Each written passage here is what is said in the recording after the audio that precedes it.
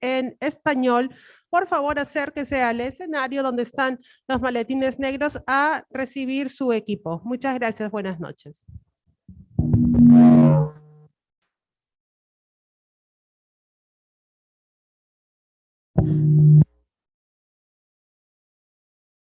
Sorry, thank you so much. All right, we'll start in just a minute here. Are we okay? Are we ready? Okay, we're live? Okay, all right. There we go. Welcome everyone this evening to the Mount Diablo Unified School District Governing Board meeting, October 13th, 2021. While I pull out my agenda. Oh my goodness.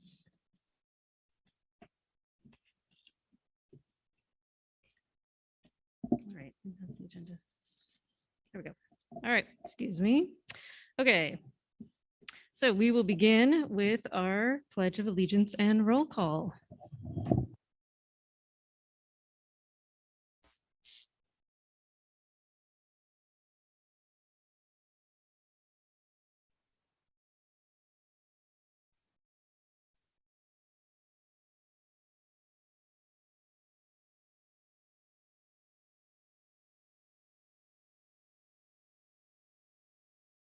All righty, thank you so much. We'll go to roll call. Vice President Mason. Here. Trustee Mayo. Here. Trustee Fowler. Here. Trustee McFerrin. Here. Trustee Nzewi. Here. I'm also present. We are all here. All right. So I would like to briefly open this meeting with a land acknowledgement to honor the Native people whose land we now inhabit. It's important for us to acknowledge the long history of disruption, dislocation, and displacement which had to occur for us to live here. We recognize we are on stolen land that originally belonged to the Ohlone and Chupkan and Saklan tribes of the Bay Miwok people. Indigenous people are still here today, working to keep alive their culture, traditions, and languages. Our school board officially recognized Indigenous Peoples Day, passed a resolution on inclusive school names and imagery, and at our next meeting, we'll have a resolution in honor of November as Native American Heritage Month. If you're interested in learning more about land acknowledgements and Indigenous people, one excellent resource is morningsidecenter.org. All right. And with that, we'll move to review and potential approval of the agenda. Are there any changes to the agenda at this time? President Cowan, do you want to do anything with item 13.0, board member reports? I think as usual, we can move our board member reports to the end of the meeting if that's okay with our board. Yes. All right. Any other changes to the agenda or do we have a motion? I would make a motion, we approve the agenda with the change of 13.0 being moved to the end. Second. All right, thank you. Motion by Trustee Mason, second by Trustee McFerrin. All in favor? Oh, wait, can we do the, are we doing the vote electronically? We're doing this vote electronically. One moment, everyone. We're still getting used to this system. But once we're signed in, it should be faster. And I know on my part, it's making me log in again. So one moment, please.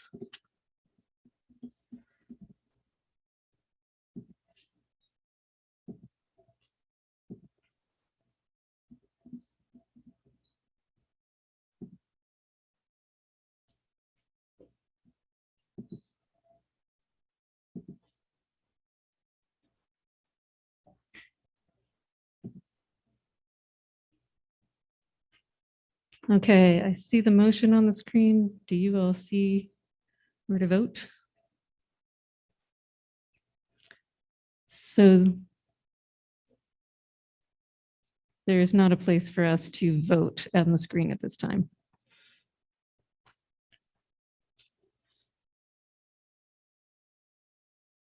Oh, okay.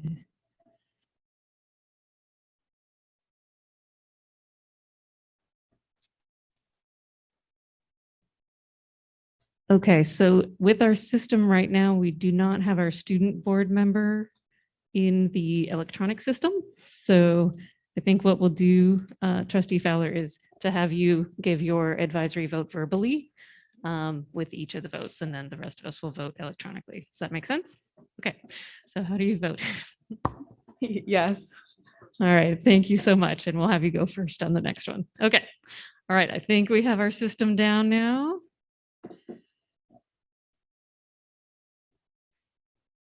Thank you.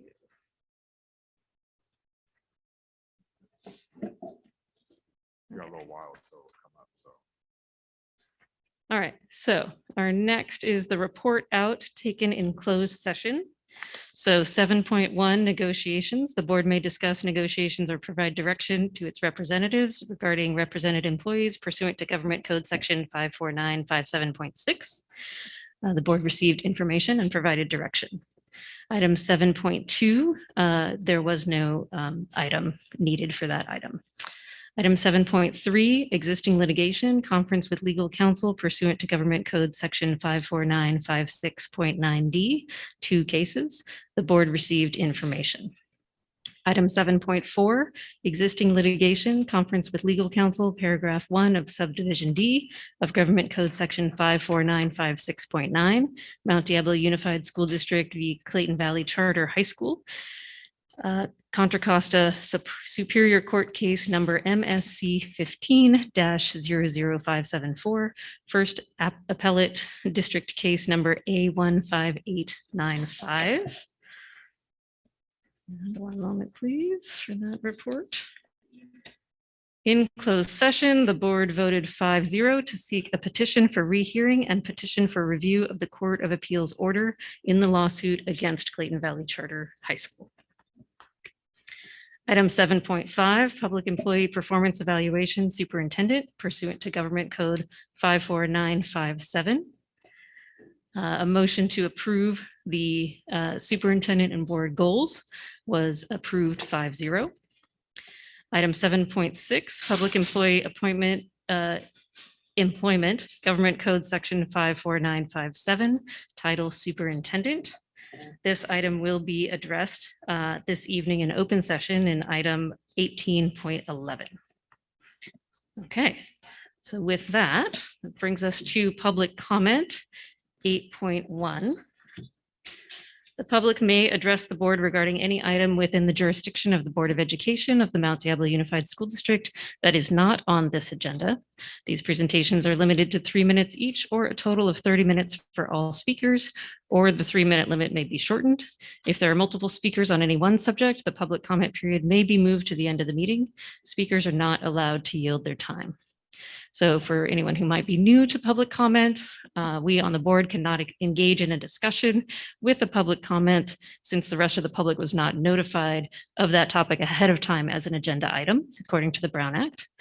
So please understand that though we carefully listen to your comment, we generally will not respond other than to perhaps ask a clarifying question. Staff may follow up and the topic can be added to a future board agenda if needed. So how many public comments do we have? We have 26. Okay. So in order to make sure that each person gets a chance to speak in the beginning of the meeting, I would suggest that we limit our public comment to 1 minute. Does that work for the board? Yes? Okay. All right. So we will begin public comment here. Please limit your time to 1 minute if you can. We have Debbie Hickey, followed by Jane Kwiatkowski. Debbie.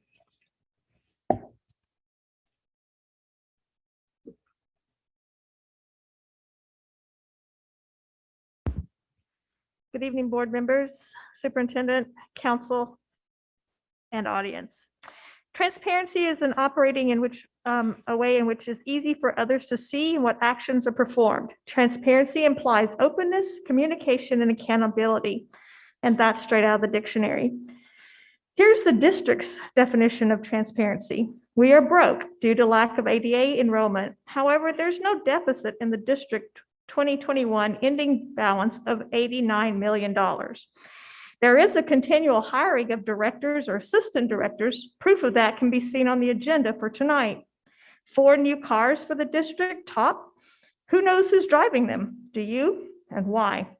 I can't afford to get a new car because I can't get a raise. If my car breaks down, I hope I can afford the bus because I can't get a raise. I forgot the district's broke. Social Security came out today with a cost of living adjustment for their retired disabled vets at 5.65%. There's more, but you don't want to hear it. So thank you. Thank you, Ms. Hickey. And people can feel free to also email the board at any time with lengthier comments, of course. Jane Kwiatkowski, followed by Chloe Park.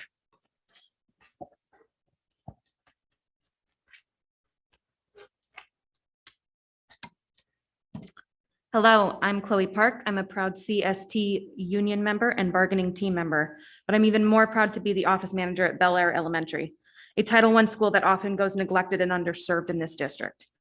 Tonight, I want to talk to you about numbers. 5 years CST has been without a raise. 15 weeks we've been without an acceptable contract.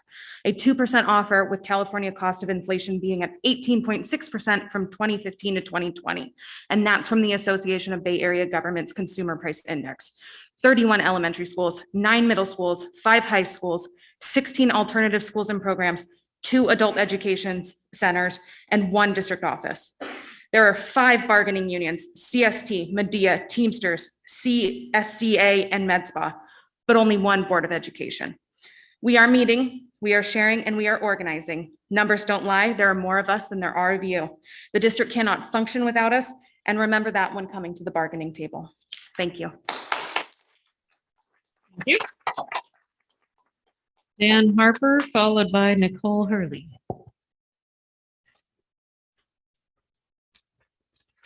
Hello, board members. My name is Dan Harper. I'm the staff union representative and negotiator for CST, AFSCME Local 1. We're back here again. We were here on the 22nd. So things haven't changed much in bargaining. I know I only have 44 seconds left, but I wanted to talk a little bit more about how our members have been affected because they haven't had a raise in the last 5 years. A lot of our members are having to move back in with their parents. People are having to move further away. Childcare costs upwards of $1,800 or more per month. Rent in the district is over $2,000 a month. With that said, for a lot of our members, I mean, there's almost no money left once they get their last paycheck. So, you know, a raise is a fair raise is granted. We know it's been budgeted by the state. You've already heard, but we stand in solidarity with all the unions in MDUSD, and we will fight until we get a fair contract. Thank you. Thank you. And in terms of district organizations, item 9.1 is also a time where each union does have the opportunity to speak. Okay, so we have Nicole Hurley. I'm seeing Chloe Park twice. Good evening, Superintendent, members of the board, and members at large. I'm going to shorten what I wrote, so just bear with me.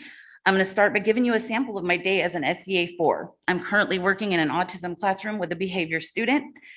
The other students are unable to keep themselves safe when necessary and require all staff to step in. The student begins to throw desks, chairs, laptops, and everything in his reach at them. As things escalate, he begins to take off his clothes and pee on people.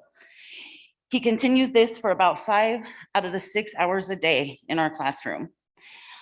Our principal has tried everything in her power to help us and has been unsuccessful. I personally hand-delivered data on this behavior to the district level and was told it would be looked at and considered. I have heard nothing in return. Nothing changes. This is every day. I was told that payroll had a shortage and that's why I didn't get a check in the mail.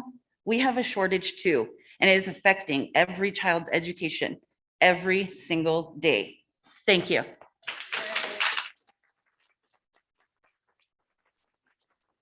Thank you. Clifford Simmons, followed by Maria Sajad. Hello, thank you. My name is Clifford Simmons. I'm a teacher at Valhalla Elementary.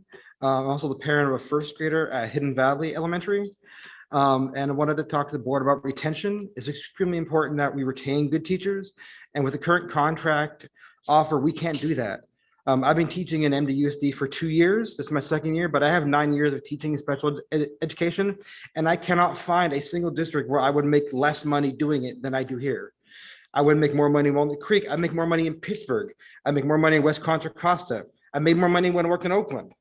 And that's not even talking about Berkeley, Fremont, Hayward, Union City, all make more than we do here. And this board, I don't know how this board expects to attract and retain good talent when the pay is so little. Teachers need to pay rent too. We need to pay mortgages. We have car payments to make. And we can't expect people to stay here when they could look just next door and make thousands more. Thank you. Thank you. Maria Sajad, followed by Nancy Coffey.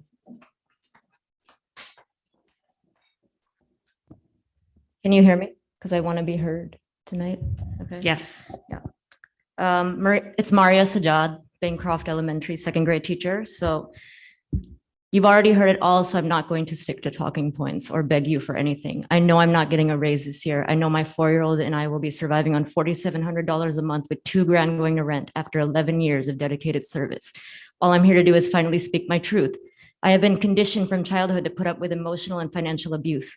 I'm used to adults hiding, stealing, controlling my finances, and the cycle continued in my marriage, in which my income was viewed as passive.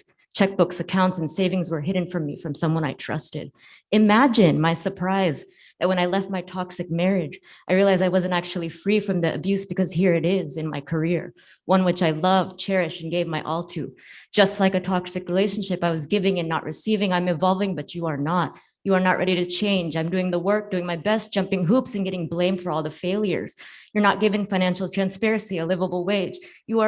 I'm being preyed upon by a group of people who take advantage of the collective psyches of educators, the helpers, givers, lovers, empaths, heroes. And hey, after 11 years, I'm ready to look out for me too. My immigrant mother always said education is the best weapon. You cannot silence those of us who are educated. You can't view us all as sheep that need herding. We are not all non-CBEST, non-CSET taking people. It would be I'm a powerful, educated, innovative asset to this district, and I'm ready to leave because I finally know it would be your absolute loss. You know what works against an abusive system? Exposing it for what it is. There's a difference between a person who hurts you by making a mistake and a person who hurts you by continuing a pattern. Mistakes should be forgiven. Patterns should be broken. Lastly, if this was a male-dominated profession and a man was standing up here, you would empathize with his plight because he needs to provide for his family, because we're not all untainted by the patriarchy, right? I want you to look at the new face of the sole provider right here. It is 2021. The world is progressing. The cost of living is increasing. Single incomes are on the rise, and yet you all aren't ready to receive the message. Though you want to attract progressives, you don't practice what you preach. This is it. This is for the young UCLA grad who wanted to kick a dent in the system. If even one out of the 8 of you lay your head tonight and decide to stop counting us as sheep and start awakening to the financial and emotional abuse you are promoting, then I have honored the reason I came into this profession in the first place. Thank you.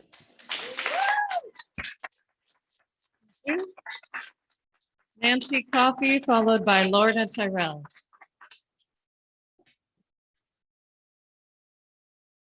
Good evening, trustees. My name is Nancy Coffey. I've been a teacher in this district since 2003. I'm a teacher advisor currently at Horizons. I chose to take someone else's words tonight anonymously so that they could be heard.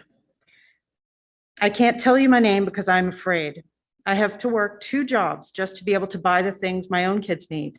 This is exhausting. It is not sustainable. I feel completely devalued and unappreciated.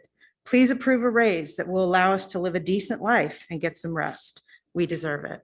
And I'd like to thank the person who gave me these words to speak tonight. Lorna Tyrell, followed by Tricia Collins. Good evening. My name is Lorna Tyrell. I'm a 4th grade teacher at Silverwood. I'm also a parent of 2 children at Silverwood. We've said it all before.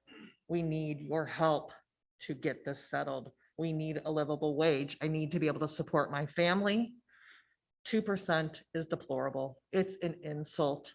It hurts my heart to hear that. Please use your power as the board to help push negotiations forward to something we can live with. I know it can be done. I have faith in it. Thank you. Thank you. Trisha Collins, followed by Casey Clont. Good evening, board and Dr. Clark. My name is Trisha Collins and I'm a second grade teacher at Silverwood Elementary. Teaching is hard, really hard right now, and it has been since the pandemic started. But teaching is even harder in our district. We lost our manageable class sizes to where we are now bursting at the seams at a time when our students are the lowest they've ever been. And we are working harder than ever. I take home work every night and spend a fair amount of my Sundays working. I'm so exhausted and desperately need a day off for some R&R, but I can't because my already overwhelmed colleagues will have to divide up my class of 30 students, and I simply can't do that to them. But most stressful of all is our financial situation. We haven't had a raise since 2017. We have $21 million missing, and we are being offered 2% over a time period where COLA has increased by 19%. As I said last month, we need to feel that we matter, that you care, that you understand what this is like for us. Please stop making it harder. We're bleeding here. Thank you. Thank you. Casey Clont, please. Good evening. I'm here to express that housing has gone up, gas prices have gone up, groceries have gone up, childcare has gone up, medical insurance has gone up. But what hasn't gone up is my paycheck. I cannot afford to work here anymore because everything is so expensive. And I've worked here for a long time, no raise in 5 years. That's ridiculous. I am at the low income level. If you read the chart, I'm right there. That's embarrassing when people ask me, where do I work? Thank you.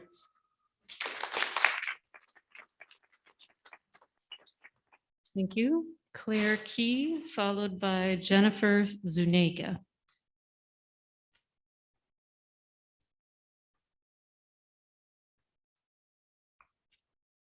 Good evening, school board members, Dr. Clark, cabinet. My name is Claire Key. I'm a third grade teacher here at Monty Gardens. I am back to remind you of our message. Our students deserve the best. At the last board meeting, I asked you to consider how the Mount Diablo School District plans on recruiting and retaining a high quality workforce, especially when you're offering such a poor set of contract proposals. Also, at a time when employee morale is at such an all-time low, in my opinion. Tonight, I want to comment on the news that you as board members are planning to better educate yourself on school finances with the help of school services. I want to be optimistic and hope that this is encouraging news. For too many years, Mount Diablo has grossly overestimated its expenses and has had to make major cuts as a result. You've offered little to nothing to your employees. Find out when the unaudited actuals come out that you were vastly off the mark. This has happened so frequently, one might think it's possibly intentional. One has to wonder with exactly what you task your finance department. Do you expect such poor estimation skills? We understand being fiscally conservative with a budget is prudent, but how can you be so incredibly off for so many years? And you can't simply blame COVID. This has been part of the district culture for far too long. Something isn't right. Is it intentional? Does it speak to the stewardship? Our students deserve better. They need better financial oversight by the board. And I hope you will become better educated and ask more of the financial department. Maybe you will be the board that helps change the culture that is Mount Diablo and put it in a more positive direction. Students are counting on you. Our students deserve the best. Thank you. If we can please try to keep our comments to the 1 minute. That's what the beep means. Jennifer Zuniga, followed by Kip Penovich. Thank you. Good evening, board, superintendent.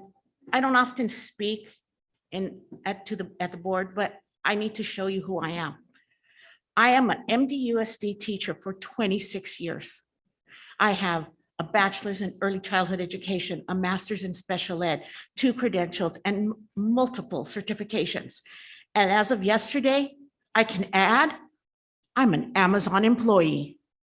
I have had to take on a second job because in January, I feel I will not be able to make ends meet.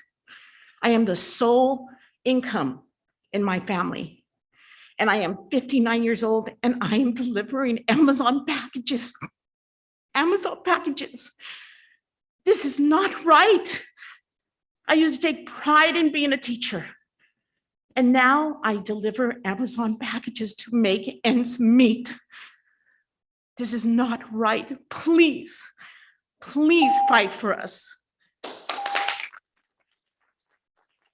Okay. Jeff Panovich, followed by Tom Trowbridge. I went back a year and looked at the justifications for not giving us our last raise that we had all agreed upon. Declining GNP, stock market drop, slump in housing prices, and zero COLAs for 3 years. I think people got it wrong and we deserve what was on there prior. We basically got screwed out of that one because of bad forecasting, and we deserve that. You've listened to people talk about how hard it is for them to stay in this district because of the financial situation that they have. Talked about high turnover. I guess I'll sum it up by saying this doesn't feel like a career much anymore. It's just a job, and you can change that. Thank you. Tom Trowbridge, followed by Craig Yen.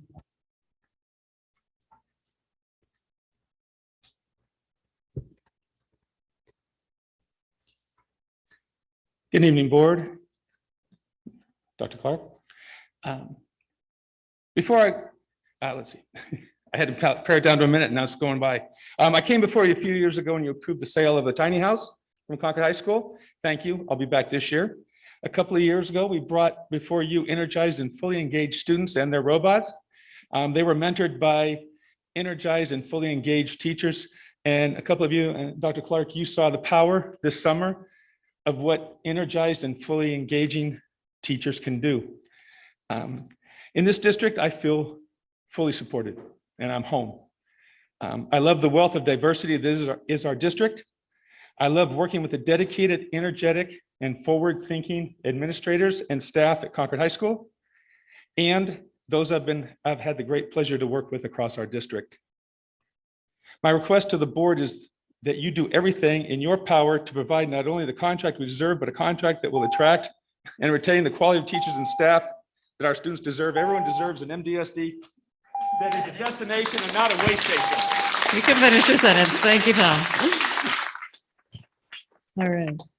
Craig Yen, followed by Valerie Gallardo. Hi, Dr. Clark, board members, MDUSD staff. My name is Craig Yen, and I'm a 4th grade teacher.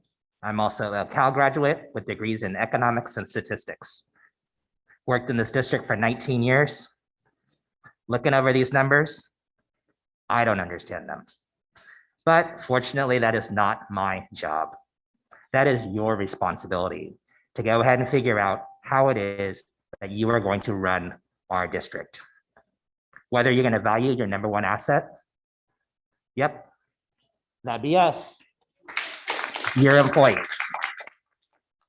You took away 5.5% reneging after 700 days of negotiations. That's what you put us through. We're currently at 105 days. Is this right? 0%, 2%, 0%. We stand with our other bargaining units. Work with us. October 20th, your thing, 7.1, when you directed your negotiation team, what'd you say to them? Thank you. Valerie Gallardo, followed by Nancy Wolf. Hello, my name is Valerie Gallardo, and I'm a 1st grade teacher at Bel Air Elementary School. I grew up in this area and I was excited to teach here. I'm a newer teacher. I just starting off, but if I was not married, I would not be able to afford to live within our district. Sadly, even if I was single, I would not be able to afford a studio apartment within our district because I do not make 2.5 times the rent. Currently, I have 3 children. The rent from starting for a 2-bedroom apartment around here is roughly $2,400 or more. I barely take home $3,000 a month. Cost of living in this area has gone up so much and our pay has not changed. I worked hard after my first year as a teacher to move up the pay scale over the summer, but I did not see much change in my pay because the medical costs increase. Saving money is hard because most of my check goes to rent. Add on daycare, it's not cheap either. Not everyone has a second income or a mother-in-law to help take care of their baby.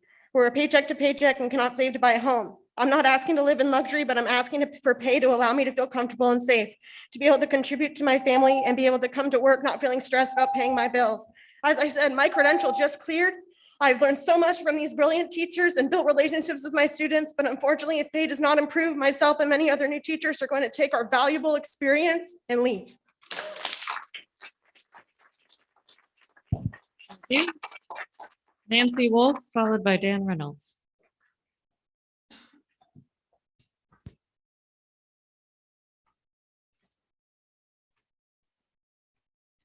I'm going to change the topic a little.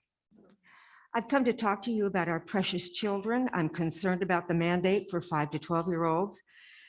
As you know, that they have an amazing immune system as it is. And just as Fauci said 1 year ago, their choice of dying of the virus is 0.0002. I just don't want my kids to be lab rats, grandkids. I don't want them to be tested. You know that it's an early testing. You know that we don't have what is supposed to happen in the future. You know that. So the one thing that I wanted to say was that I came for the children who might ask us parents, why did you let me get a vaccine that didn't have testing? Now I have to live with the consequences of your decision. We need to look at it from their perspective. Thank you. Thank you. Dan Reynolds, followed by Jennifer Cruz. Good evening. I'm Dan Reynolds. I'm the Executive Director of the Mount Diablo Education Association. Also, I'm a product of Mount Diablo Schools, Sun Terrace, Glenbrook, Mount Diablo High School, and currently the parent of 2 MDUSD students. Our students deserve the best. They deserve the best educators, teachers, nurses, counselors, librarians, speech pathologists, bus drivers, campus supervisors, cafeteria employees, carpenters, custodians, painters, plumbers, electricians, school psychologists, groundkeepers, career college counselors, special education assistants, instructional assistants, school secretaries and office managers, attendance secretaries. The district has the funding in hand and ongoing funding necessary to provide reasonable salary increases for employees. The district does not have a structural deficit. The district spent less money last year during the pandemic than the year before.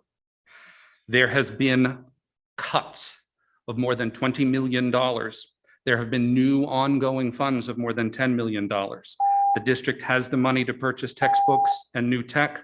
You have the money to provide reasonable salary increases. Our students deserve the best, and in order to attract and retain the best, you must improve wages, benefits, and working conditions. Thank you. Jennifer Cruz, followed by Renee Heffron.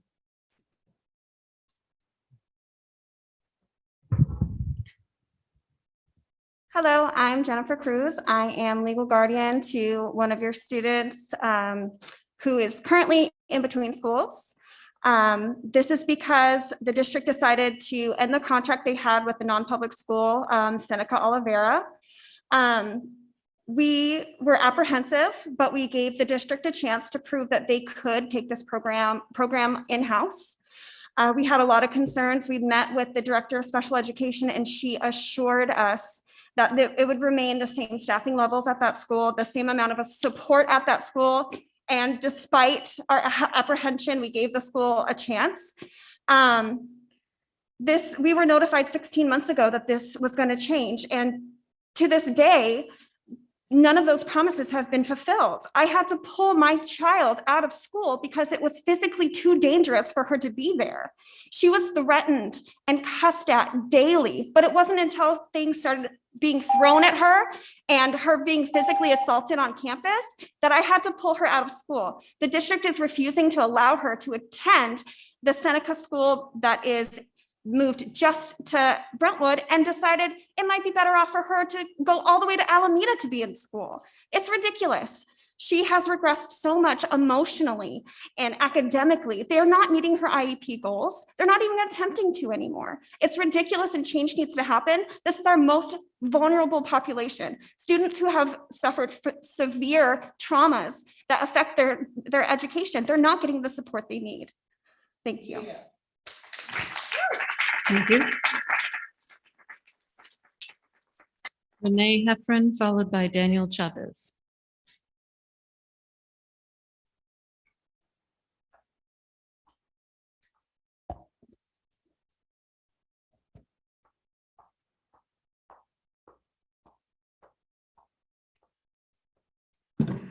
They changed my school in 5th grade. Then I had to go to a new school in 6th grade because I was transitioning to middle school in 7th grade. They sent me back to school I originally attended in 5th grade. Then they sent me to Seneca Olivera in 8th grade, which is where I finally felt safe. I was able to build positive bonds with staff and students. I was making a lot of progress socially and academically. As an example, is me being on the honor roll every quarter. I finally settled, and my plan was to finish high school at Seneca Olivera. I started to love being at school, and I developed a self-confidence that I never had because of good grades, and I was getting positive interactions with teachers. This has been affecting many other students at that school as well. Thank you. Thank you.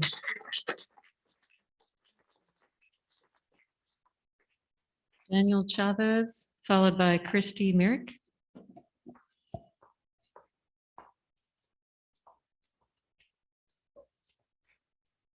Pretty much, this is how my school day looks. I walk into school and I feel like a fool, and I walk in, I turn around the corner, I see a girl laying on the floor.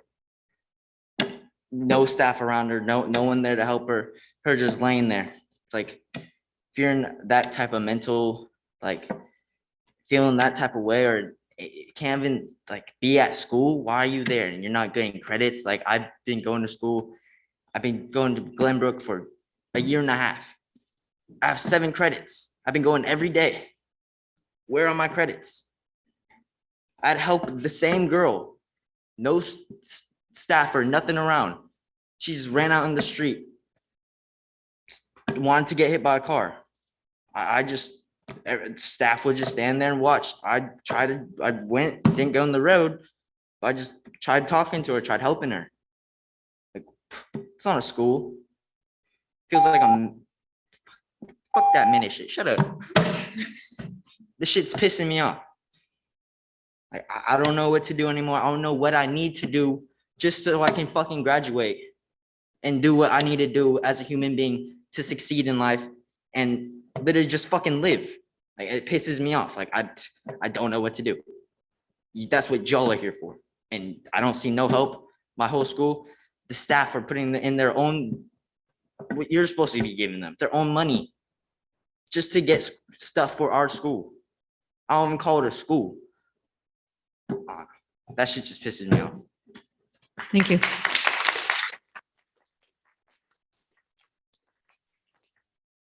I'd like to ask staff to follow up on the Seneca issues with the people who've spoken tonight, please. Christy Merrick, followed by Marianne Johnson. Don't start yet. Hold on. Take your time. My name is Christina Merrick. This is my 11th year in the district as a credentialed school nurse. Still advocating for better medical insurance coverage.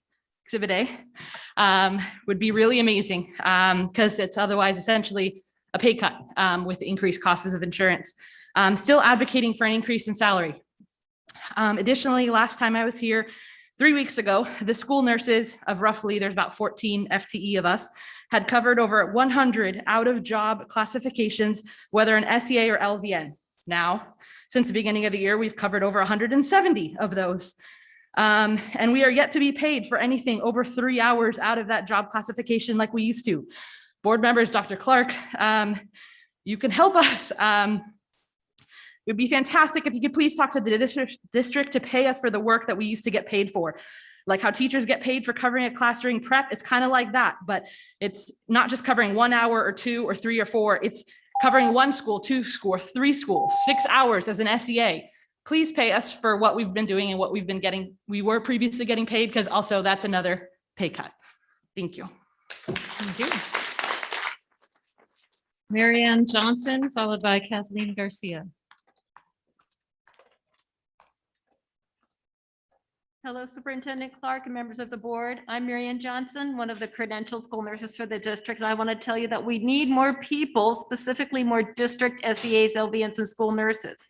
Every day we're playing musical personnel as we struggle to cover students and procedures that need to be done because there are not enough of us to go around.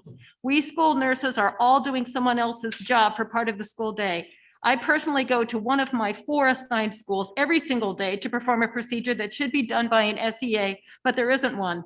The procedure takes a minimum of 1 hour, 15 minutes to perform, not including traveling to and from one school to the school where the procedure is done. This adds up to more than 30 hours a month that I'm doing someone else's job instead of the one I'm supposed to be doing. I hate it that the district is benefiting financially by making fewer staff cover student needs.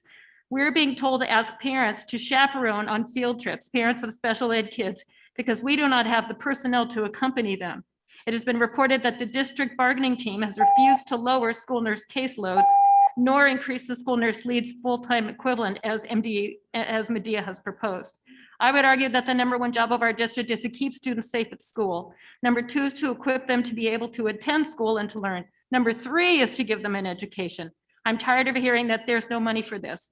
What we can afford is a matter of priorities, and this should be your and our first priority. Thank you. Thank you. And the last speaker in this section of the agenda is Kathleen Garcia.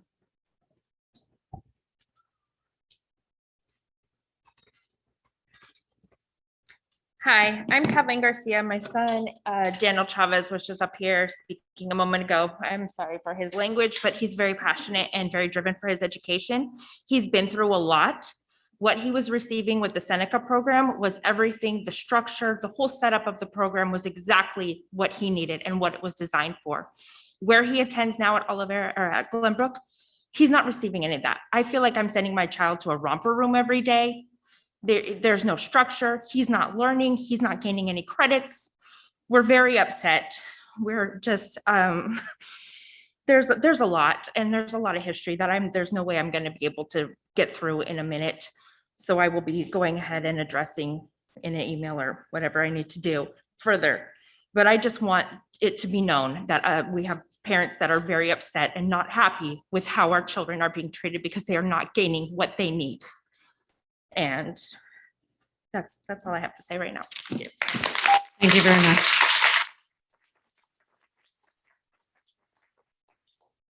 All right, that concludes our public comment. Thank you all for your respectful participation in this meeting. You did put in a card? Oh, I'm sorry. Come on up if we missed it. Yes. Oh, Mitchell, yes, go ahead. Good evening. I'm speaking tonight as a parent to a 6-year-old and a 9-year-old who previously were students in this district, who I'm homeschooling this year until they're vaccinated. And I just wanted to reflect on some of the reasons why I have serious concerns about sending my kids back to school in this district. And it's probably not for the reasons you're thinking. I'm hearing all these comments tonight, and honestly, these people are the village helping me raise my kids. And you guys all recognize that by adding this whole other layer of education called social emotional learning, which are behavioral things that really should be handled at home. Historically, I'm a social worker, that's historically where these things have been taught. And putting that on their plates without giving them additional resources and additional pay is giving them additional stress. And to me, that's not a healthy environment for me to send my child into. I understand the need for the social emotional learning, but this isn't really the right atmosphere for it. The classes are too big. Like I said, I'm a social worker, I'm a mental health professional, and the thought of this being administered incorrectly is really scary to me because it could be quite damaging to these kids. So I know that you all care. I don't question your motives for being on this board, but I'm hoping that you'll take a step back and really look at the big picture of what this institution is supposed to be and why we as parents should feel comfortable sending our kids here, because right now I really don't. And it's not because of their efforts, it's because of the strain that we've put on them as a society to be infection control people. They're supposed to make sure that kids aren't being abused, make sure they're being fed, make sure that they're learning academically, and now have to teach them how to behave in public. That to me is too much. And it's a safety issue to me to put them in charge of 35 kids in a small confined space without additional resources. So please take a step back and really look at the big picture. They need more money and they need more resources. Thank you. Thank you. So I believe that concludes our public comment for this evening. And next we have communications from our district organizations, item 9.1. At regular board meetings, a single spokesperson of each recognized district organization may make a brief presentation. Items are limited to those which are informational. So we'll begin with Annie Nolan from COCA. Superintendent Board audience. I'm here to speak on a lot of issues. Actually, I need to speak on that other issue over there. Glenbrook Academy that we started, and you will hear it in here, we are not trained and we are not qualified to do some of that work. And they know that. You know, I know the district knows that because they want to make me another classification to train to help these children. That hasn't happened. So I do understand what they're saying back there. Anyway, I hadn't planned on saying that, but after listening to that,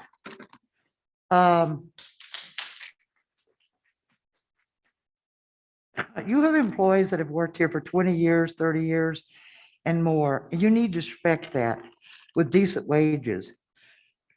At the beginning of the year, I had 100 or more job openings. I realized for the audience, these are your SEAs. These are your campus supervisors.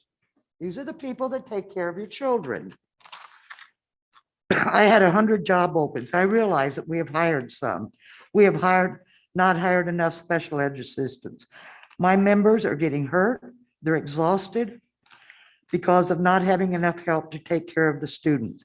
And unfortunately, we have students this year that we are not equipped. We are not trained to handle some of the students. Some of my members are put in very dangerous situations. The district wanting to hire more supervision because of some of the TikTok issues and slap a teacher and tear up bathrooms. So they decided to add security. Well, here's what you're going to get for security. They are hiring people to work 45 minutes a day for a year. I wouldn't get dressed for 45 minutes. That's just me. I had a better solution, but they didn't want to hear it. It would probably actually save them money. We are in dire need of help. My members are going out on workers' comp. They're leaving. They can't keep this pace up.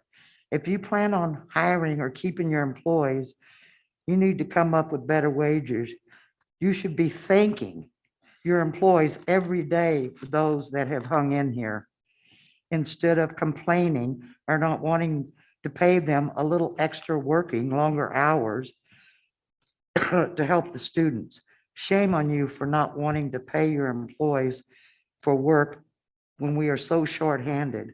People do not want to work where employees are not treated well. And there's a lot of jobs out there. Thank you. Thank you. Next, we have Mark Jones. Good evening, board members, Dr. Clark. What has happened to this district? I hear this often when I'm out amongst our members, along with, I don't ever remember it being this bad, or it never used to be this way. As illustrated by the show of solidarity between all the unions, this is not a sentiment shared exclusively by Teamster members, but it's a systemic problem that's going on across the district. After over 3 years at the table, we are still miles apart from where we need to be. For the entirety of the last school year, the only offer we ever saw from the district was zero. I've explained to the board before that I can understand the need to tighten their belt when times are tough. But let's look at last year. Were times really that tough? In the last year, and while the district's offer was still zero, we saw management reclassifications that brought along with them hefty raises. And while the district offer was still zero, our members were forced to use up their vacation time during COVID shutdowns to the detriment of the operations they were being asked to leave. It was an unprecedented move to save on the bottom line. All the while, the district's offer was zero. Within the last year, the district has brought in, within the last year, the district has bought a new white fleet, hotspots, and new computers and tech. All good things. But while the district offer, but all the while, the district's offered to their dedicated employees that have not received a cost of living increase since 2017 has been zero. Right now, the district is standing at a precipice. If the district continues down this path and chooses to treat their employees in this manner, it will ultimately be the students that suffer. There has recently been a great effort put forth to recruit by offering stipends and higher steps in the salary schedule for incoming employees. Again, good things. However, there has been no effort in retaining your current longtime and dedicated employees. What are you waiting for? After over 3 years at the table, the time is now. I want the board to be responsible stewards with the district funds. But I have great news for you. There is no budget deficit. There is a budget surplus. You can't afford to provide all district employees the raises they deserve. That is why Teamsters 856 will be standing in solidarity with CSEA, Medea, CST, and MUDSPA until we reach a fair offer from the district. Thank you. Next, we have Carmen Terrones Torres. Good evening, board members, Dr. Clark, Mount Diablo Unified School District community. My name is Carmen Terrones Torres, ASME Local 1 CST Unit President, Shop Steward, and CST Unit Negotiated. I've been an employee for the district for 24 years. I started in special ed and now in student services. As you are all aware, we have been in bargaining since late June 2021. We met with your team 6 times. The last one was last Friday, October 8th. Our next negotiating meeting is Monday, October 18th. The most recent round of negotiations, the district team told us we must prioritize raises, which we are glad they got part of the message right. But then they went ahead to use that against us as an excuse to reject economic proposals and continue to try and chip away at other key components of our contract, such as the grievance procedure that the CST employees have had for as long as I can remember. They also proposed making it harder to get the out-of-class pay, which so many of our members do on a regular basis. We currently have 9 secretary positions vacant district-wide, mainly at the sites. I lost my track. Okay, which means my current members are working out of class, and most of them don't even bother putting a timesheet. Why? Because it's so ridiculous. Their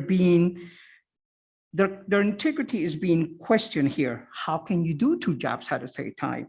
You need to put minute by minute that you're actually working the other job. It has taken us grievances to finally get 9 people paid. Grievances that came from last year. We finally got that settled. So thank you if you were involved with that. Thank you very much. My 9 or 7 members got paid or will be paid next month. Let me tell you very soon, You will have no CST members working out of class. I am making the time to teach my members to stick to their desk and forget the rest. If the district doesn't value the extra work we do, then maybe one of these highly paid administrators should actually go over there and do the job. The district proposed was a meager wage increase, which is the first raise our members, and I think mostly all district employees, will get in almost 5 years. 2% of schedule one time, that doesn't count to CalPERS. 2% for 22-23 unscheduled raise, and then going back to the table for the 23-24. We know what that means. We've been in that position in the past. We get nothing when we go back to the table. So we don't believe that anymore. The district wants to update the Me Too agreement in our contract. Why? There's no need, but they want to do that. This is a poison pill and divisive. We understand as well as you that we need to maintain the district financial health. The latest FICMAC report warned that the financial information that you are receiving from the fiscal department is not always accurate. And let me tell you, I agree with them. We believe that the board needs accurate financial data based on the unaudited actual for the 2021. The estimated expense per our fiscal department would be 11.3 million more than the revenue. The unaudited actuals show the revenue was 14.2 million more than the expenses. The fiscal department estimates were off by $52.5 million, meaning there's money. There's money to get fair wages for everyone. The compounded COLA the district received for 2018 to 2024 is 18.8%. We haven't gotten anything in the last 5 years. Gas is almost $5 a gallon. Utilities have increased. Childcare has increased. I have members moving back with their parents, members having roommates. I haven't heard that since my kids were in college. The CST salary proposal actually is 6% for 21-22, 6% for 22-23, 6% for 23-24. The CST unit believes there is no structural deficit and has not been a deficit in any year going back to 2013. Yeah, I wish it would be 2023, I'll be out of here. The savings from the draconian cuts from 2019 have not been spent. The unrealistic projected budgets from the CBO are making it difficult for you to support our economic proposals. The district has indicated that it doesn't want to be in bargaining for years this round of negotiations with us. Believe me, we don't want to be there either. You, the board, have the power to change the tone of these negotiations, and we ask that you do everything in your power to move that message, to give that message to your negotiators. The district can afford what we're asking for. We stand in solidarity with Medea, CSEA, Teamsters, as well as the MASPA, and we will not pity against each other and will be organizing together for just contracts that benefit our members, families, and our students. Our students deserve the best, and to give that to them, we need a fair salary raise now. Something just very personal I'm going to add here because I just got the call. I need a new pair of hearing aids that you probably already know. I'm hard of hearing, so right now I don't have my hearing aids. So if people are talking about me, I can't hear it. But they cost $7,000 for my two sets. The insurance only covers $500. So God knows where I'm going to get the money to be able to do my job there, because I am a secretary, so I answer phone calls. I talk to parents daily. So how am I going to get what I need to do my job with this miserable salary that I have for the last 5 years? Thank you. Thank you. Anita Johnson. I know. Good evening. I'm Anita Johnson, president of Mount Diablo Education Association. My pronouns are she and her.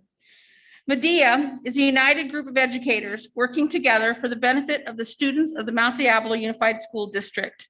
Our students deserve the best.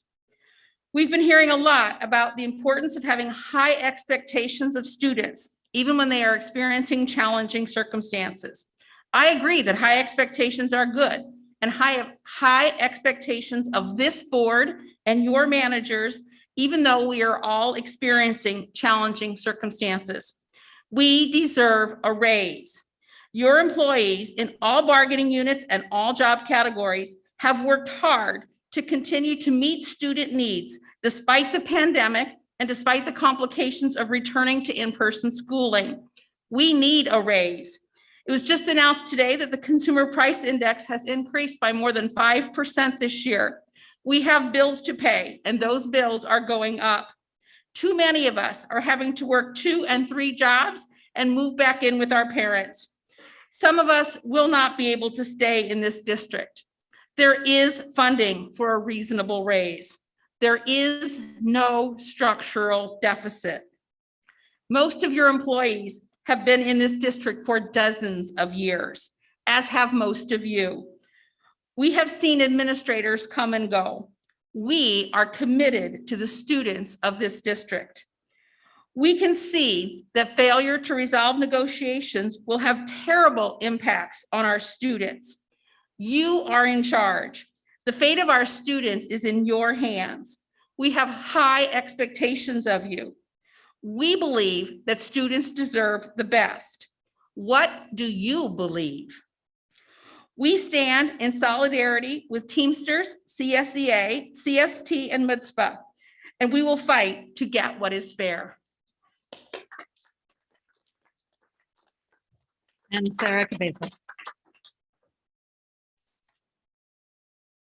Good evening, members of the board, Dr. Clark, and members of the cabinet. Before I begin, I just want to start out by saying thank you to Ms. Heffron and Mr. Chavez for coming up here and speaking. I know how hard it can be to come up and advocate for yourself in a room with strangers. And so I just want to shout out to them. Thank you guys for speaking and advocating for yourself and your needs. I think that's amazing. I stand here honored and proud to be representing the Mount Diablo School Psychologists Association. While I hold this honor, I must acknowledge the difficulties our union members have been faced with so far this school year. We've lost over 25% of our members this past year and are concerned that this number will only increase. Our members continue to provide support to our most high-need student population, despite working with less support. Sites are impacted, assessment requests are piling up.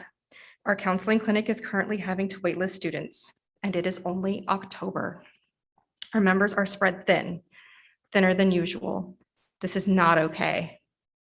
We understand that staff shortages exist everywhere. However, has anyone considered asking the question why? Now, I know the board and Dr. Clark, as well as other cabinet members, continue to hear reasons related to lack of adequate pay as a big reason why this is happening, and some may even acknowledge this as truth. As I have said before, investing in your employees is investing in your students. We believe our students matter, and as such, we believe their services are worth investing in. In looking through our budget, it's clear that there's a lot of creativity that has gone into creating these spreadsheets, such as leaving out the 5% cost of living that was allocated to all schools by the state of California. And while there are one-time COVID funds, why have those numbers been left out? The unions and district may disagree on things, but there comes along with being a human being. We ask that the district operate with responsibility. When it feels as though money is being moved and left out of the budget in order to not provide adequate salary increases, it feels disrespectful and irresponsible. Employees get upset, lose trust, and end up leaving to find employment in other places where they will feel valued and respected. At the end of the day, the ones who truly end up suffering are our students. Please help us continue to provide our students with necessary and quality services that they deserve and need. Please invest in us and in them. Lastly, I want to acknowledge my other colleagues in the room. Now, while they may not be in my unit, they still remain my colleagues. The SEAs and teachers that work with me to support my students, the registrars that help my students register for school and give them their final official transcript when they graduate, the custodians that clean up our campus and help keep it safe and sanitary, the office managers and attendance clerks who are always on our front lines, helping not only our students, but us when we need to find our office spaces or need to know if a student went home early. Thank you all. Lastly, I want to acknowledge that the Mount Diablo School Psychologists Association stands united with CST, CSEA, Medea, and Teamsters. Thank you.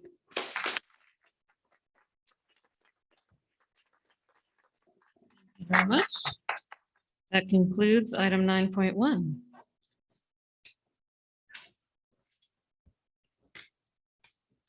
All right, thank you all for speaking this evening.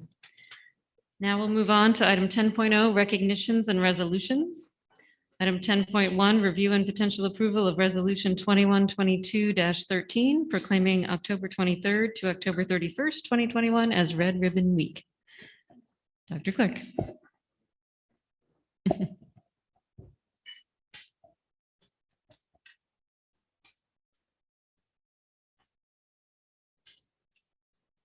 And I realize we have a number of resolutions on the agenda tonight. Each one of these is something that has come from a staff member or a teacher who values this work. So we'll be patient with the long list. There's a lot of important items.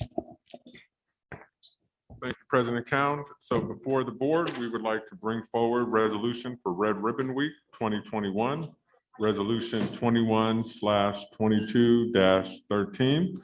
Whereas alcohol and other drug abuse in this nation has reached epidemic stages, and whereas substance abuse is particularly damaging to one of our most valuable resources, our children. So be it further resolved that the governing board of Mount Diablo Unified School District urges its students, parents, guardians, teachers, administrators, and employees to take the pledge ongoing support of the 2021 Red Ribbon Week theme that drug-free looks like me. With that, I leave this resolution in the hands of the board. Thank you, Dr. Clark. Do I hear a motion on this item? Madam President, I move that the board approve resolution 21/22, number 13, proclaiming October 23rd through October 31st, 2021 as Red Ribbon Week. I'll second that. Thank you. Motion by trustee Mayo, second by trustee Mason. Any discussion on this item? Yes, trustee Nzeri. Dr. Clark said, this is a long agenda. You don't have to speak on everything, do you? That's what he told me today. And I said, well, yes, I do. But almost everything is only like 2 sentences long. So I just want to say that some really other effective ways to keep folks from turning to drugs to cope is to make sure people have the food they need, housing, family sustaining wages, strong connections to other people, healthcare, including mental health care. I want to thank all the MDUSD community who work towards making these things happen for our students and community. All right, thank you, trustee Nzeri. Okay, shall we take this item to a vote? Trustee Fowler. We'll do student vote by voice. Yes.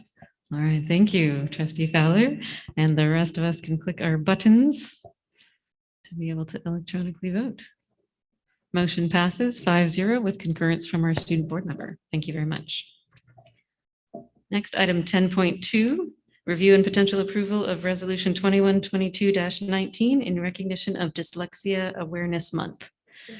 We do have a public comment on this item. Rachel Del Carlo Levy.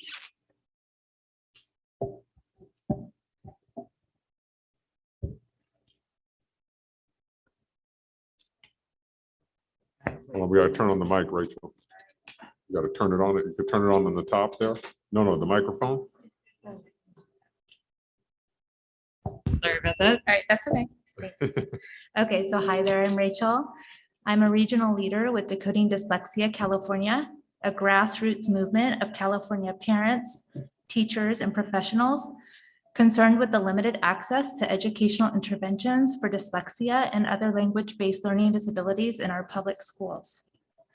Our goal is to raise dyslexia awareness, empower families to support their children, and inform policymakers on best practices to identify, remediate, and support students with dyslexia in public schools. I'm also a graduate of Mount Diablo Unified Schools. I'm dyslexic, and I'm a parent of a dyslexic student in our district. My personal journey with dyslexia, as well as advocating for a child with dyslexia in our district, has been very insightful and frustrating, but it has led me to the path of advocacy. I have seen the students that have received the resources needed to become successful and I have seen the students that have been left behind. I want to thank the board, Dr. Clark, Dr. Wendy Aguirre, for acknowledging Dyslexia Awareness Month, and also for allowing our dyslexia subcommittee through the CAC the opportunity to help update the resolution to be more aligned with the California dyslexia guidelines. I want to give an extra special thank you to Dr. Kathy Futterman, our very own dyslexia specialist, who through her expertise has been helping lead our district to make necessary changes to make it a better place for dyslexic students to learn. I would like to encourage all of our educators, administrators, and parents to work together to continue the work towards supporting early screening for risk of dyslexia, multisensory evidence-based remediation programs for general ed and special education students who show signs of dyslexia, teacher support, teacher training on dyslexia, its warning signs, and accommodation strategies that can help students with dyslexia. Dyslexics also need access and training to assistive technology tools for students with dyslexia. Thank you so much. Thank you very much, Ms. Levy. And thank you also to the CAC subcommittee on dyslexia for your assistance with this resolution. So with that, Dr. Clark. Yes, so we bring to the board a resolution for Dyslexia Awareness Month. And so whereas dyslexia is defined as a specific learning disability that is a neurobiological in origin and is characterized by difficulties with accurate and or fluent word recognition and by poor spelling and decoding abilities that are often unexpected in relation to other cognitive abilities and the provision of effective classroom instruction. Now therefore be it resolved that the governing board of the Mount Diablo Unified School District recognizes that dyslexia has significant educational implications that must be addressed and designates October 2021 as Dyslexia Awareness Month. This item is now in the hands of the board. Thank you very much, Dr. Clark. Do we have a motion on this item? I'll move to approve Resolution 21/22-19 Dyslexia Awareness Month. I'll second. Thank you. Motion by trustee McFerrin, second by trustee Fowler. Any discussion on this item? Fowler. This item does hit close to my heart just because my brother does struggle with dyslexia.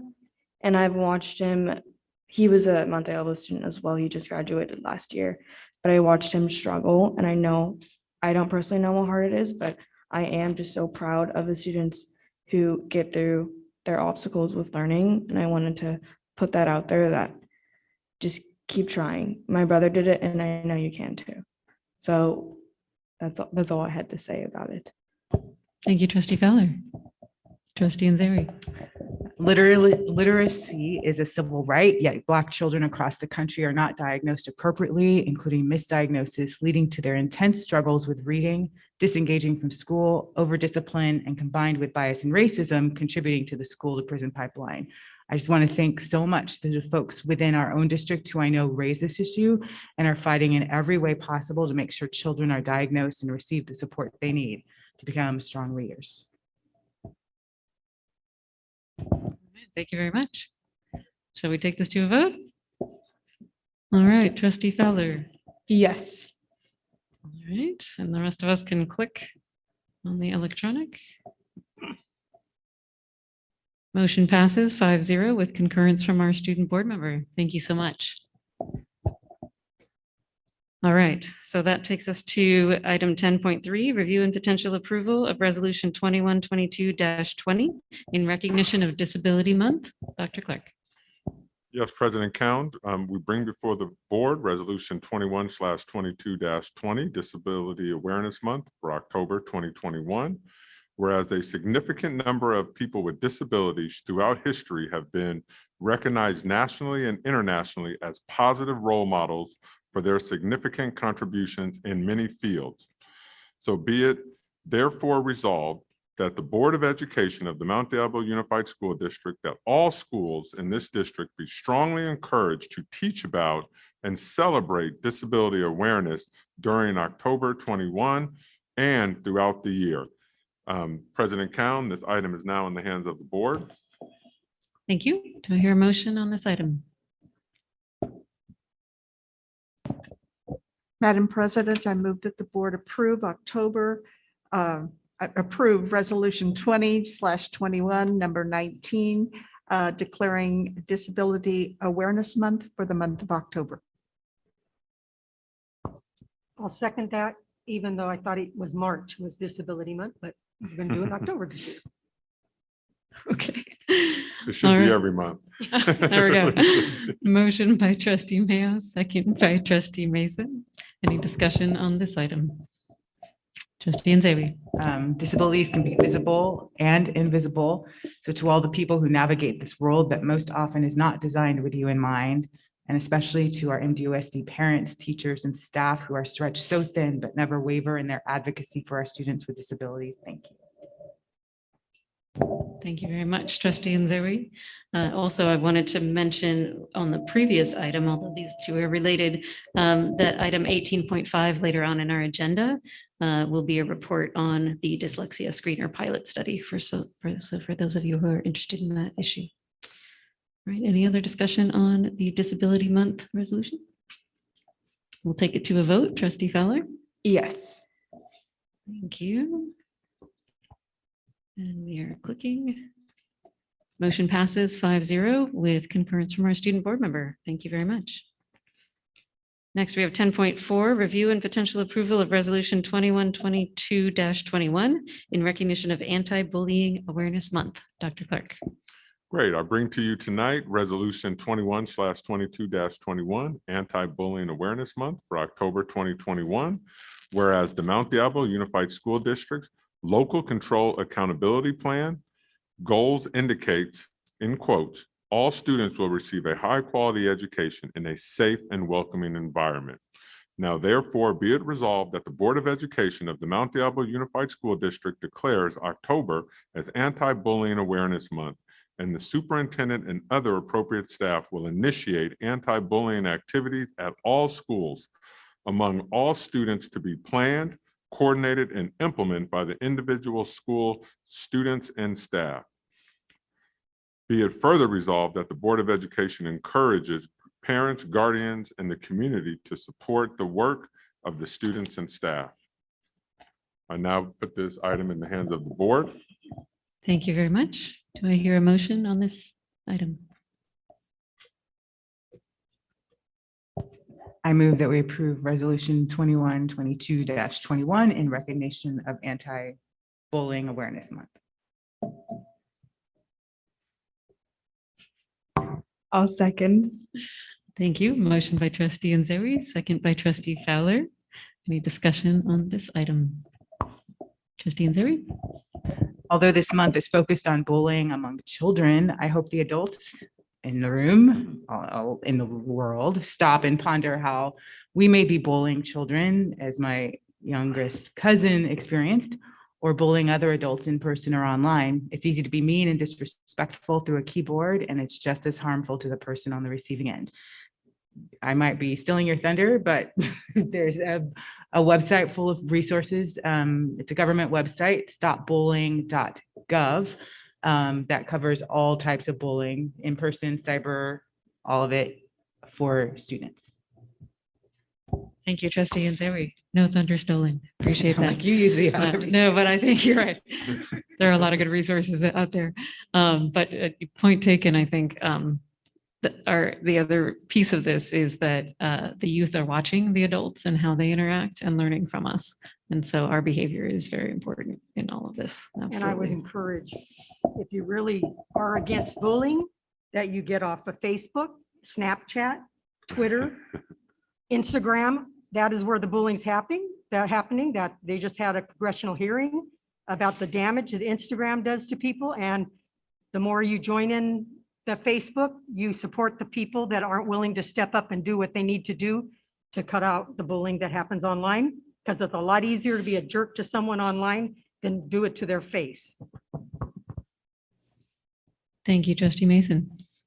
Any further discussion on this item? Okay, we'll take it to a vote. Trustee Fowler? Yes. Thank you. Motion passes 5-0 with concurrence from our student board member. Thank you very much. All right, this takes us to item 10.5, review and potential approval of resolution 2122-26 for the state seal of civic engagement. Dr. Clark. Yes, and I only wish that our past student trustee Alas was here to help us in this process, but I do want to recognize Jen Sachs and Samantha Allen and their teams for really seeing this through. And so I will go ahead and turn it over for a brief presentation, and then I'll read the first and last paragraph of the resolution. Absolutely. Well, thank you very much for allowing us to do a very brief presentation on the State Seal of Civic Engagement. So the State Board of Education actually adopted criteria as well as guidelines in September of 2020.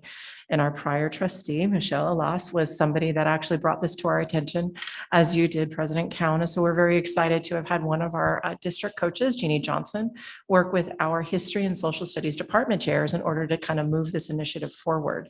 As I said, this is a seal that was approved by the state, and it really encourages students to become civically engaged in a democratic society, and not only at the local level, but the state and national levels as well. So that being said, I'm going to hand over the presentation to Jeannie. Okay. Good evening, President Cowan, members of the board, Dr. Clark, and the Mount Diablo Unified Community. I'm representing the Mount Diablo Civic Engagement Committee, which includes teachers, students, administrators, community stakeholders, and the district social science department in general. This evening, I am bringing before you a resolution to adopt the criteria for earning the State Seal of Civic Engagement. Let me just, right there. In 2017, the Assembly Bill 24 instructed the California Department of Education to come up with the criteria for awarding this seal. In September 2020, the CDE released 5 criteria.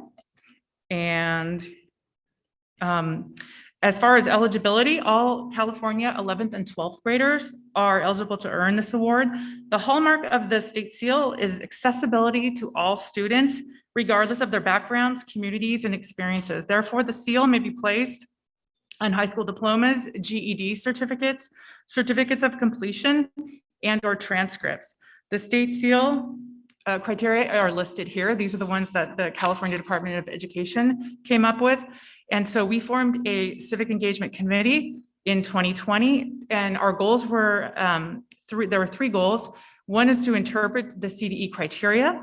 The second one was to create TK through 12 pathways that encouraged and awarded students who are civically engaged. And 3, to develop instructional supports for teachers to foster civic engagement from an early age.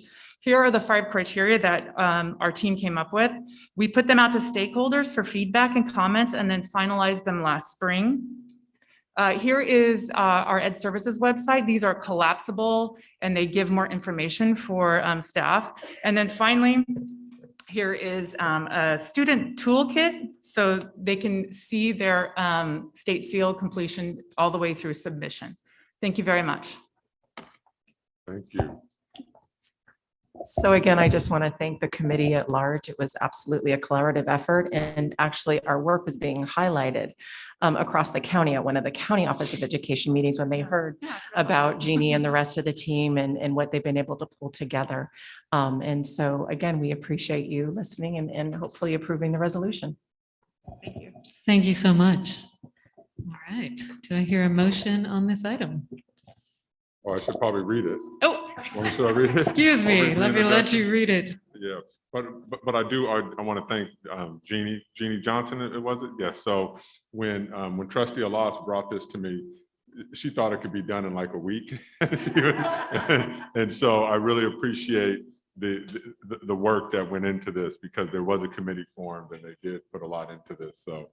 So anyway, not to put any pressure on Trustee Fowler over there. She's already working on many things, I know, but anyway, this is a celebratory time. So State Seal of Engagement. Whereas in October 2017, Governor Jerry Brown signed Assembly Bill 24 into law, requiring the superintendent of public instruction on or before January 1, 2020, to recommend to the State Board of Education criteria for awarding a state seal of civic engagement to pupils who have demonstrated excellence in civics education and participation and an understanding of the United States Constitution, the California Constitution, and the democratic system of government.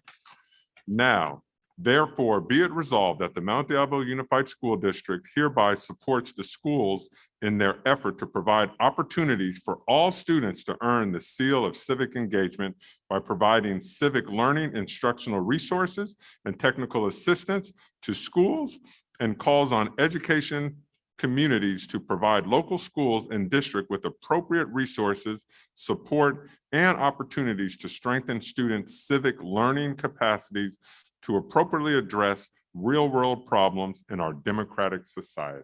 And with that, I put it now in the hands of the board. Thank you very much, Dr. Clark. Who would like to make a motion on this item? I move to approve resolution 21/22-26 for the state seal of civic engagement, SSCE. I'll second that. Thank you. Motion by trustee Fowler, second by trustee Mason. Any discussion on this item? Trustee Nzeri? So I've been super passionate about civic engagement for as long as I can remember. It was even the basis of the project I worked on as a Vista volunteer. Therese, it's been 26 years since you were a Vista. And she and I, coincidentally, were Vistas at the same time in the same city. But also facilitating community civic engagement in our community has been a hallmark of my career ever since. I just have a quote from MLK. He said, one of the great liabilities of history is that all too many people fail to remain awake through great periods of social change. Every society has its protectors of status quo and its fraternities of the indifferent who are notorious for sleeping through revolutions. Today, our very survival depends on our ability to stay awake, to adjust to new ideas, to remain vigilant, and to face the challenge of change. And I think that with the civic seal of engagement, and especially the fact that it applies to everything a student can earn through our district, we will ensure that we have students who meet that final part of this quote is students who are who have an ability to adjust to new ideas and remain vigilant. Thank you so much, trustee Nzeri.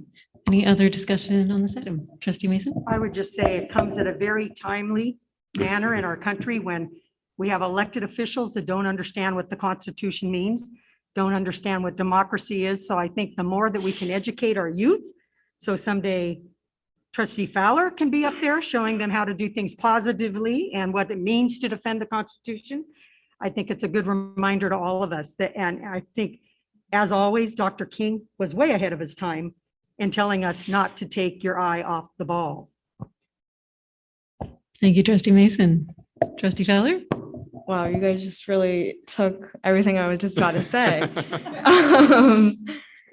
But one of my goals as being student board member is to educate students about this and about the award and the state seal of civic engagement. And it is something I will definitely include on my social media, and regarding the student advisory committee, I'll definitely get the word out there and educate and have a separate meeting just for this amazing opportunity. Thank you, trustee Fowler. I think trustee Alas would be very, very proud.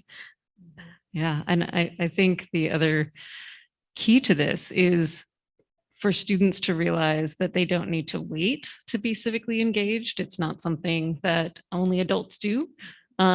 And we've always had students who have been very civically engaged. I know trustee Fowler was down at the state capitol not too long ago, speaking at the state legislature as well. We have many, many students that are civically engaged, and to recognize that with this seal, I think shows the value that we have on students' voice and students' ability to really lead now and not have to wait, until after graduation to begin to be active voices and leaders in the community. So I'm really excited about this opportunity. And yes, I think experience as an AmeriCorps Vista volunteer leads to a lifetime of civic engagement. It's just what happens. All right. So Any more discussion on this item? We'll take it to a vote. Trustee Fowler? Yes. Thank you. Motion passes 5-0 with concurrence from our student board member. Thank you all so much. And thank you again to staff for all the work and the committee that had to come together to make this possible. I think that's absolutely true, Dr. Clark, that happens. Even at the state level, I think when something like this is created, it's assumed, that it could just easily be implemented, but really it takes people at every level to engage with it, to make it feasible and accessible to every student at every school. So thank you very, very much. Okay, with that takes us to item 10.6, review and potential approval of resolution 2122-27, recognizing October as Filipino American History Month. Dr. Clark. Whereas it is necessary to instill in our youth the importance of education, history, and self-determination in creating eminent role models, in establishing a proud cultural identity, and producing exceptional citizens of this nation. Whereas efforts should continue to promote the Filipino American history and culture, because the roles of Filipino Americans and other people of color have been overlooked in the writing, teaching, and learning of United States history. And therefore, be it resolved that the governing board of the Mount Diablo Unified School District proclaims October as Filipino American History Month, and that all educational sites are encouraged to commemorate this occasion accordingly with appropriate instructional materials, discussions, presentations, and projects. And with that, I leave this item in the hands of the board. Thank you very much, Dr. Clark. Do we have a motion on this item? Madam President, I move the board approve resolution 21/20-27, proclaiming October as Filipino American History Month. I'll second. Thank you. Motion by trustee Mayo, second by trustee Nzewi. Any discussion on this item? Madam President, that should read 21/22-27 in the motion. Yes. Oh, okay. 21//22-27. Thank you for that correction. All right. Any discussion on this item, trustee Nzewi?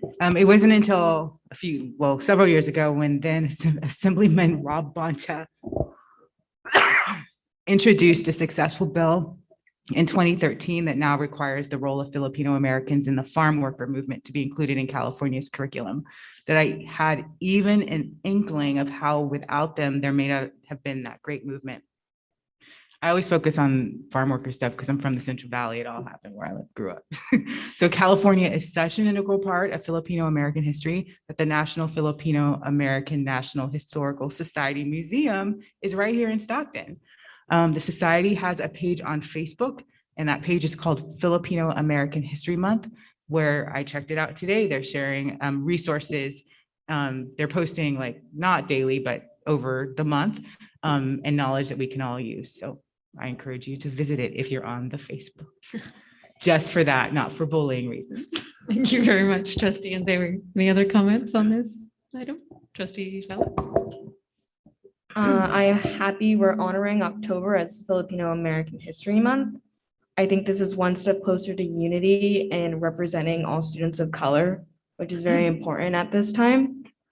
This month honors the history, pursuits, and accomplishments and legacies of Filipinos in the United States. Thank you. And I would like to especially thank Ms. Leslie Amore Harris, a counselor at Riverview, who presented the draft of this resolution to us to make it possible that it made it to the board meeting this evening. And I believe that this perhaps is the first time that this board has passed a resolution on Filipino American History Month, at least as long as I've been on the board. So I really appreciate that. So shall we take it to a vote? Trustee Fowler? Yes. Thank you.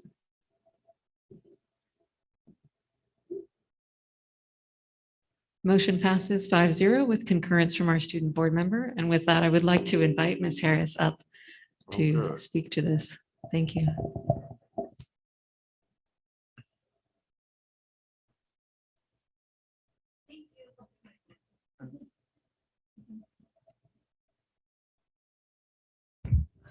Sorry, thank you. Hoping my phone doesn't die while I'm talking. My name is Leslie Moore Harris. I'm a counselor at Riverview Middle School. I am so appreciative of the trustees, Superintendent Clark, and President Cowan for recognizing October 2021 as Filipino American History Month. As someone who is a Filipino American, this is especially important to me since majority of our history, along with countless other BIPOC history, has been overlooked and not shared in our history classes.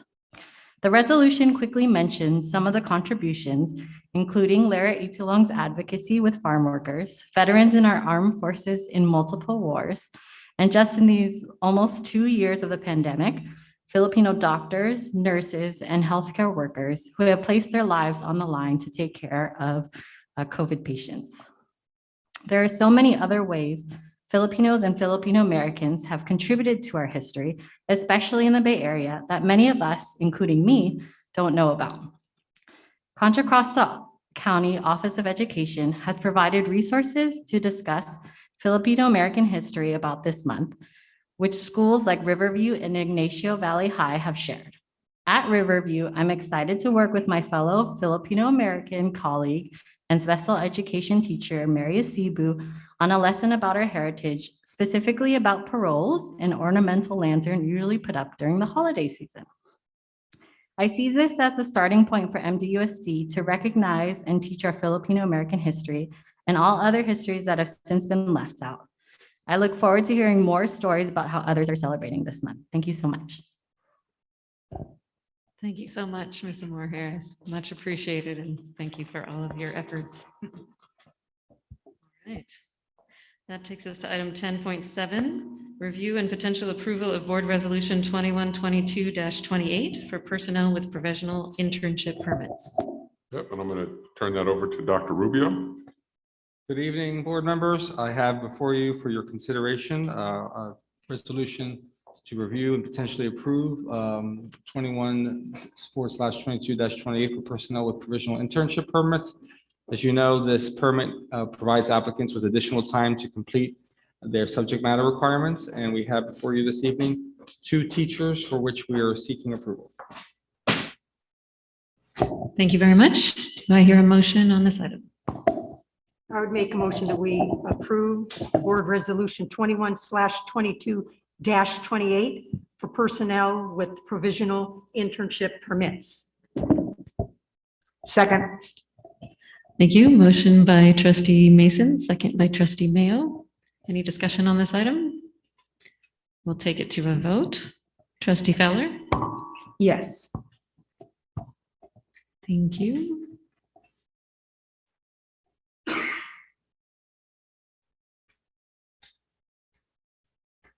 I'm just waiting for the last click. Did you just go in? Oh. If you click sync, does that help? Oh. We're having a technology issue over here.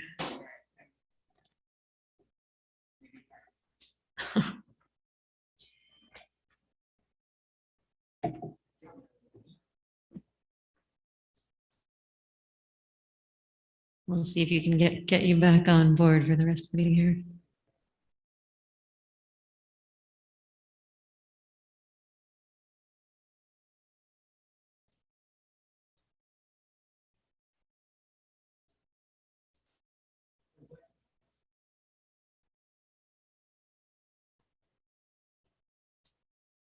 Join meeting.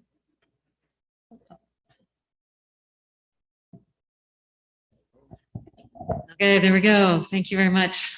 Motion passes 5-0 with concurrence from our student board member. Thank you. All right, item 10.8, review and potential approval of Board Resolution 2122-29 to authorize local assignment options. This is going to be Dr. Rubio again. Thank you again, board members. This is before you for your approval, as the education code does allow us to have teachers with their consent who have enough semester units or graduate units teach in any subject between grades 5 and 8. And we have before you request for one teacher to do math at Oak Grove Middle School. Thank you. Do I hear a motion? I'll move that the board approve board authorization 21/22-29 local assignment option EC 44-258.2. I'll second that. Thank you. Motion by trustee McFerrin, second by trustee Mason. All right. Any discussion on this item? We'll take it to a vote. Trustee Fowler? Yes. Thank you. Motion passes 5-0 with concurrence from our student board member. Thank you very much. All right. That takes us to our next section, 11.0, public employee appointments. Yes, so I'm going to introduce Mr. Shahid. He's going to introduce our next 5 items. And I just want to, depending on how the vote goes here, but I want to officially welcome these 5 individuals to our team. And you know, this is a time in education that we you know, need new blood in the profession. And so we're very thrilled to be bringing forward 5 potential employees. So with that, Mr. Shahid, you can go right ahead. All righty. Mount Diablo Unified School District is pleased to bring for your review and potential approval Lisa Tom is the new vice principal at Pine Hollow Middle School. Lisa was a special education special day class teacher prior to working as a special education administrator for the past 3 years in Mount Diablo Unified. Lisa lives in Martinez with her wife, Teralyn, their 3-year-old son, Hudson, and their 2 dogs. I leave this appointment in the hands of the board. Thank you very much. Do I hear a motion?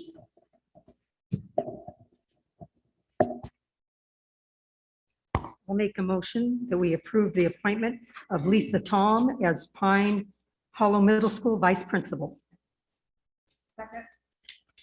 Thank you. Motion by trustee Mason, second by trustee Mayo. We'll take it to a vote. Trustee Fowler? Yes. Thank you. Motion passes 5-0 with concurrence from our student board member. Come on up. You'd like to introduce yourself and anyone here?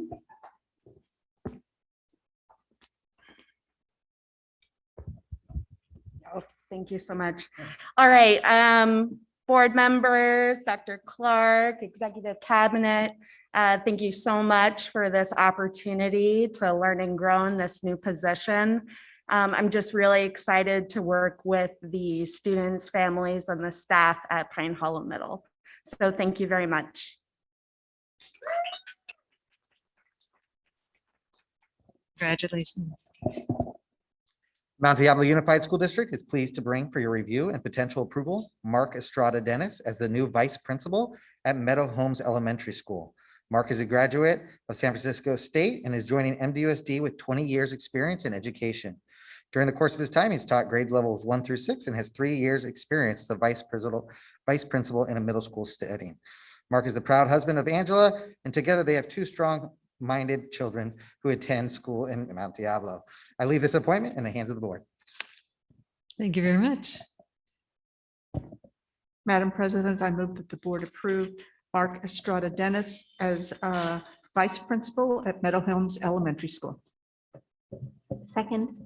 Thank you. Motion by trustee Mayo, second by trustee McFerrin. We'll take that to a vote. Trustee Fowler? Yes. Thank you. Motion passes 5-0 with concurrence from our student board member. Welcome, Mr. Estrada Dennis. I don't believe he could be here tonight. Okay. All right. Mount Diablo Unified School District is pleased to bring for your review and potential approval Amy Nichols as the new Assistant Director, Special Education in the Special Education Department. A graduate from Chico, Amy is taught as a special education specialist in Lafayette School District and Martinez Unified School District in both the elementary and middle school levels before becoming an administrator.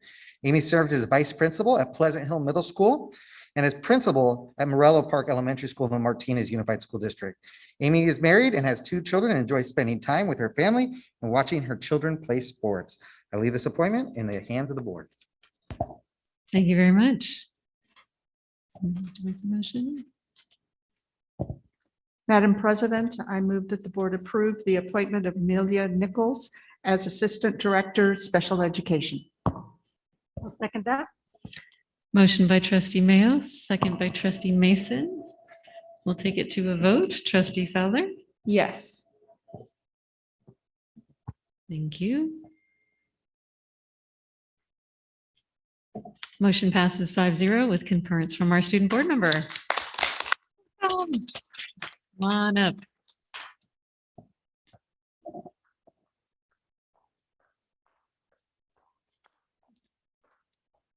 Hello, Board of Trustees, Superintendent Clark, and Executive Cabinet. I want to thank you for this opportunity to serve the students, families, and Mount Diablo staff in the special education department.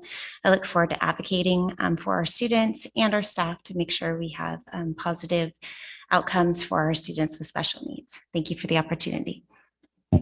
Congratulations. Thank you so much.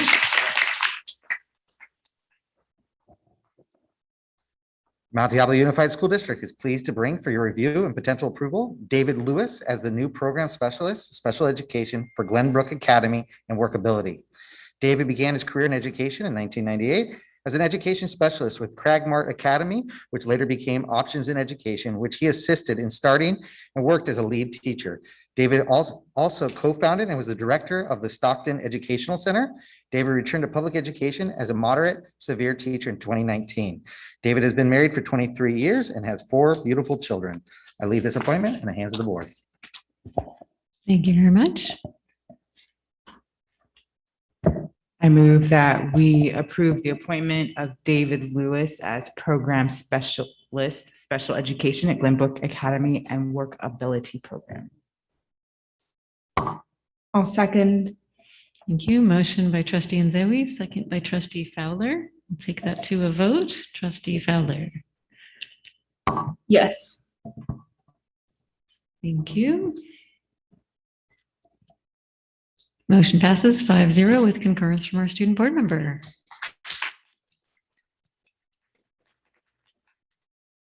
He's able to be here tonight. Mount Diablo Unified School District is pleased to bring for your review and potential approval, Shakira Durham as the new district-wide program specialist, special education. Dr. Shakira Durham has 17 years of experience working in education, particularly special education.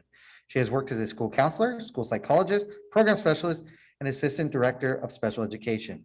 Dr. Durham enjoys spending time with her family, reading, music, and fitness. I leave this appointment in the hands of the board. Thank you. Do I hear a motion? I move to approve the appointment of Dr. Shakira Durham as Program Specialist to the Special Education District-wide. Second. Thank you. Motion by trustee Nzewi, second by trustee Mayo. We'll take that to a vote. Trustee Fowler. Yes.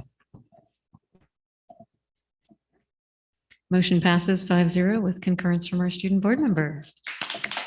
Congratulations, Ms. Durham. And I think that she's also not in attendance tonight. All right, I know. These new appointees are ready to get to work. It's good to see. All right. Thank you so much. Congratulations. It's good to see some new leadership coming in. All right. That moves us to 12.0, reports and information. Beginning with 12.1, bond refinancing update. Test, test. Okay. Good evening, board, superintendent, and the rest of the executive cabinet. I'm Lisa Gonzalez, and I want to introduce Greg Isom. So Greg and John are the Isom brothers from Isom Advisors, and what they've been working on is the entire refinancing of our bonds. And we wanted to make sure as soon as we were done that Greg was able to come back and join us since his brother was here last time. And so he's going to give us an update now that everything has been finished. There you go. And just pretty basic. Great. Good evening, school board. Greg Isom. Hopefully my older brother didn't embarrass the family name last week or last month.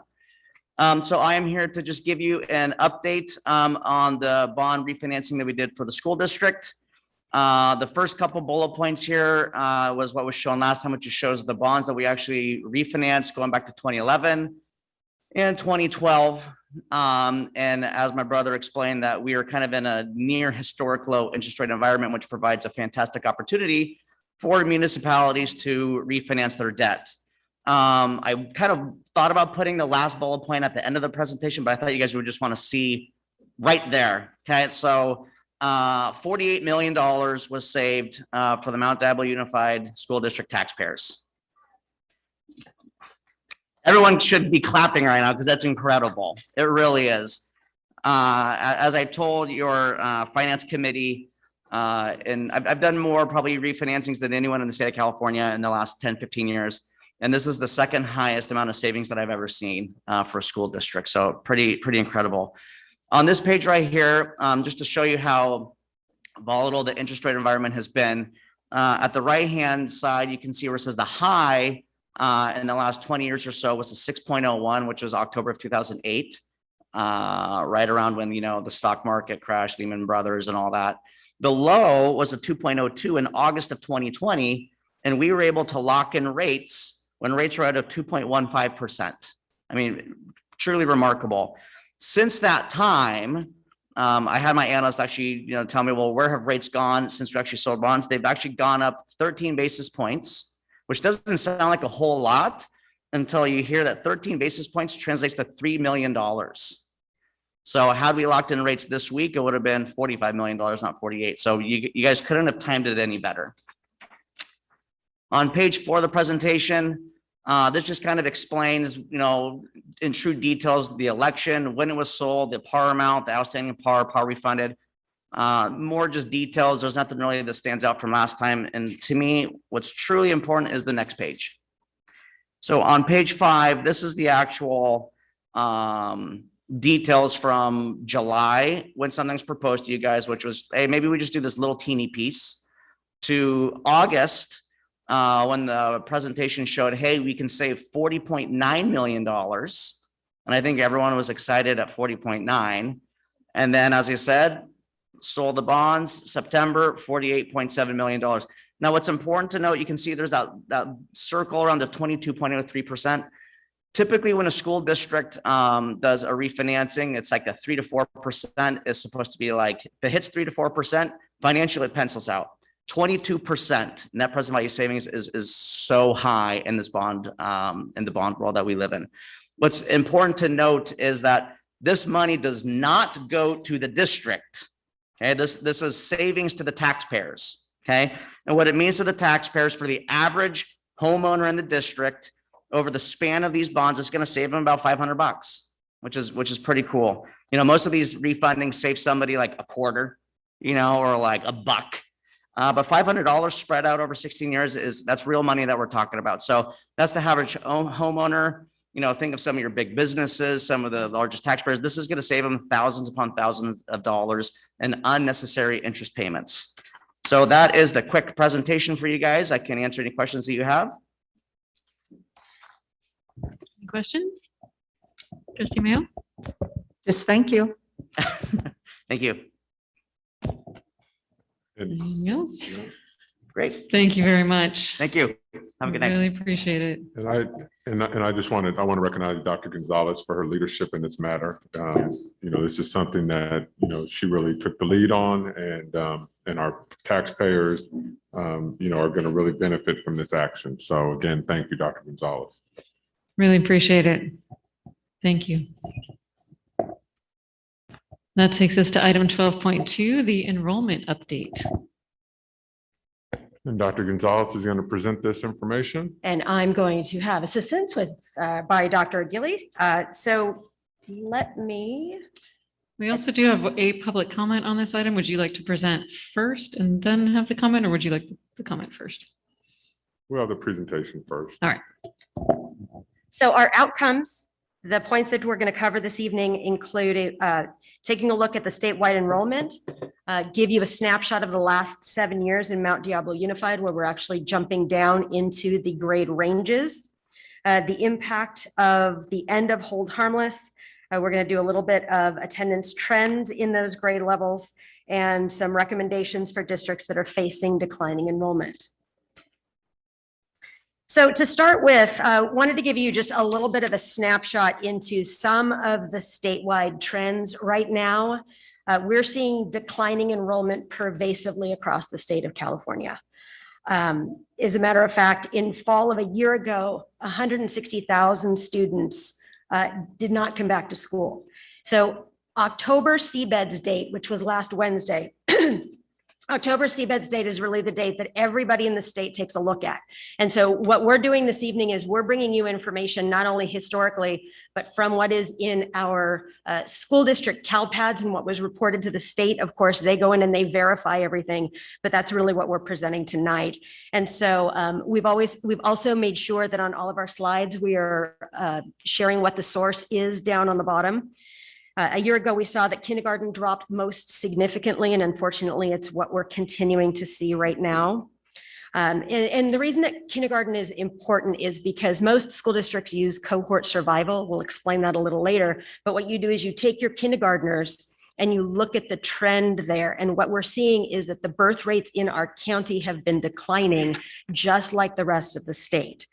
So what we've seen so far statewide is that the 3-year enrollment trends, there's really only one county in the state that has any growth whatsoever that is notable that did not see declining enrollment, and that was Trinity County.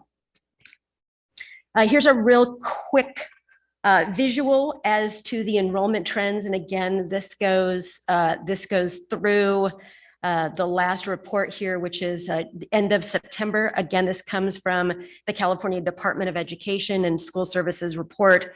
And what they're showing is that Contra Costa County on the whole is down approximately 3%. And then what we did was we also, for the sake of argument here, wanted to pull some of our local counties as well. So you see Solano, Santa Clara, and San Mateo are all down approximately 5%, along with Marin County. And then you see Alameda County and San Francisco down only 2%. But what we're seeing here in the Bay Area is what we're hearing about statewide. We're really seeing some notable drops.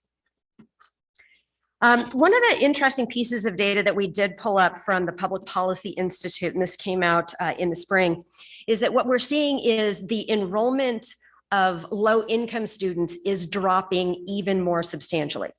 And the reason that this is important, especially in some of the grades that we're looking at here, is because there are certain funds, either supplemental or concentration, that often come with students that are coming from different low-income groups. And that is intended by the state and sometimes by the federal government to mitigate the impacts of poverty that we see. So as we have declining enrollment and as we're seeing more students that are low income that are not coming back, that does affect budgets. This is another slide. This slide is from the Public Policy Institute. This comes from May of this last year.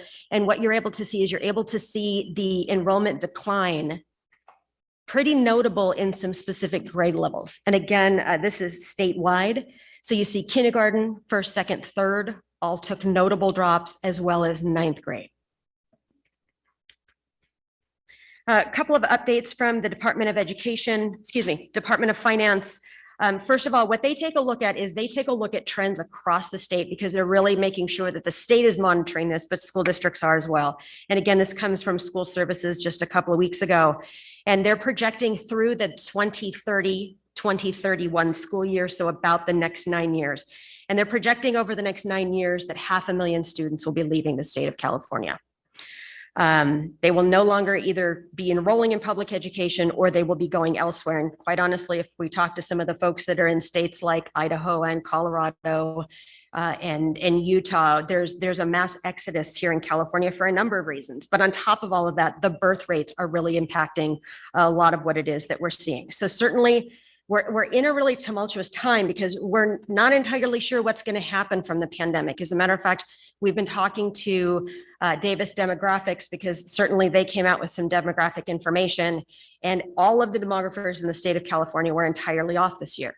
And that's because we all made some assumptions based on not only birth rates, but what they were monitoring with housing prices and movements.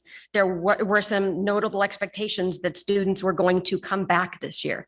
And that did not happen. And not only did it not happen, but even more students departed from the public school system. And so that's a little bit about what Dr. Aguili is going to share next. Hello. So as Lisa already spoke about, we're seeing these trends in California, and we're seeing similar trends in our district. We can see some of the numbers here. I know they're very small. What we were kind of thinking of looking at is, okay, are some of these kids going to online charter schools? How many of these kids are going to private schools? How many of them are being homeschooled through the homeschool affidavit process? And we, yes, probably all those things are happening. But the truth of the matter is, as a state as a whole, they're low. And so how we get this number, we pull it out of our CBED census day. That's always the first Wednesday in October. And that's the number that we use to fund the district. And obviously there's a multiplier that's multiplied by attendance 2 points later in the year in the spring. And that's how we're funded. So this number right here was pulled on Wednesday. It happens to match perfectly our ARIES system. So that was a good thing. We verified it and double checked it. Went back and checked the last year's numbers and the year before and the year before. So these numbers are actually the ones that were reported to the state, and that was why there were so many updates in there. And yes, and Lisa's reminding me to remind you that Andrea Ramirez in our CalPADS department has been nothing but angelic in this whole process and very patient with us. So the number that we have right now is 28,841 students. This does not include our preschool students because they do not count in ADA, if you remember. We had that conversation before when we talked about special ed funding years ago, but our bridge students all the way through 22 do qualify through here, and all of our general education schools and alternative education programs. The whole district is in here. So this is our CBEDS number. And as you can see, it has declined over the years, but I'll talk more about where it's declined in a few future slides. But as we project this out, as you can see here in this 2022 number, which is the end of the school year, you see repeated again, that 28,841. But if this projects through to the 2022 school year, so 4 more school years from now, 25,535 is the number. And again, that's based on the demographer's best guess, right? We don't know, maybe all of a sudden they'll have a child tax credit and all of the rates will raise quickly. But right now, that is the number that we are projected. We also know that we'll right size the district at that time. But as of now, we have to base our projections based on that going forward. When I say right size, I mean, we'll right size our staff accordingly and our teaching staff, et cetera, and put them at the right schools. But we will still be having to base our budget around that projected enrollment number. The next slide is about our elementary schools. And you can see they took a hit of almost 2,000 students. That was our biggest gap. That was a very large number. We don't really have any solid information. We haven't surveyed the community, but what we do know is that kindergarten is down significantly. That could be in part because of the low birth rates, but it could also be the fact that people don't trust that public schools are going to stay open all year. And remember, kindergarten is an optional year. And a lot of parents we know elected to sort of redshirt their kids, for lack of a better term, right? Hold them out and keep them in their private daycare programs, et cetera, rather than risk having them do that. But that was only explains the last year. We have been seeing that kindergarten trend for several years in a row, so we cannot attribute it all to the pandemic, and we cannot assume all of those children will come back. The same is also true in our TK program. That's down by about the same percentage. But overall, what you'll see is that we're down 13% over the past 8 years in our elementary school programs. And just for reference sake, the biggest gaps in the projections that we saw this year were Bel Air, Holbrook, Delta View, Shore, and Wren from our projections. But we also know that while those programs were under-enrolled, a lot of those kids did transfer over to Horizon, so they did stay within the district. Okay, and then when we get to the middle school, we see our numbers went down from about 7,500 to 6,600. So that is about 900 students, or about 12%. So we went from a gap of 13% to 12% at the middle school. There's really no explanation for that. A lot of times kids actually come into the district at middle school after they leave private elementary school, but that's the number there. And you can see the grade levels are about evenly distributed. And at the high schools, we actually have some interesting statistics. That's only about a 4% drop at the high schools. So what we're thinking is that when kids are in public school, they're staying in public school. And also as housing prices become more and more expensive in the area, they tend to be second homes, not starter homes. So children with young families are not necessarily moving in. So that's our data there. And now I'm going to turn it back over to Lisa with the next steps. So cohort survival is the method that we use, and what we expect is that, we take a look at the 3-year running average of the percentage of students that leave every year. We take a look at that across grade levels, but we take a look at cohort survival. So if, for example, the marker is 2% or 3%, we assume that all the students that are in kindergarten move on to first grade, except we deduct the percentage, and then they go forward. And so you can see nice diagonals, if you will, that shows exactly how certain groups are declining over time. Because typically what they're doing is they start in kindergarten or first grade, and then they continue to decline all the way through. That's what we typically see with numbers. So wanted to make sure that we explain cohort survival. This is the approach that when FCMAT wrote its report and made its recommendations that they were advising us to make sure that we use. It's actually something that we have always used until this year. And the reason we didn't this year is because we were really taking a look at all the indicators to really determine what was going to happen as a result of the pandemic. There's a hold harmless or a cliff that we have heard about. I know that CSBA and school services and pretty much the entire alphabet group of public education has been talking about what was going to happen. And this is just really an example. And what it shows is that typically a district that is declining, which is the red dotted line there, if you will, each year we would have declines and the funding would decrease every year. There's something that's called hold harmless, which means that the state agrees to hold us harmless. That means that if last year, let's assume non-pandemic year, last year our enrollment was 1,000, let's say, and then the next year this year we dropped to 950, they're gonna fund us on 1,000.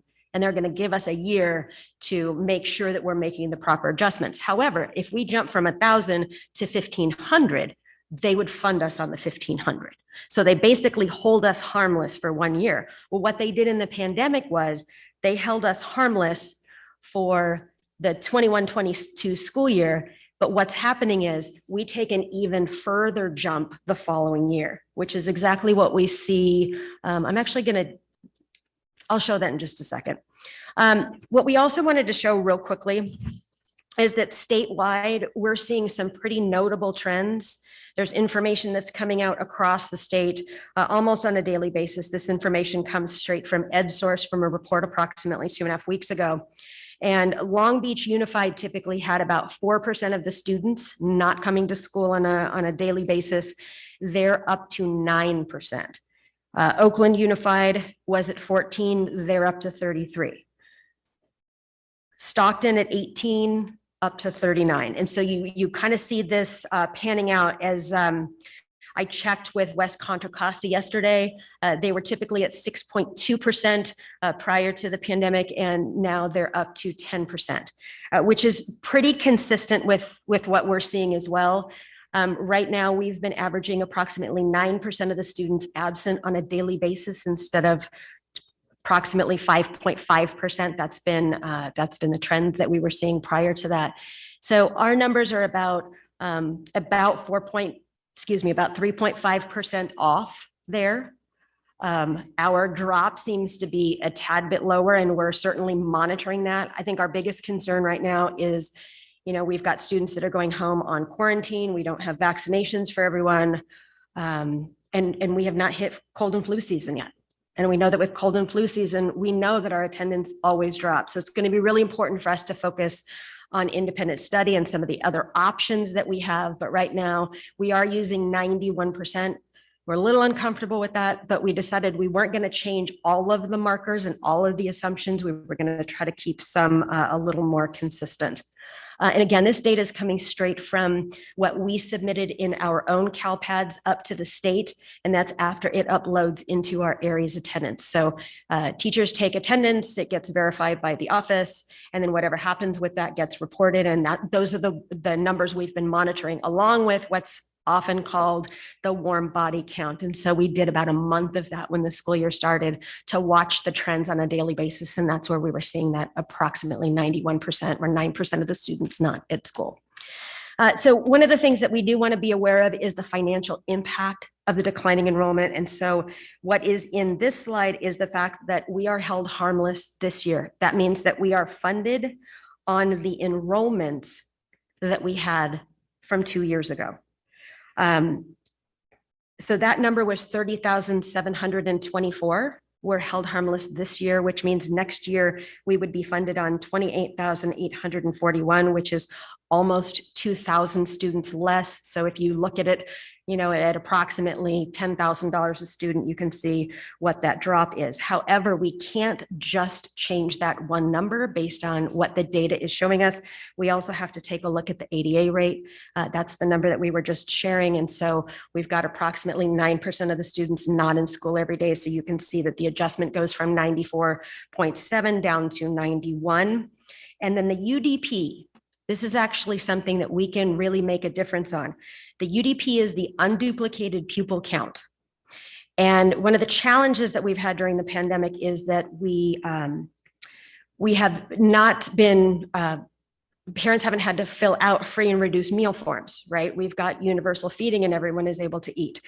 So one of the things that we are going to be starting this week is another real strong push. So I'm giving parents a heads up ahead of time, as well as the staff at all the schools. We're going to be really working with getting parents into areas to update their household information forms. Because what that does is it allows us to find out if there are other students who would qualify as unduplicated pupils.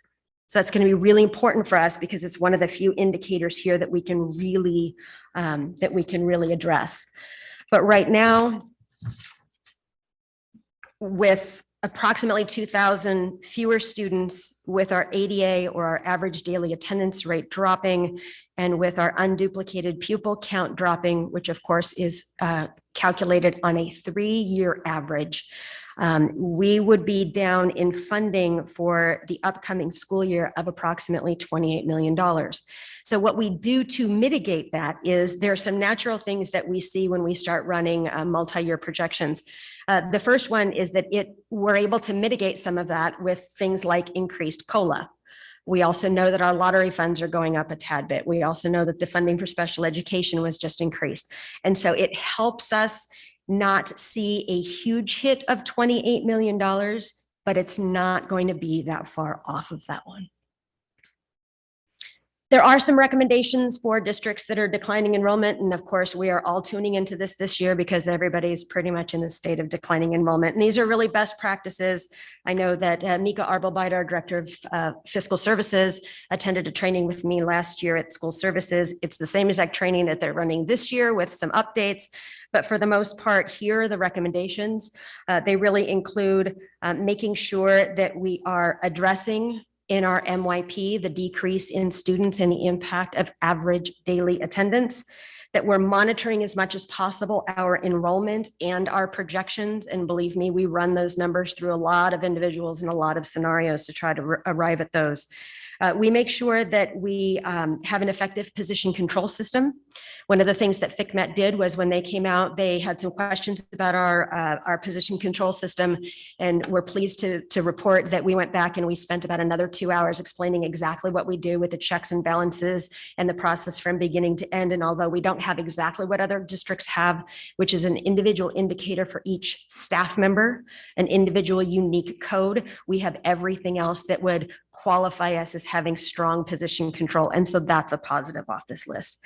We also need to explore cost savings, staffing practices, formulas, declining enrollment staffing, master schedules, combination classes, collapsive classes. These are all best practices as recommended from School Services. Taking a look and making sure that we're following any of the timelines. for anything that we might want to do with staff. So that's always important. Making sure that we're taking a look at hiring right now, and are there positions that we don't necessarily need to fill? So that will be another discussion. Certainly looking at overtime, vacation time, and making sure that everybody takes that, because otherwise we end up paying that out. And that's something that, you know, we've had as an assignment on our budget, and we certainly want to reduce that number. And then finally, we've done this once, taking a look at early retirement incentives. Not that we want to go that direction again, but these are the recommendations that come from school services in that regard. So with that said, Dr. Gilly and I are happy to answer any questions that you might have. And if we're not able to do that this evening, we are certainly happy to follow up with you as soon as we can. All right, thank you very much. Trustees, do you have any questions? Should we go to public comment? All right, thank you. So the comment is Dan Reynolds.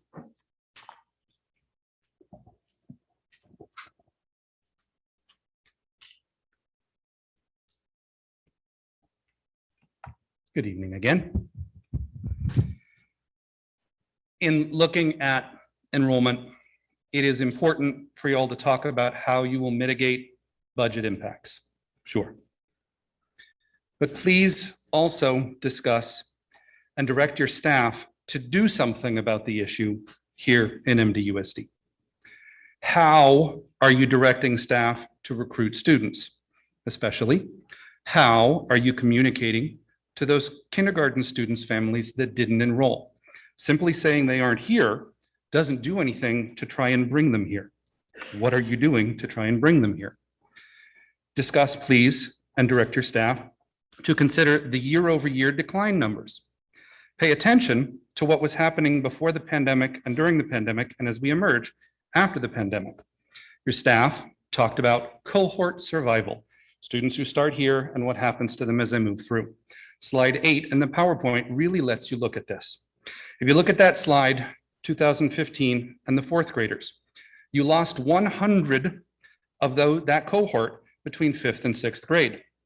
What are you directing staff to do to ensure that our elementary students attend our middle schools? That same cohort lost 430 students between 8th and 9th grade.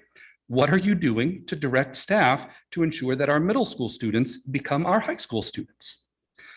Direct your staff, and please, you personally, lobby the state legislature to pursue a continued hold harmless for enrollment and its impact on the district's funding. ADA, average daily attendance, the pre-pandemic system for calculating school funding, is by design classist and racist. It withholds education dollars from districts with higher percentages of BIPOC students and higher percentages of students in poverty, and further privileges richer, whiter districts. For the aspects of this that are a problem everywhere, what are you doing to join with everyone everywhere through the California School Boards Association or others to push the state to respond? For the aspects that are a localized problem, what are you doing to direct staff to respond here in our district?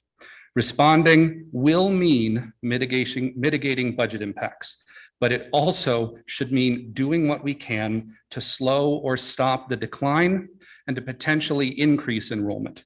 Your job doesn't have to be about listening to dire doom and gloom projections and making cuts. It can also be about building things. And what better to build than the enrollment and bring students into our schools and give them a wonderful education. Thank you. All right, thank you very much. So that was our only public comment on the issue. So from here, trustees, any questions or discussion? I had a question for Dr. Geely, which he may or may not have the answer to. I was just curious, when you talked about the lack of kindergarten students and they might be staying in their preschool, do we have any preschool numbers to indicate that they're higher than expected and that maybe that is where they are and hopefully they'll come back next year? So we don't collect numbers from community preschools and daycares. There's no tracking system for that. Our numbers in our special education preschools are remaining consistent like they always have, but that doesn't give us an indication of our general education enrollment or future enrollment. Our TK enrollment is down by about the same percentage, slightly less, about 10% in our TK this year. Okay, thank you. You're welcome. And I just, a comment was to hopefully, as far as the flu season, last year, because of everybody wearing masks, flu season was way better. So hopefully that'll help us this year. And then just to address one of the concerns that Mr. Reynolds raised is the responsibility that we all have. What are we doing to attract people to our schools? It's disheartening to hear a parent come up here tonight after listening to public comment and says, I don't want to send my kids to your school anymore, because it sounds like it's all gloom and doom. So I think that's something we all share as a team, is we'll work through negotiations like we always do. But if we don't hold steady as a team that support each other, people aren't going to want to send their kids here. Thank you, Trustee Mason. Other comments or questions? Trustee Mayo?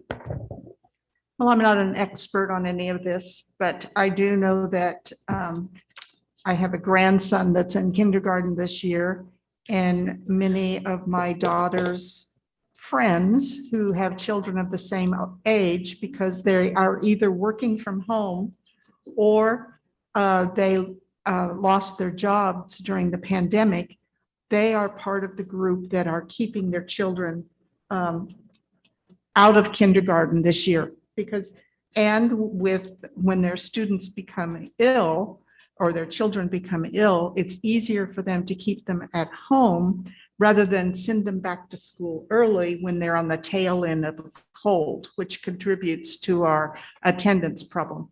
Yes, we don't want a lot of mucus-nosed children coming to school, but we all know that past experiences that did occur in our classrooms. And so I do agree that there are a lot of mitigating factors. I think one of the biggest factors is the cost of housing in our particular community. And I've been in this district for over 40 years now, and I have seen that cost of housing continue to climb. And until you know, if it requires a family to have two wage earners to have a home, whether it's an apartment or a house in this community, because of the pandemic, many people have been forced to move away. So yes, we do need to work on the PR piece and encourage people to come to Mount Diablo and encourage young people to have children again. But following the pandemic, I don't blame folks for waiting a little bit, because they need to build their financial security for themselves. Whether they have one child or no children, they need to plan a little bit and build that nest egg. So I'm not coming up with any solutions. I just know that we all need to support families and encourage them to be involved in our schools and to consider Mount Diablo when they're making their choice around where they want to send their children to school. The biggest factor that will help get parents to enroll their children in our schools is by visiting our schools. Because no matter what the rumor is, once you're on a campus, you have a much different view of the school. So we just need to encourage people to visit our schools is one of my highest recommendations. Thank you, Trustee Mayo. On that point, I think now is a key time for that, because our transfer window is about to open for grades 6 through 12. And so as students are looking at where to attend middle or high school, and if they want to consider something other than their neighborhood school, now would be the time to visit before the paperwork is due, with November 15th, I believe. So time is ticking. It's mid-November normally is when those are due. And so I think it's a huge opportunity actually for all of our high schools, particularly those with specialized academies or programs like International Baccalaureate, to be doing those information sessions from high school to present to the PTAs at the middle schools and to the eighth graders to be able to know what their choices are and how to navigate that system. But sometimes that's part of the block is the transfer system can be difficult to go through as well. So I think that's something to look at. I know with the transfers, another piece of this is that our transfer system has been set up assuming that people all want to go to the same schools that are already overcrowded and putting them on waiting lists and not letting them know until much later in the year whether they got it or not. But I think there are people who also want to transfer to some of the less impacted schools that do have room. And if we can create a system to be able to streamline that, go ahead and let them into that school with open arms and with a welcoming, more streamlined approach, then they're more likely to actually complete that transfer and stay within our school district. So I think those are all things to consider. I did have a question on the enrollment. You talked about how preschool is not included, right? But then where does TK fall in this? That gets rolled up into kindergarten. They get reported together. Okay, so it is under K. Thank you. All right. And then you talked about schools that were the biggest drop, and that many of them had moved to the Horizons program. I'm curious if you happen to know tonight. If you don't, that's okay. But were there some schools that actually did have an increase? I could pull it up for you, but I don't have it in front of me. I can probably pull it on my computer. Okay, well, no rush. It doesn't need to be tonight, but I would be curious about that because I think in some areas of our district, young families are moving in and buying homes that some of our lovely seniors have moved out of. And so understanding, how that's working for our schools would be a key piece as well. And what I'm thinking, what I want to clarify about when I'm talking about dropping is when we do our projections based on this year's numbers and how many left and what's our drop rate and how many are coming back after the fact. It's like all these calculations that go into it. We do an estimate in January for what we think enrollment will be. And the ones that I mentioned came in lower than that. I think ones that came in higher, Ayers came in higher, Gregory Gardens, Fair Oaks, Rio Vista. We have one that was exactly on the mark, which is a miracle. So yes, I just looked at the chart. Okay, appreciate that. Thank you. Any other questions on this item, Trustee Nzeri? It's not a question. I just want to jump off of your point of transfers and whatnot and marketing our schools. I think that our goal should actually be that everyone's neighborhood school is the school that they want to go to, except for specialized programs that are at specific schools, because otherwise we feed into the segregation of our schools as families think that they're like, how many kids that border Oak Grove Middle School actually go to Oak Grove Middle School?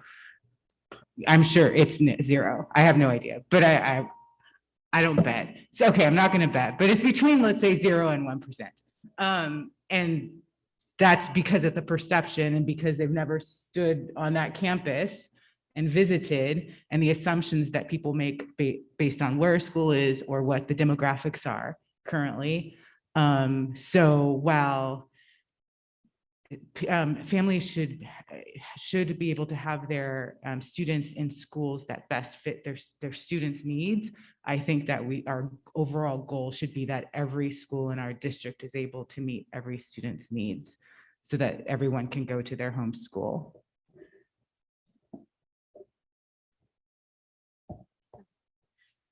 Okay, and then slide 9, I just had a brief question on that one. The last 7 years of MDUSD enrollment cohort survival method, it says no consideration for developments in the district. So 2 things. I'm wondering about the developments in the district because I feel like our demographer last year did take that into account. And we do have some new developments coming in. And then as we're projecting out, are we doing that based on kindergarten this year when we know there are some special circumstances that might change once the vaccine comes into play and hopefully the pandemic gets slightly more under control.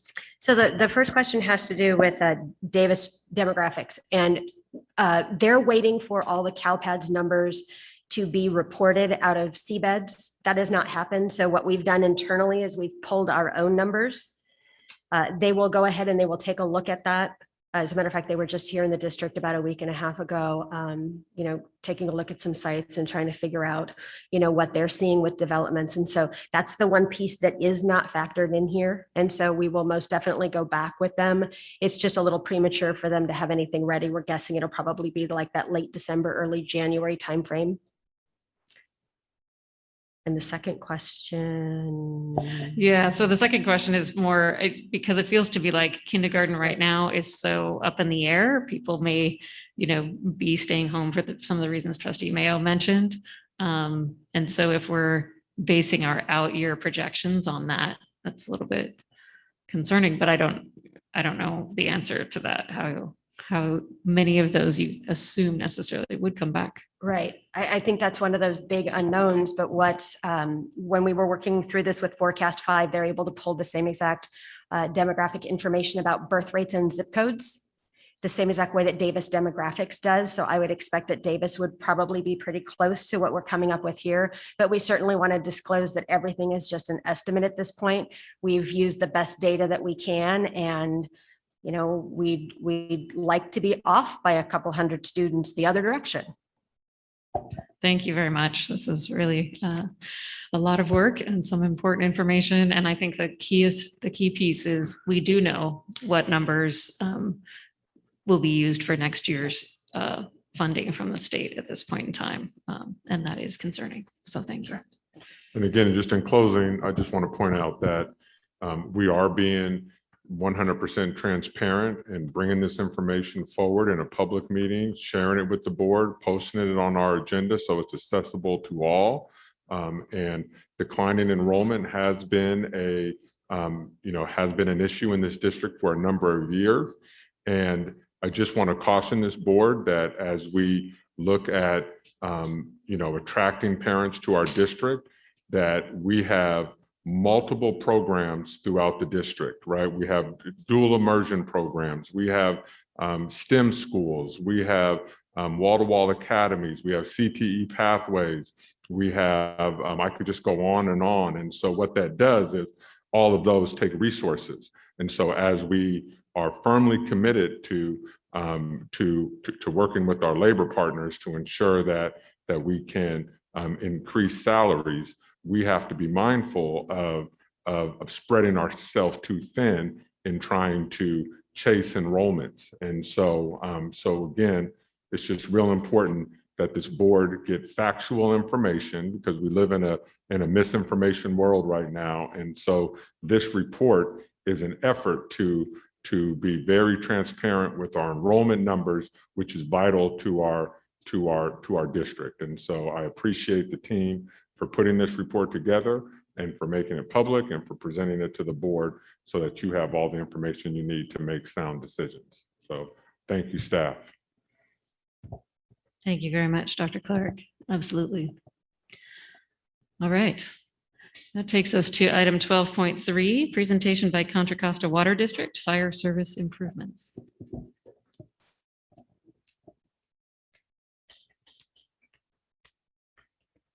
Good evening, Dr. Clark and members of the board and our community.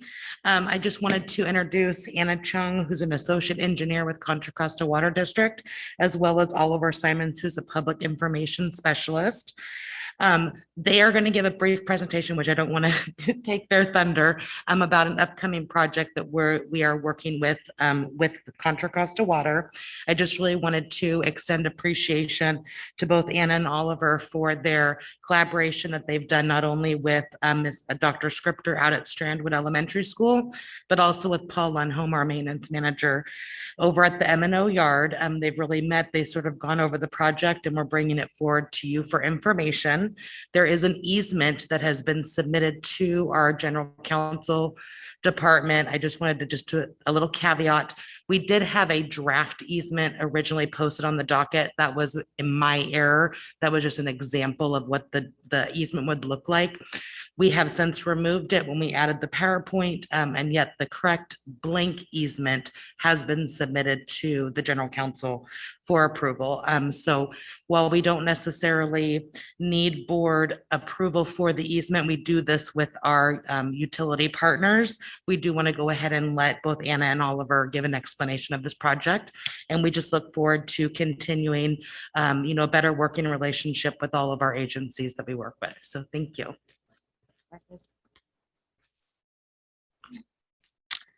Good evening. Thank you for the opportunity to speak to the board today on behalf of Contra Costa Water District. My name is Anna Chen. I'm the project engineer for Gladys Drive Main Replacement Project. CCWD is planning to replace 2.6 miles of old high risk of failure water pipelines in Gregory Garden area next to Strandwood Elementary School. As part of the project, we'll be installing 13 new additional hydrants in the neighborhood, as well as installing a new hydrant on the Eloise Avenue on north side of Strandwood Elementary School. As part of the project, we'll also be improving existing fire service to the Strandwood Elementary School on the Gladys Drive side on the east side of the Strandwood Elementary. And the project construction affecting the school will be timed so that it's not during the school is in session. This is the aerial view of the Strandwood Elementary School. The first project of installing the new hydrant on Eloise Avenue is marked in red circle. As you can see, we will be installing a brand new hydrant on the school side, as well as relocating a dual meter that is currently located on the driveway off to the side away from vehicular traffic. This is a quick mock-up of what it would look like. We'll be placing a new hydrant and relocating the meter away from the driveway.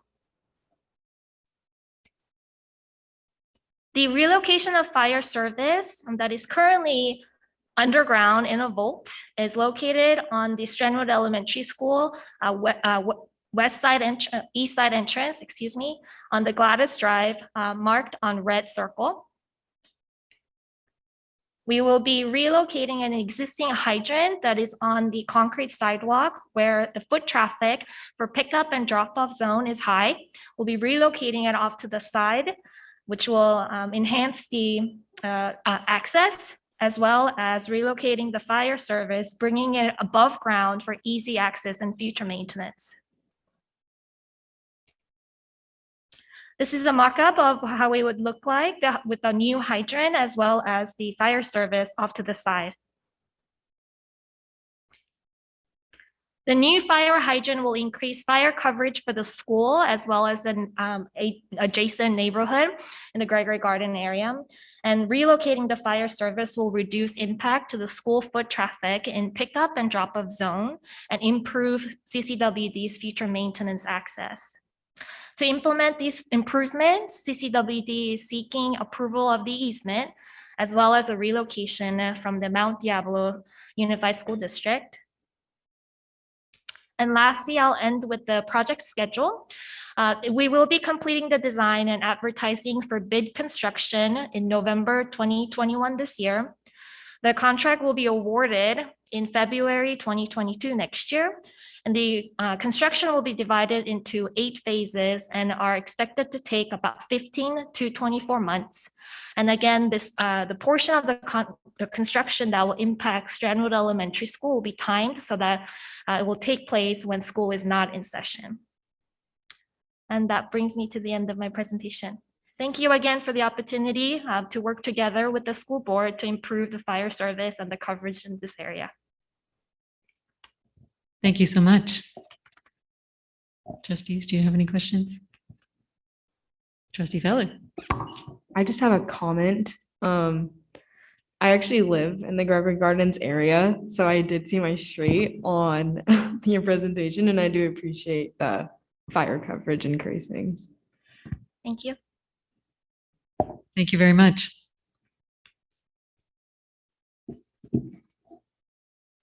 Okay, that takes us, so item 13.0, board member reports has been moved to the end of the meeting. So that takes us to 14.0, the superintendent's report. Dr. Clark. Great, and we have two PowerPoints tonight. First, I have a quick one that I will go through, and then I'm going to invite the team up to provide us some additional information. Grab a clicker.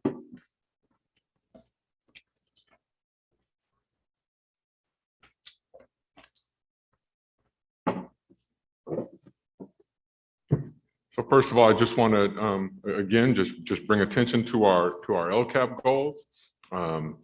About all students receiving high quality education, safe and welcoming environment, and high quality, culturally proficient and responsive staff will provide ongoing instruction, respectful of all students' backgrounds to ensure that they are college and career ready. And goal 3, parents and family and community will be informed, engaged, and empowered as partners with the Mount Diablo Unified School District to support student learning. And I just want to, again, also just bring attention to our sort of CCEE, SIR triangle here around learning acceleration, around social emotional learning, and educational equity. And as we continue to work on these goals, that really is informing our practices and our work. Oh boy, I don't know how I'm going to read this. So I'm sharing thank you. Every month I'm going to be sharing suspension data with the board. And so this was the data that I shared at the last meeting. And again, you can see the suspensions where they are throughout the district. I want to thank the student services staff for breaking it down into this readable table. But my purpose of showing this and bringing attention to this is not to discourage suspensions or say that we shouldn't suspend, but it's to be proactive. And it's to really set the expectation that suspensions are a last resort. And there are situations that require and mandate that a suspension takes place.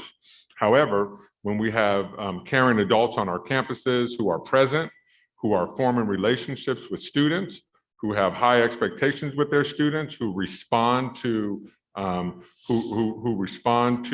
challenges that our students face in a professional way, then if we do that work, then we will see the benefits of that work in our suspension numbers. And so these were our suspensions from our first month of school. I believe, I can't see that total number. I believe it's 102. So let me fast forward to this month. And this month at the top, this is up until I believe yesterday when we finalized this. But you can see some spikes. You know, again, when we look at these numbers. I think that's still the previous slide. Oh, there we go. There we go. Thank you. So, you know, so again, I mean, if I go back and we look, you know, at some of our high numbers there, and then click on to the new, some of those are continuing. You know, we want to bring attention to these just so that at the school sites that you know, that they're putting efforts in place to reach out to these kids, to, you know, see what's going on with them, to establish relationships with them and their families. Again, these are our students. We're committed to these students, and as we've gone through, you know, a year of distance learning or hybrid, we knew that when our students returned, that there would be an adjustment period. There would be a period of you know, learning how to get along, learning how to be frustrated, learning how to communicate, learning how to, you know, how how to be successful or how to fail. These things need to happen. And so, so again, as we look at these numbers, you know, we want to just strictly bring attention to it. And at the school sites, hopefully they're discussing this and again, trying to prevent suspensions from happening. So we were at 102 last month, we're at 119 this month, and we'll continue to monitor these and discuss these. And again, this isn't a gotcha, this isn't a punitive measure that we're you know, going in this direction. It's again, just bringing attention to the board and to the public of what's going on at our school sites. So we've talked a lot this year about social emotional learning. And so my next few slides are just are basically just examples of that taken off of our social media accounts. So so as we look at Barroncroft Elementary and we look at you know, self-portraits that our students put together and that's posted, this is social emotional learning. This is SEL right here. This is students' self-image of themselves. This is the school recognizing this and promoting this. As we look at Gregory Gardens, this is their head custodian playing basketball with students. This is what we are talking about making our schools safe places for all students. Finding those connections with the adults and students on our campuses, regardless of who those adults are, all the way from the principal to folks who work in the cafeteria, to our psychologists, behavioralists, of course, teachers, staff, but here it is in action. This is SEL. You know, here is Geneseo Valley Elementary School. This is teachers having their kids out doing PE. Again, fresh air, out being active, working with one another, exercising, social emotional learning.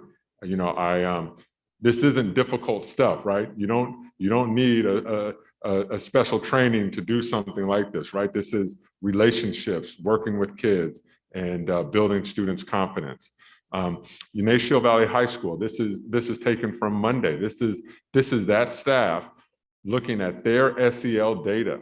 And you see in this picture, engaged professionals talking about data, talking about their students, talking about their strategies, ways that they can continue to support students.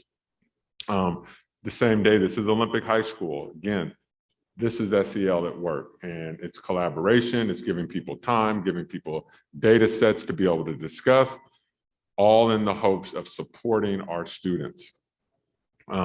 Sequoia Elementary School, like, I mean, again, like I'm just going to continue to harp on this. This is SEL. This is a running activity, right? Look at those kids. Look at their faces.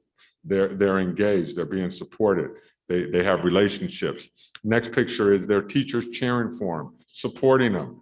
This doesn't take funding. This doesn't take any special training. This doesn't take extra time. This is what we expect. So when we talk about social emotional learning, these pictures are it in action in our district. Homecoming at Mount Diablo High School, right? If you could look at this picture closely, you see kids in the stands there, cheering their class, doing their class cheers, showing that school spirit. You know, we got some patriotic representation there with our ROTC programs. You know, again, I'm going to harp on it, social emotional learning. And I just, you know, I love this picture where you just have students with their cheerleaders celebrating homecoming. I fully 100% understand that these are difficult times for every single person in our society, especially in school districts. Every teacher, employee, administrator, secretary, cafeteria worker, custodian, everyone is stretched to the max. But this is why we do what we do. We do it for these students and for providing these opportunities for our students. And this picture really does depict it. I can't bring up one high school without bringing up another. So this is Homecoming Northgate. This is their band. They you know, they participated in a homecoming you know, contest. There's a trophy that goes along with this picture. But again, this is SEL at work. So I don't want, you know, I don't want it to come across like, oh, the district's requiring us to do SEL. This is it, right? relationships with kids, getting them outdoors, supporting their activities, giving them opportunities to succeed, you know, guiding our students. That's why we're in this profession. And so I just, during these times of challenges, I think it's always good to bring us back and to remind us why we're here, why we do what we do. And, you know, and again, Laura will post this presentation on our board page, so you can look at these pictures closely, but they are on our social media, and we have, you know, so many social media pictures going up. So many schools are sharing what they're doing. And again, I just pulled off a few just to really demonstrate and try to refocus us on the importance of why we come to work every day and what our product is. Our product is students, and their social emotional levels are our primary concern at this point. And I think this is good work to be engaged in. So with that, I just want to reiterate the importance of the household information forms. You know, we're really going to push that hard and try to engage with our families and get that information so that we can continue to provide the supports that so many of our students need. So I had some requests from several board members to provide some information, and so I'm going to ask Mr. Sheehy and Ms. Sachs to come up and join me, and they're going to present the next part of the superintendent's report on a plethora of topics. Yeah, so one of the things that was asked to be provided is some information about librarians in our district, and just looking at the FTE allotted to librarians at the elementary, the middle, and the high school level. So, you know, we do at our elementary, we are only vacant 0.1 FTE. You know, at the elementary level, that is a prep provider for our teachers. So that is something important to note. At the middle school, you know, we are short 1.8 FTE. We're constantly looking for librarians to fill. And then our high school, we have 0.4 per site. That 2.0 should actually be a 1.6. We do have a 0.4 filled over at Ignacio Valley. And I'm happy to say that in the last day, we're filling another 1.0. So we're going to be down to a 0.6 vacancy at the high school level for teacher librarians, which is really positive. And as I was looking at librarians, I wanted to bring in IMAs as well, instructional media assistants, just to show you the different FTE that's allotted there as well. Obviously, very different roles, but ultimately supporting our libraries and literacy for kids. So providing those numbers to you. And then getting on to substitutes, you know, taking a look at this and looking at seeing, and we've heard it and we continue to hear it through public comment, through, you know, just being out in the community, you know, everybody's stressed, right? Everybody's stretched thin. And so we're taking a look at that. We constantly hear about classroom coverage and about substitutes. So you can take a look, you know, over the years, the last 4 years, we're doing well this year in hiring substitutes. You know, we've hired 102 substitutes this year. And looking at vacancies, how many absences, how many unfilled vacancies do we have each and every day? The middle column, those are filled and unfilled, and those are vacancies, and vacancies are measured in half day or full day. And so they're not delineated there, but just know that those aren't per period. It's either half or full to be included in those numbers. And then you get to the last column, and the last column is what gives me the most worry. It gives me the most worry because we have 42 classrooms each and every day that are not picked up by a substitute. And what that means is that our teachers, our support staff, our site administrators are covering those classes. At the elementary level, we've had 91 classes covered by principals. And that's something that I really want to point out, and I want to give them kudos for that. I want to give kudos to every staff member, every teacher, every support staff that has helped in doing that and covering the classes to ensure that our students maintain their education each and every day. We're currently filling about 70 jobs per day with substitutes. So we are having substitutes pick up positions. We do have 459 substitutes in the system. 21 out of those 459 are student teachers. So they're available whenever their mentor teacher is out, they can substitute that class. So we do have substitutes in the system. I've taken a look at over the years, like how many subs have we had in the system each and every year. We haven't done a fantastic job in cleaning that database up, so it's a little bit of dirty data, so that's why I'm not presenting it tonight. But we are doing it. We're going through our subs right now, making sure that, hey, Are you going to continue subbing in our district? Do you want to come out? Because I really want to make sure that with 459 substitutes, I would hope that we're going to be able to fill 110, 120 jobs per day. And that is the key, to make sure that each and every one of our classrooms are filled. We do have a job fair coming up October 21st that we are continuing to advertise for substitutes. It is something that we are focusing in HR, because I do feel that, and it's not only teachers. I want to stress that as well. Our classified staff, we're hurting for substitutes across the board. It is not a Mount Diablo issue. It's an educational issue. I talked to colleagues across the country, and they're facing the same things, but it is important to drill down and look at our information here in Mount Diablo, and that's what we've done here tonight. I'm gonna pass it over to Jen. Does anybody have any questions on those two slides before we move on? Any questions? I just had one on the substitutes. I know we raised the level of pay for our substitutes 100% for this reason. Yeah. But I know also other districts are doing that as well. Or do you foresee that we're just going to sort of continue? Yes. Yeah, so we did raise the rates from $120 to $170, and that went in effective July 1st. I've done an analysis of surrounding districts, and surrounding districts have increased. We are not the lowest paying in Contra Costa County, but we are on the lower tier of paying for Contra Costa County. I know that, we have surrounding districts that have gone up to $250 a day. And then if you're in a job position for 20 or more days, you go to $300 a day. So, you look at those, and those are something that we're competing against those school districts. It's one of those things is one of the things that keeps me up at night is, if we raise substitute pay, is that really going to change the amount of substitutes to pick up the job? I don't know. And it's something that we have to take a look at, and it's something that we can definitely discuss with you all, and we can move forward from there. Okay. Any other questions? Thank you. I think one more thing I know that it's important to note that, as I was diving into this data and taking a look at it, we constantly think, like, where are the schools with the highest amount of subs each and every day? Are they, typically we think of, our Monument Corridor schools, our Bay Point schools, those are, and I'm going to share with you all tonight that is not the case.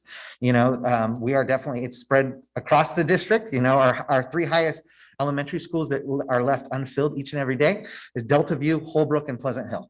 And so I think that that's kind of giving you some comparison, just to share with you those elementary numbers.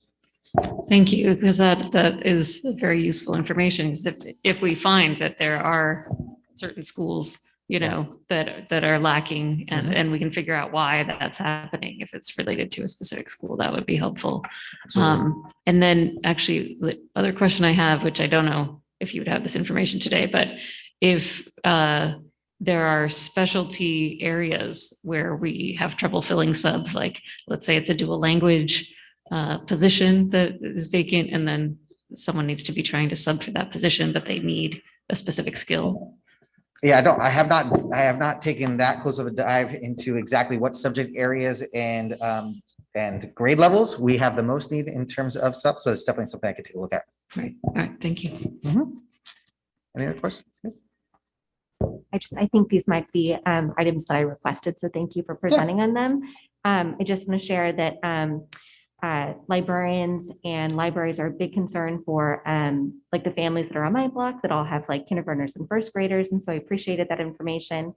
And our librarians just play such a crucial role in helping us try to kind of wrestle with all of these problems we have around misinformation and social media and media literacy, and kind of navigating all these difficult topics. And then also, as a working teacher, obviously we have a sub shortage where I work, so I appreciate this information and just letting us know kind of how we're trying to resolve it. Absolutely, thank you.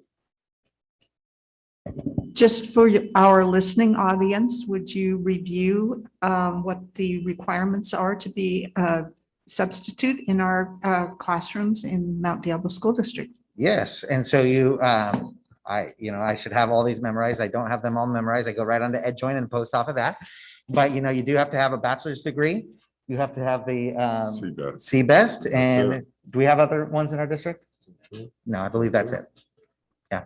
So if you go right onto our HR page, we have a substitute page where you can we have tons of frequently asked questions as well to gain a lot of information.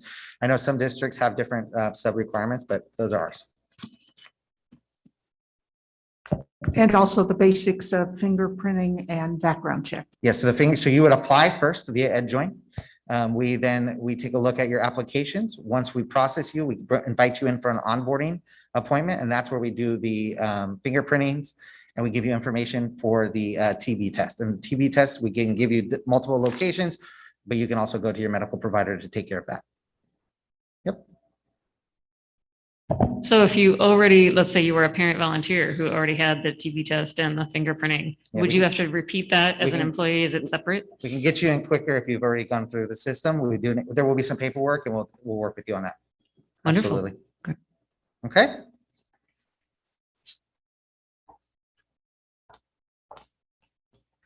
Thank you, Ryan. So there was another request to share just a little bit about our Title I and our CSI sites.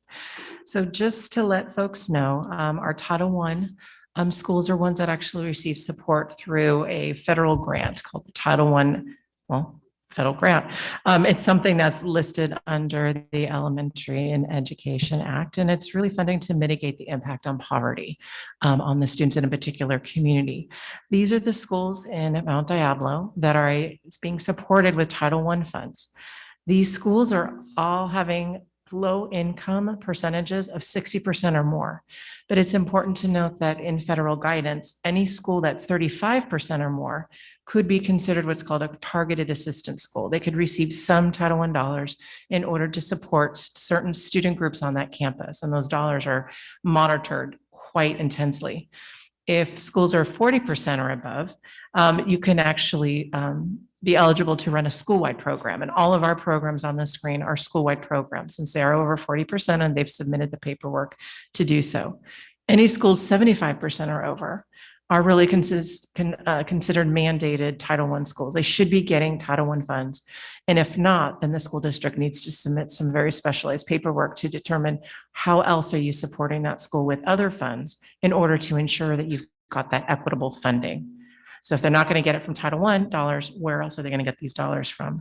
If you take a look at the chart, a little bit hard to see, but we've got El Monte, Oak Grove Middle, Riverview, Diablo Day, Olympic, and Sunrise, and they all have asterisks. And those are ones that actually have another level of Title I type of funding coming from the Comprehensive School Improvement Act.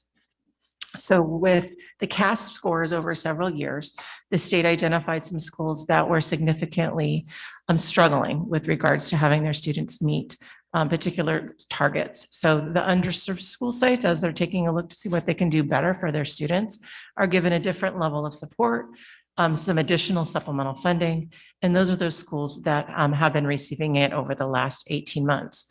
I'd like to highlight, though, that Short Acres and El Dorado originally started, but because they had increases in their attendance and in their academics, they actually cycled out of CSI. So that was really, really good news for them. These schools are continuing in the program, and so we're looking to see whether or not they will also hopefully graduate out of CSI as we move forward. So certain student support services, and these are really general ones. If you take a look at every school site, single plan for student achievement, the community is very detailed in what they utilize their federal funds for. So generally across the board, student supports at Title I schools include extended learning time, community service liaisons, often supplemental reading or mathematics programs, additional technology, as well as contracts for things such as the Mindful Life Project or possibly Rainbow Community Center, extra counseling support, and then supplemental positions such as, let's say, intervention teachers or site-based coaches, or even site-based program specialists, which are really additional administrators that are not managing and running the school as if it's a normal vice principal position, but they're there really to focus on the instructional program. And again, these decisions all run through the school site council. They gather input, they look at data, and they're the individuals that determine what are those services that are going to be most impactful to student achievement. Again, speaking about student achievement, it's a requirement under CSI and Title I to make sure you're monitoring student progress. And we are currently going through a federal program monitoring, and they have been very specific about what they wanted to see about the evaluation of all sorts of title programs. So whether or not it's Title I, Title II, or Title III, this level of analysis utilizing common assessments, statewide assessments, attendance data, suspension data, SEL, social emotional learning surveys, all of that plays in to how are schools measuring their return on investment, as well as how are they monitoring student success over time. And that Plan, Do, Study, Act cycle is something that's very detailed and something that's been included all through the SIR report. So we're very much aligned with our activities. Our schools are very much aligned in how they're looking at student data. And we actually had a huge PD day on Monday where sites all took a look at academic as well as SEL data.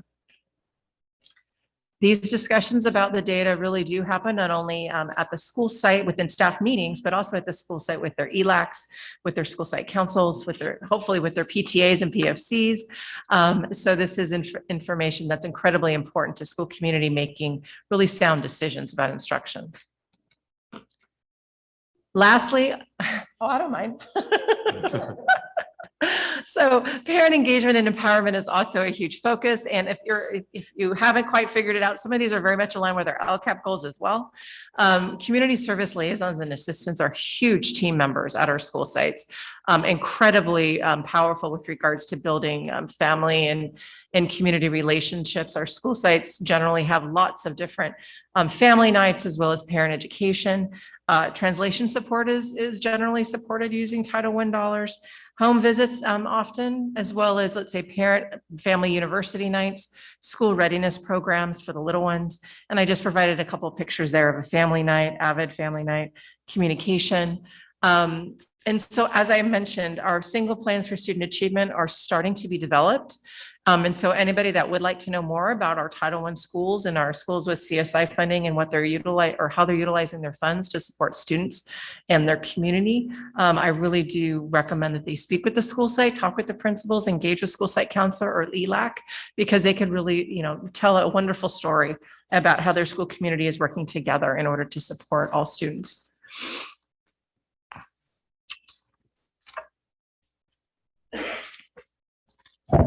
Okay, thank you very much. Trustees, any questions on this or comments? Thank you very much. It's really important for, I think, the whole board and the community to understand how that works with the CSI and the Title I funds. Those are, terms that are mentioned quite often throughout our school district, but it's not something that you learn as an average parent about how our school system is funded and works. So thank you very much for providing that. So again, our goal is to provide information from the board so that the board has accurate and relevant information around what's currently taking place in our schools. And so hopefully from my report and from the other reports that we've done for the board this evening, that we are continuing to do that. And again, just so the public understands, we put together a very detailed Friday update that goes to the board and is also available for all the public, and every one of our departments contributes to that update. And then we also put together a Friday newsletter that really highlights a lot of the activities within the district every week. And then on top of that, when we post the agenda, every board member has the opportunity to submit questions to me that I then give to staff, and we provide those responses back to the entire board. And so all this is in a way to be transparent and to provide information not only to the board, but to staff and to the community at large. So hopefully this report has been beneficial. Thank you, Dr. Clark. That was very helpful. And I just want to recognize you for your leadership in this area. I think in the last year, our school district has really improved tremendously in terms of communication, not only with things like Parent Square and translation out to our parents, but the Friday letter and the organizational updates just continue to grow with the amount of information that you're providing. And I would encourage and even on social media that we're starting to have more of a presence there. So I think to combat some of what Trustee Mason was saying about the negativity on Facebook that people often experience, one thing that people who are on social media can do is continue to share out from the official source, right? So if something is shared out by the district or by the school, and you're in a private closed Facebook group that might be not aware of that information, it's really important to share the actual information from the source. And there's incredible information coming out every week from the district. So really appreciate that. Just, we have a tremendous team, all of our, all of our site administrators, teachers, classified staff, district office staff. We are truly all in this together to support students, as I communicated earlier. And unfortunately, sometimes that gets lost in some of the day-to-day challenges that we're all facing. So we really are a team effort, definitely in the superintendent's office with Laura and with Teresa. We are really working to get information out to all stakeholders. So again, I'm glad that the board appreciates that, and will continue those efforts. Thank you very much, Dr. Clark. And I think also these presentations, the last few that we've had here on enrollment, as well as CSI and Title I, are very helpful in explaining where our funding comes from and what we can all do to affect that, right? So if we encourage other families at our school sites to fill out that alternative income form, that affects our Title I federal funds, our CSI funds, grants that we can be eligible for at many of our schools. We can all contribute to that and make sure to be a part of it, right? And we can share the ways to be able to enroll in the various schools and programs in our district. So thank you. Thank you. Okay. So that takes us to our consent agenda 15.0. Items listed under consent agenda are considered routine and will be approved, adopted by a single motion. There will be no separate discussion of these items. However, any item may be removed from the consent agenda upon the request of any member of the board and acted upon separately.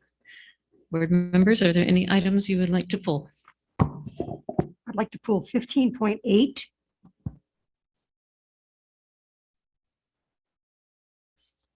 Okay, thank you. Any other items?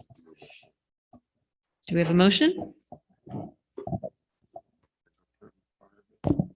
Madam President, I move the board approve the consent agenda with the exception of 15.8, which will be considered separately.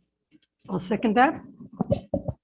Thank you very much. We'll take that to a vote. Trustee Fowler? Yes. And I didn't repeat the motion. Motion by Trustee Mayo, second by Trustee Mason. Thank you.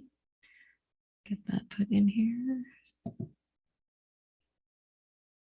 All right. Thank you, Trustee Fowler, and the rest of us will vote electronically.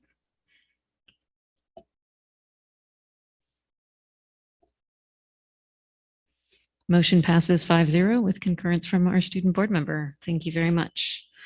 All right, so that takes us to item 16.8, Trustee Mason. I just pulled this because I read it a couple times and I could not see anywhere in there where it talked about fingerprinting of the folks from Mills College, even though the one that's right after it, the other university clearly stated that everybody would be fingerprinted before stepping foot on our campuses. Sure, no problem. I appreciate you catching that. You might notice there is an item in the contract, item 5 reads, the district agrees to comply with applicable state and federal workplace safety laws and regulations. So that would encompass it. But what we, just so the board knows, for all student teachers, we register them and process them as substitutes as well, so that they can possibly help us in that manner. And doing so requires them to all be fingerprinted. So that is how we do process all of them as new employees. Thank you. Sure. So I would go ahead and make a motion that we approve 16.1, the memorandum of understanding between Mills College and Mount Diablo Unified School District. Thank you. Motion by Trustee Mason, second by Trustee Mayo. Your names are so similar. I really tripped up on that. Okay, we'll take that to a vote. Trustee Fowler? Yes.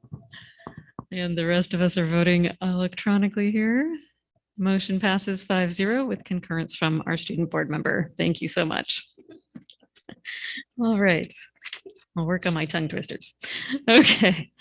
All right. So that takes us to our business items of the night. Item 18.1, review and potential approval of performance audits of Ayers Elementary, Sequoia Elementary, Sun Terrace Elementary, Foothill Middle, and Valley View Middle School from October 25th, 2012 to May 30th, 2019. Dr. Clark? Believe our internal auditor is going to take this item. And you guys have met Isaac before, but Isaac, if you'll come to the podium or the seat, wherever you feel comfortable, and if you'll present this item.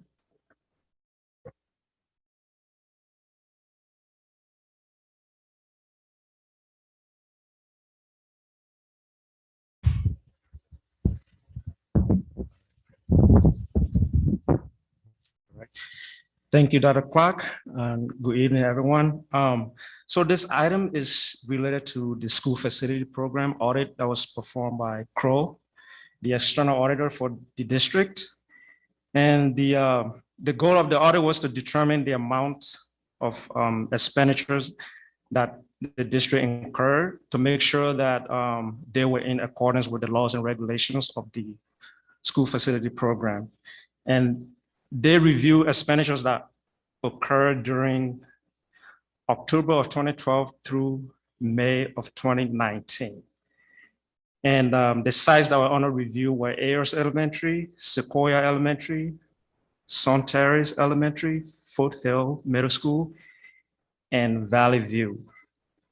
So after they performed the audit procedures, the result of the audit was that they gave the district a clean opinion. Basically, what that means is that there were no findings. So as with other audit reports, once this report is approved, it will be posted on the district website. So with that, I turn it over to the board. Thank you very much. That's very good news. A clean audit is always a good thing for us to hear and for the public to know about our schools as well. Do we have a motion on this item? I believe this is on for action approval. I move Oh. that we approve the performance audits of Ayers Elementary, Sequoia Elementary, Sun Terrace Elementary, Foothill Middle, and Valley View Middle School from October 25th, 2012 to May 30th, 2019. Thank you very much. Motion by trustee Nzewi, second by trustee Mayo. Any discussion on this item? All right, we'll take it to a vote. Trustee Fowler? Yes. And the electronic vote has come in. Motion passes 5-0 with concurrence from our student board member. Thank you so much. And thank you for your report. Okay, that takes us to 18.2, Community Facilities District Number 1, Special Tax Levy Report for fiscal year 2021-22.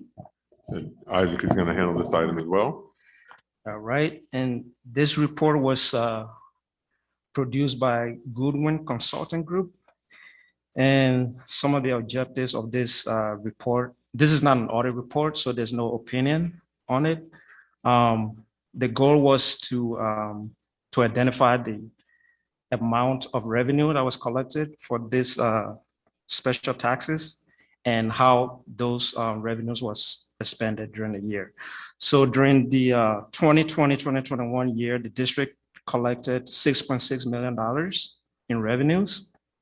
And that amount, 1.5 was used to pay for debt service payments for the series 2016 special tax revenue bonds.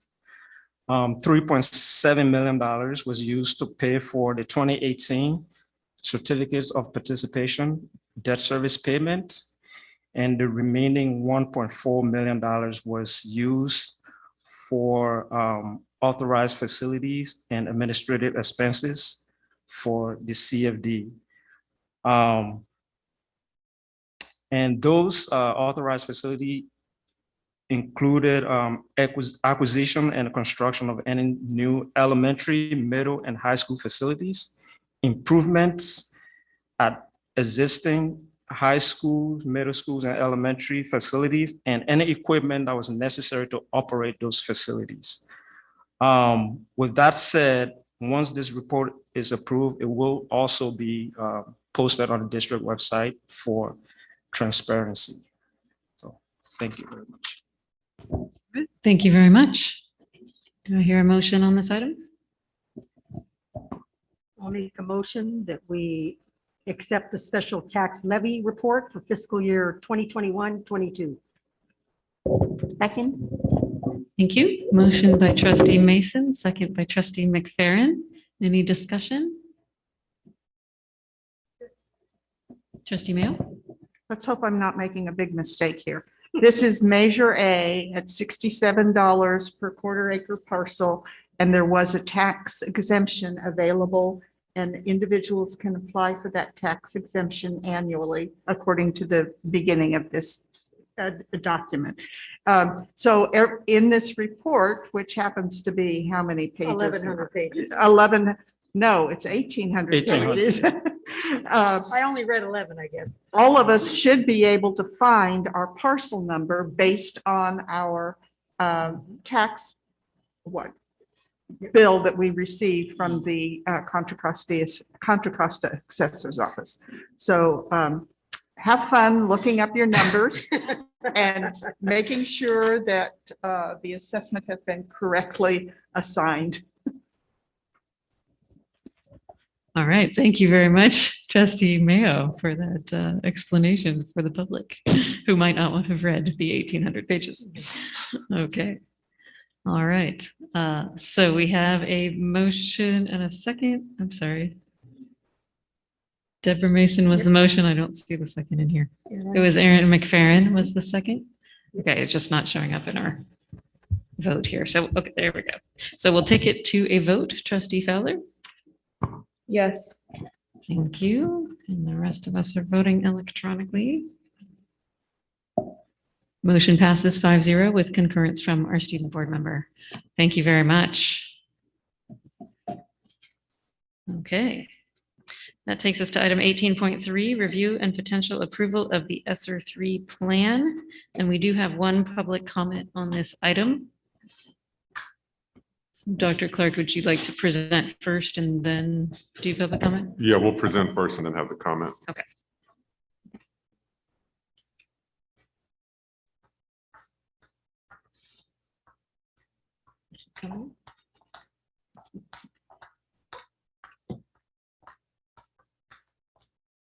The night gets later, the glasses come out.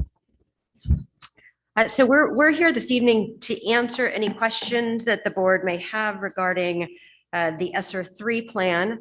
Did you want to do a quick introduction of that? Go ahead. Okay. So this is one of many amounts of money. It's a one-time fund. It came from the allocation from President Biden approximately March. We have not received any of the funds yet, but one of the requirements of ESSER 3 is that we complete a plan. The plan has to be tied to some of the other plans that we've already created, which is why on page 1, you'll see a reference to the LCAP, the Local Control Accountability Plan, the Expanded Learning Opportunities Plan or Opportunities Grant. This would be AB 86 ELO. And then our SIR, our Systemic Instructional Review. So in all of those plans, we were required to gather public input. Similarly, this time around, we did launch a survey and had over 1,050 people respond to that survey. All of that information can be found on the district website under, it's on the COVID update or the COVID page. It's off to the right-hand side, and I have one copy if anybody would like to see it, very small font, but we did want to make sure that we included that information. And then what we're required to do for this is we did submit the assurances. Once we submit the assurances, we are able to start receiving the money. Once we have an approved plan, it goes from our school district to the county office. It then goes to the state of California. They will start slowly dispersing the funds. We have until September of 2024 to spend those. So a lot of what we put in this plan, not only reviewing the input that we have from the other plans, but certainly in the public comments, but we really tried to make sure that the services that we're putting in place specifically for students, those that are mitigating learning loss, we were using other one-time funds to address situations this year. As a matter of fact, AB 86, the two different pots of money that we have there, we've got to have that spent by the end of August. Except what we also know is that a lot of the services are still going to be needed for students. And so we tried to be very, very thoughtful about trying to continue the services for another 2 years or so. So for example, summer school. We would like to continue to offer summer school the same way that it looked this last year. So that's one of the examples of something that you see in here. So come on up because we're going to tag team this presentation. Absolutely. So additional counseling support, support like social workers for our schools within our school services department. These social workers are ones that will help with attendance, which I know according to a part of that enrollment report is an area of concern as well as our enrollment. Activities such as continuing expansion of our after school program at our 2 schools that are not funded out of Title I dollars, but ones where we are in discussions with the school sites at Westwood as well as Concord High School in order to survey which types of enrichment programs and supports they're looking at that are of interest to the students as well as the community. Additional like online supports as well as additional staffing for our independent study program, which may end up being a virtual learning program, depending on what the state of California does at the end of the year. So there's these things that we know they are individuals being paid out of certain one-time funds we have now. As we looked at the ESSER 3 conversations on how can we continue with these additional counselors and staff members as well as programs as long as possible. So it is a bit of a building on the plans that we had in the past, as well as staying true to the systematic instructional review report and really what we have within our LCAP to make sure that we're not just throwing and stacking initiatives and programs and things on top of each other, but we have a very coherent aligned program with ongoing dollars as well as one time. I think the only other things that I would add is that there are 2 items that are in the packet to be approved tonight. One is the safe return plan that is here. It is very, very brief and there's very little in it because we were required to create and then update our other safe school return plan. So this references the fact that we had an initial plan and then we already did the 6-month update on that. So that's this first document, and the second document is the 9-page document that does have all of the components. I would like to point out some of the general themes of the 1,050 or more responses: technology, outdoor science labs, picnic tables, positions to reduce class sizes, increasing salaries, new curriculum, mental health support, different types of PPEs and MERV 13 filters, language arts, math supports, after school programs. And we want to be really clear.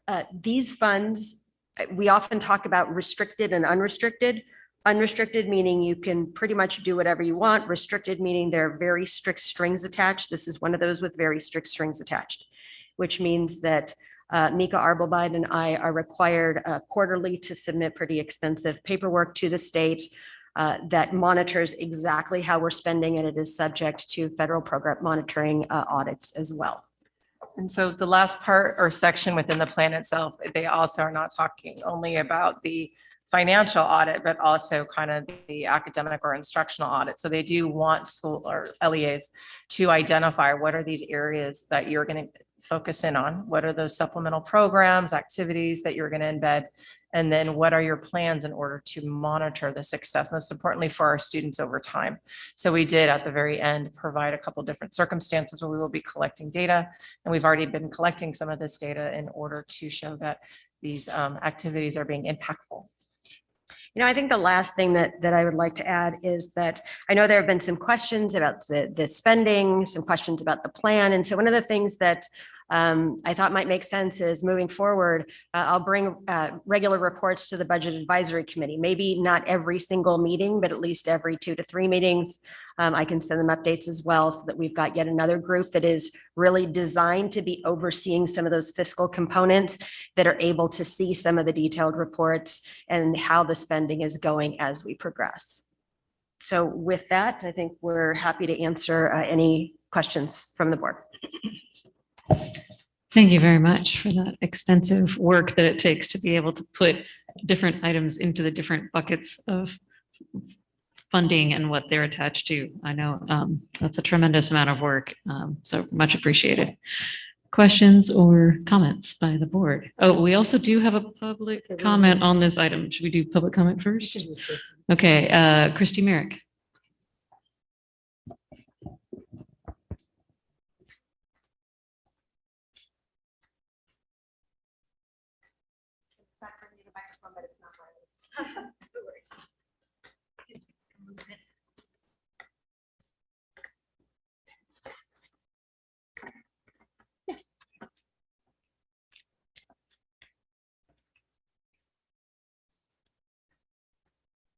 Thank you.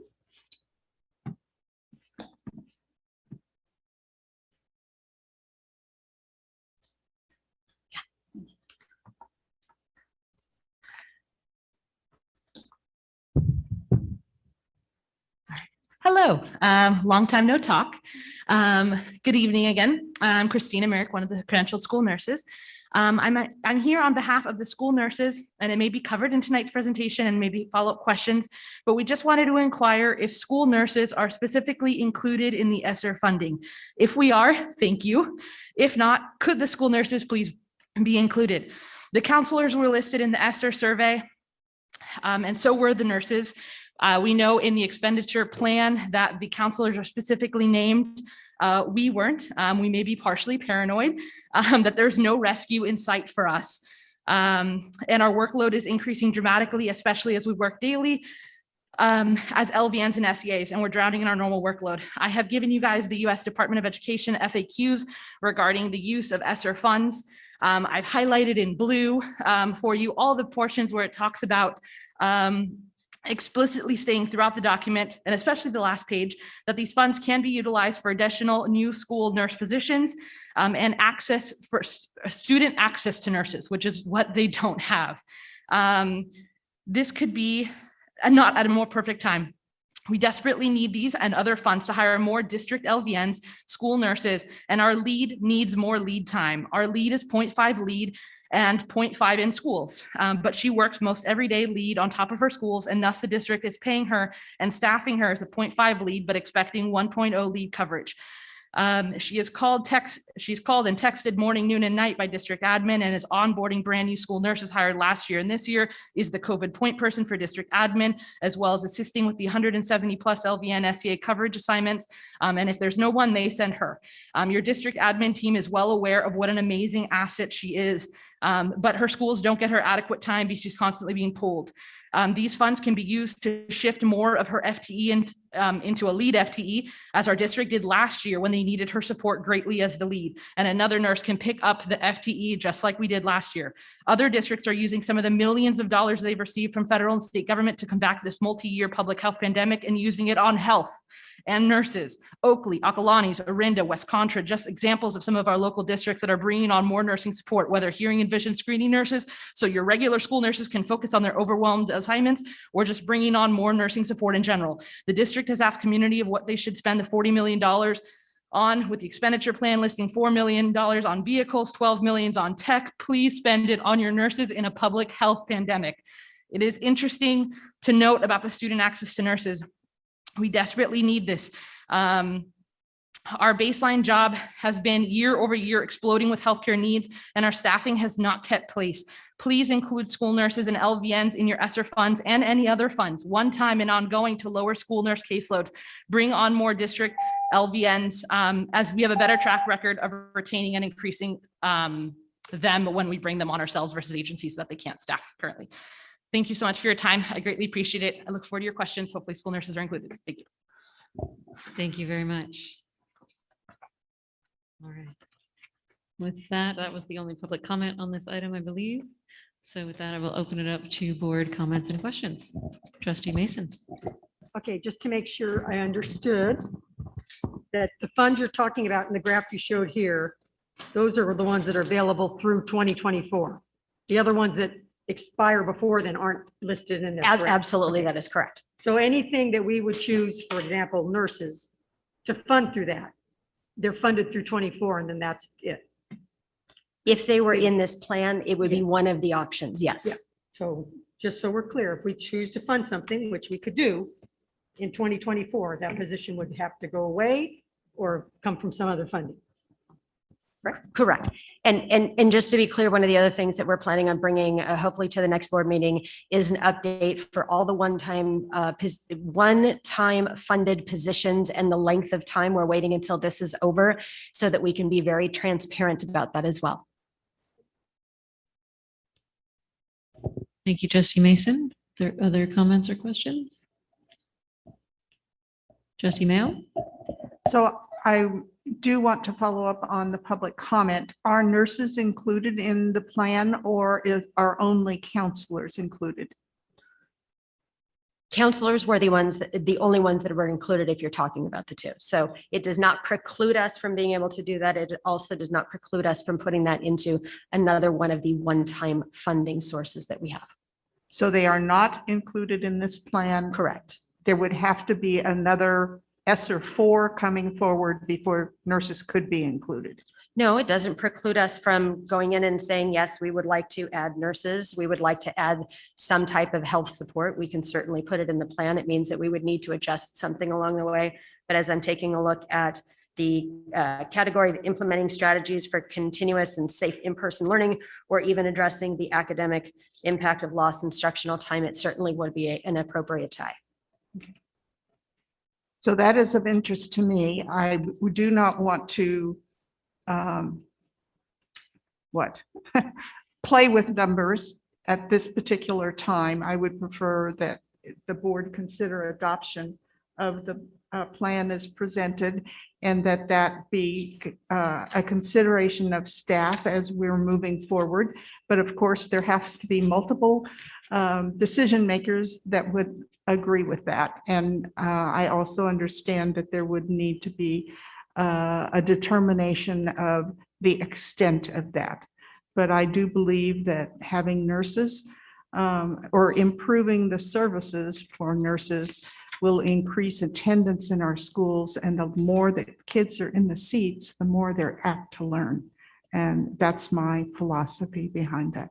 So. Thank you. Absolutely. Thank you, Trustee Mayo.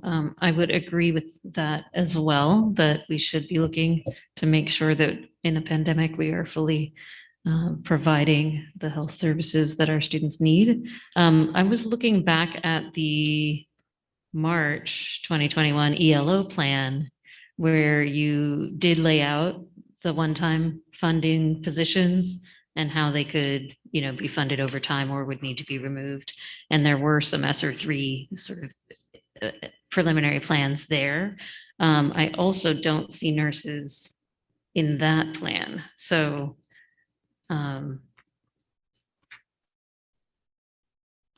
it is something that I would definitely be interested in understanding how are we going to handle those needs in our district. It is certainly something that we can discuss with Dr. Clark and discuss with the executive cabinet to take a look at what we could move around and where it would be appropriate. Thank you. Other questions, comments? Trustee McFerrin. I would just like to say that I appreciated Trustee Mayo's comments, and that I am able to work at a school site that has a full-time nurse, and I think it really makes a difference for us. And I know from my experience at Mount Diablo High School that our nurses are stretched really thin, and the impact that has on students. It's also something that comes up in my neighborhood where people have tried to address their concerns about kind of our limited time with a nurse, which I think is maybe only twice a month. And then she's pulled once of those times. So she's only there like once or twice a month, maybe. And for the parents that I know, they don't really feel like that's like sufficient or that they feel, incredibly safe because of that. So I would also I'm interested to see like what we can do to try to just do a better job at like serving these health needs for students. Well, and if I may, I think it's important, if the board is interested, to bring the job description of what the nurses actually do, because there may be a disconnect on what we assume nurses do compared to what they actually do. And so if we're going to start making adjustments to this plan, it's what are you going to take out, and then what are you going to add? And so again, I just want to make sure that we're clear on what the responsibilities are of those positions before we start taking one thing out for another because of what somebody said. So I just want to make sure you guys have that information.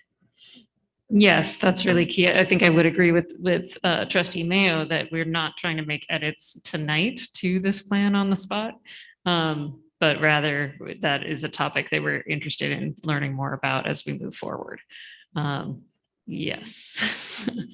And on the nurse's role, that would be a really important thing to understand.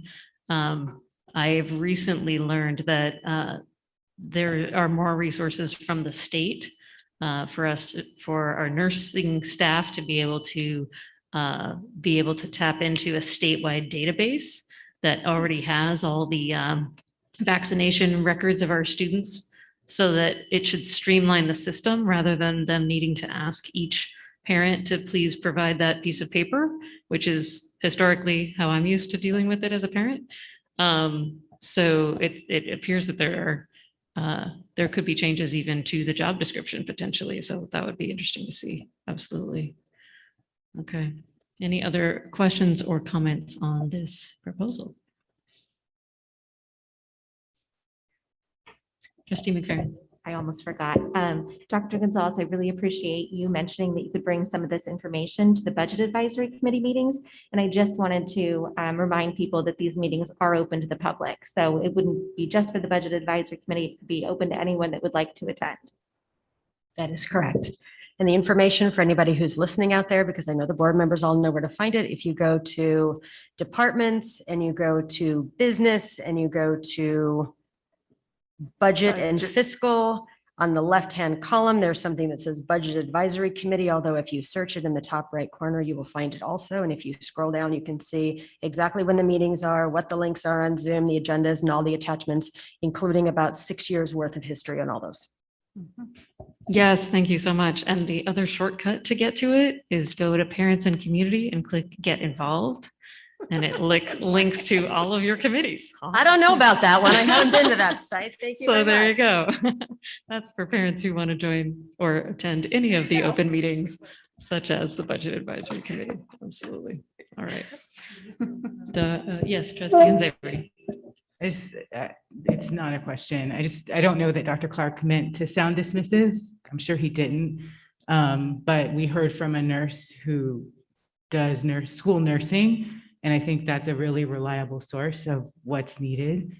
And I don't think she spoke here just on behalf of herself, but on behalf of our whole nursing team. And that's just valuable to hear from. So thank you.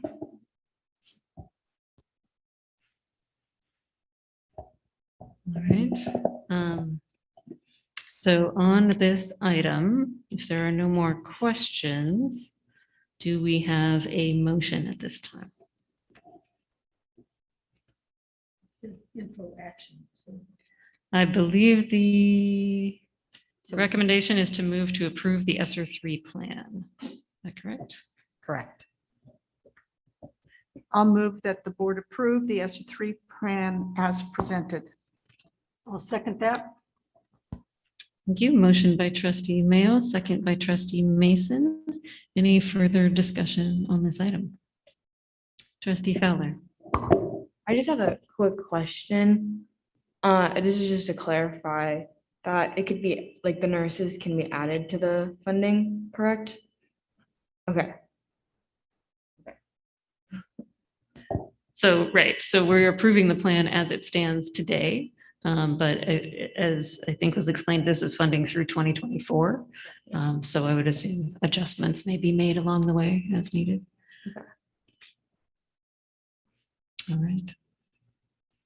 Okay, so we'll take it to a vote and we'll start with trustee Fowler. Yes. Thank you. And the rest of us are voting electronically. Motion passes 5-0 with concurrence from our student board member. Thank you. Thank you so much. And do we have to approve the other item that's on the docket as well, or did we approve that one previously?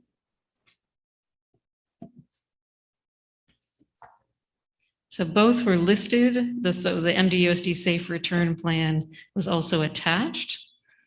But the recommendation was to move to approve the ESSER 3 plan. So was it just because this refers to that? Correct. You have to have, in order to submit one to the county, you have to submit the other, but I've got a hard copy of it and I'm not seeing anywhere that it says that this particularly, this is included. With that said, it is part of the template. It's just a different document. So I would think by process of elimination, by approving one, you approve the other. Yes. Yeah, okay. It's a two-per. So by approving the ESSER 3 plan, we have already also approved the MDUSD Safe Return Plan, which is referred to in that document? Yes, that is our understanding from the County Office of Education. Okay, thank you very much. Thank you for the question. I want to cover all our bases there. I just want to appreciate Dr. Gonzalez for all of her work on the Budget Advisory Committee, as well as trying to fit in one-time funds and how we can create ongoing positions with all of the different funding sources, because that's not easy to do. And the main thing that we're told, recommended by all fiscal advisors, is to never use one-time funds for salaries. So the fact that we are finding ways to get that done, I think is very much appreciated and a lot of work. Okay. So that takes us to item 18.4, review and approve coordinated comprehensive early intervening services plan, the SACE plan. Dr. Aguirre? I apologize, the language was not altered in that first phrase. We will not be asking for you to approve it today. We'll only be asking for information as indicated. All right, so here is our plan. Here's our presentation as we get started this evening. And the plan is attached as a separate document. This is just sort of meant to talk you through the process of that development. So what we're going to do today is talk about root causes and measurable outcomes, and also a request for review of the plan today, not approval, and then talk about what our next steps will be. And in this PowerPoint in its original format, those green links right there are all links to actual source documents that we have. So we were starting work back on February 2021 on this plan. And we have a large number of people in our district working on this plan. They're all listed here. Dr. Clark participated, myself, Carrie Wheel, who was a former program specialist here and has been instrumental in some of our other plans. Jennifer Saxon, Jorge Malgoza, who will eventually be gifted the implementation of this plan, just as the last CSACE plan was operated through our equity department. Since we haven't been in significant disproportionality obligation since 2015, the equity department focus has changed, but tonight we're going to talk about how that group will oversee this plan ultimately, because it is a general education plan. And then also how we're going to use the funds to allocate resources to support the activities. Alicia Stuckey-Smith was instrumental in the last plan, and she's here guiding us through this process, along with Brian Casson, a long-term district employee who handles our alternative dispute resolution for special education. We also have Linda Pete from Student Services, who has been instrumental with the attendance information and the chronic absenteeism, along with Kathy Futterman, who you've heard about several times this evening, and she's a rock star and all about learning disabilities and reading program and language development. So she's been helpful there. David Cabezas is a district resource specialist, and Carolyn Sakis is our lead psychologist, who's not only working on the plan, but she is also working with our psychologists and those assessment practices and refining them. That's not in the plan because that's a special education process, but she is working on that behind the scenes. Stephanie Roberts is our MTSS director. Stavros Gagumas is a special education program specialist. And James Wogan, who recently joined the district, as you know, is our homeless foster liaison. And the reason we have him involved is because there's a lot of overlap in the demographic data in terms of absenteeism and achievement data, suspension data, those types of things with our foster youth. And also what we're trying to do is make sure that this program, the CSACE plan, aligns with our SIR report that also works to address the needs of our African-American students along with our foster youth and homeless youth. So basically, disproportionate representation in special education is there's a risk ratio. And so essentially the risk ratio should be if 5% of your population falls within one group, then they should fall within the other group, right? So if 5% of your population are Asian, then you would expect 5% of your people to be in special education. That would track, that would make sense. But disproportionate representation is anytime you exceed that by 3%, by 3 times, I'm sorry. So basically, if you have 5% of your students who happen to be African-American, as long as you're not more than 15% in special education. I struggle personally with this number. I think it's just on its basis flawed, but that is the number the state gives us. Also, in order to be significantly disproportionate, you have to be called out in any one of what they call cells. So any one of our student groups by race, and they fall along the lines of you can be significantly disproportionate or disproportionate for graduation rates, for dropout rates, English language arts and math achievement, and also participation. You can also be called out for least restrictive environment if one particular group is all in separate schools or non-public schools or home hospital, something like that.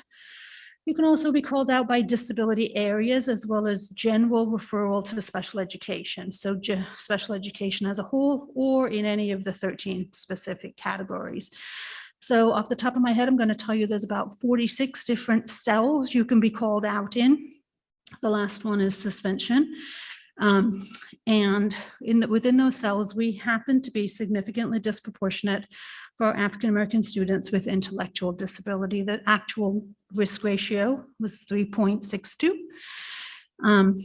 That represented at that time 15 students. And so one might ask, well, that doesn't seem like a lot of students. Well, it does if you're one of the 15, right? That's not okay. So we went through a whole long process that was well worth the time, well worth the investment, and well worth the thought that we put into it to try to address how do we change this trajectory. So I want to go back first of all and remind us that the first step we had to do is every year for special education, we have to do what's called a SEP. Creatively enough, it's our special education plan. And every year there's 20 indicators.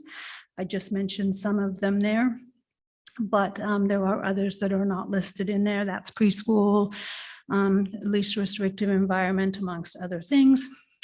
And so we have to write a plan, and that plan addresses those factors for our students with disabilities.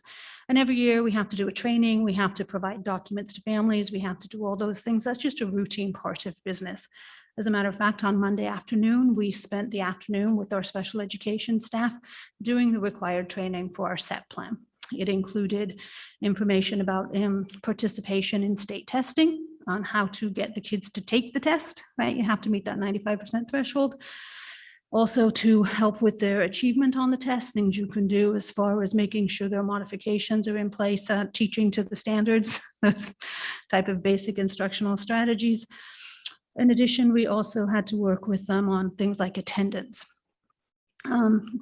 Graduation rate, and they also follow our special ed kids post school for 2 years and really make sure that we're doing what we're supposed to be doing, which is getting them ready to launch, right? They have to be enrolled in either a school program or employed or both or either. And so we did that training on Monday, and we'll do that every single year. It's just part of it. And then though this is a general education plan, this is before they get to special education. So it's a bit tricky. It's easy for us to say, well, let's just look at our assessment practices and do that differently. Let's just, figure out how to hire a CWA for these special ed kids. Let's just do that. This is supposed to really interrupt that cycle and provide those interventions early.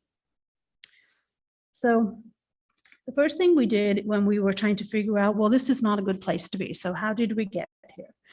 So the very first thing is we looked at our quantitative data, and then we conducted focus groups to get qualitative data. There's nothing like hearing it out of the mouths of the people who are living that life and that experience. And we had some good feedback there. Heartbreaking feedback, I will say, devastating, but it was definitely important. And then from those two pieces of two major bodies of data, we conducted, we had some discussions around what are those root causes. And we had some group discussions amongst our leadership group, and then our technical facilitators came in and they worked with us. And then once we got those draft root causes, then we did have a stakeholder meeting that was public. We did outreach to the community, and we did get those root causes voted on. We did have 100% approval on the night of that meeting.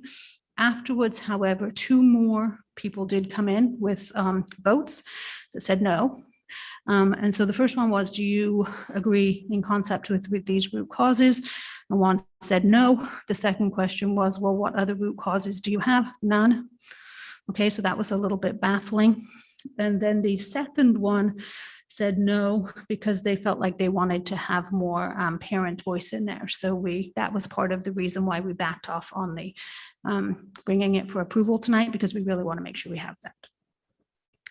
So after we got those root causes approved, which was about 86% approval rate, then we went ahead and drafted the CSACE plan, which I have attached the copy for you, but I'll run through some of the main parts of it with you. And then we held stakeholder meetings, and we did make a lot of changes to the plan based on input from our stakeholders, which I'll highlight in a little while. And here we are today. We're presenting it to the board for you for information. We're going to continue to revise this plan. We are planning on having another stakeholder meeting next week, where we do specific outreach to the parents and guardians of our African-American students specifically. And again, that was based on the feedback we got from our stakeholders and advice from our technical advisors who have been instrumental in this whole process. So we do plan on doing that, and then we'll be bringing it back next time for board approval and then submitting it to the CDE so we can get started on the work, right? We don't want to admire the problem, but we also don't just want to rush through the process to get a plan that we know is not really truly embraced by the community and wanted by the community, and that will not be effective. So the first thing we did for our quantitative data, I do want to point out that this is a little bit hard to see in this format. But if you can look at just the first round of bars, you'll see that is our enrollment of African-American students in the district. And you can see the second round is just consistently higher, because the enrollment of our African-American students in special ed in general is about twice that of where it should be proportionally. And the next 2 bars are our students who are reported to CalPADS in Asian category. And then our Latinx students, who you can see slightly overrepresented. And then our students who are reported as white, who it's about even. So overall, we are not significantly disproportionate for African-American enrollment in special education, but I would be negligent if I didn't say, well, that's twice as high. Why? That doesn't make any sense, right? That was the first piece of data we looked at. And we looked at lots of data. I'm only selecting some of the key pieces for you, but I am happy to supply any of the data you want, any of the data sets. It's rather voluminous. So pick up a good blanket and sit on the couch one night. But here's where I get a little more baffled, because when I look at our students with 504 plans, I see that our African-American kids, it's about equal. So why? It doesn't make sense. Why are we twice as likely to have an IEP and not a 504? Both indicate disability. What does that say? Right? Who are we referring to what?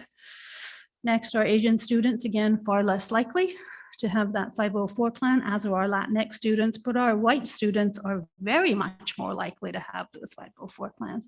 So this was really eye-opening, right? And it really highlighted the point is, you have a disability or you don't, but what are we doing in order to serve you and help you? And when are we helping you, right? So this was a key piece of information for me. which I felt was very significant in this story. I also am looking at suspensions. And again, I want to remind us, we are not significantly disproportionate for discipline. I also want to remind you that that last column is always going to be high, right? It's going to be high. And that was because we had so few disciplinary incidents in that fourth year. So the way the column reads, the first column is 17, 18, then 18, 19, 19, 20, 20, 21. So you see that large purple spike in suspensions. And that's because we had 11 suspensions all year. Just so happened that 60% of them went to our African-American students. For what? So there's the information there. And the fourth column is missing on our Latinx students. And again, because we had 11 incidents and just the first year was higher. So our suspension data is not even. And you can see the trends in suspensions. The last column, though, I do want to remind us, is misleading just because it was distance learning.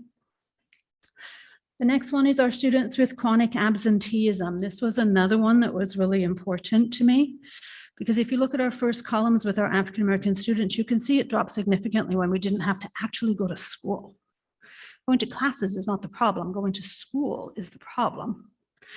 So that was important, and it did actually drop last school year, chronic absenteeism for our students who are African-American.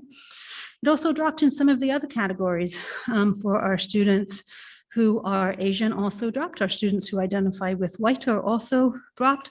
Our students who were Latinx, their absenteeism increased last year. So again, as we're looking at our focal students, the students will be trying to target our supports towards. Latinx was another category that we looked at.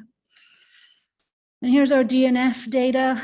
You can see our students who are Hispanic and African-American, again, have higher numbers of Ds and Fs. And these are district-wide data. We do have it disaggregated by school sites, but you can see just across the board Ds and Fs. So we have to ask ourselves again, why? And so looking at those grading practices and looking at, is it work completion or is it skill mastery, right? Is it compliance or skill mastery? So all of these pieces together combined for our qualitative data.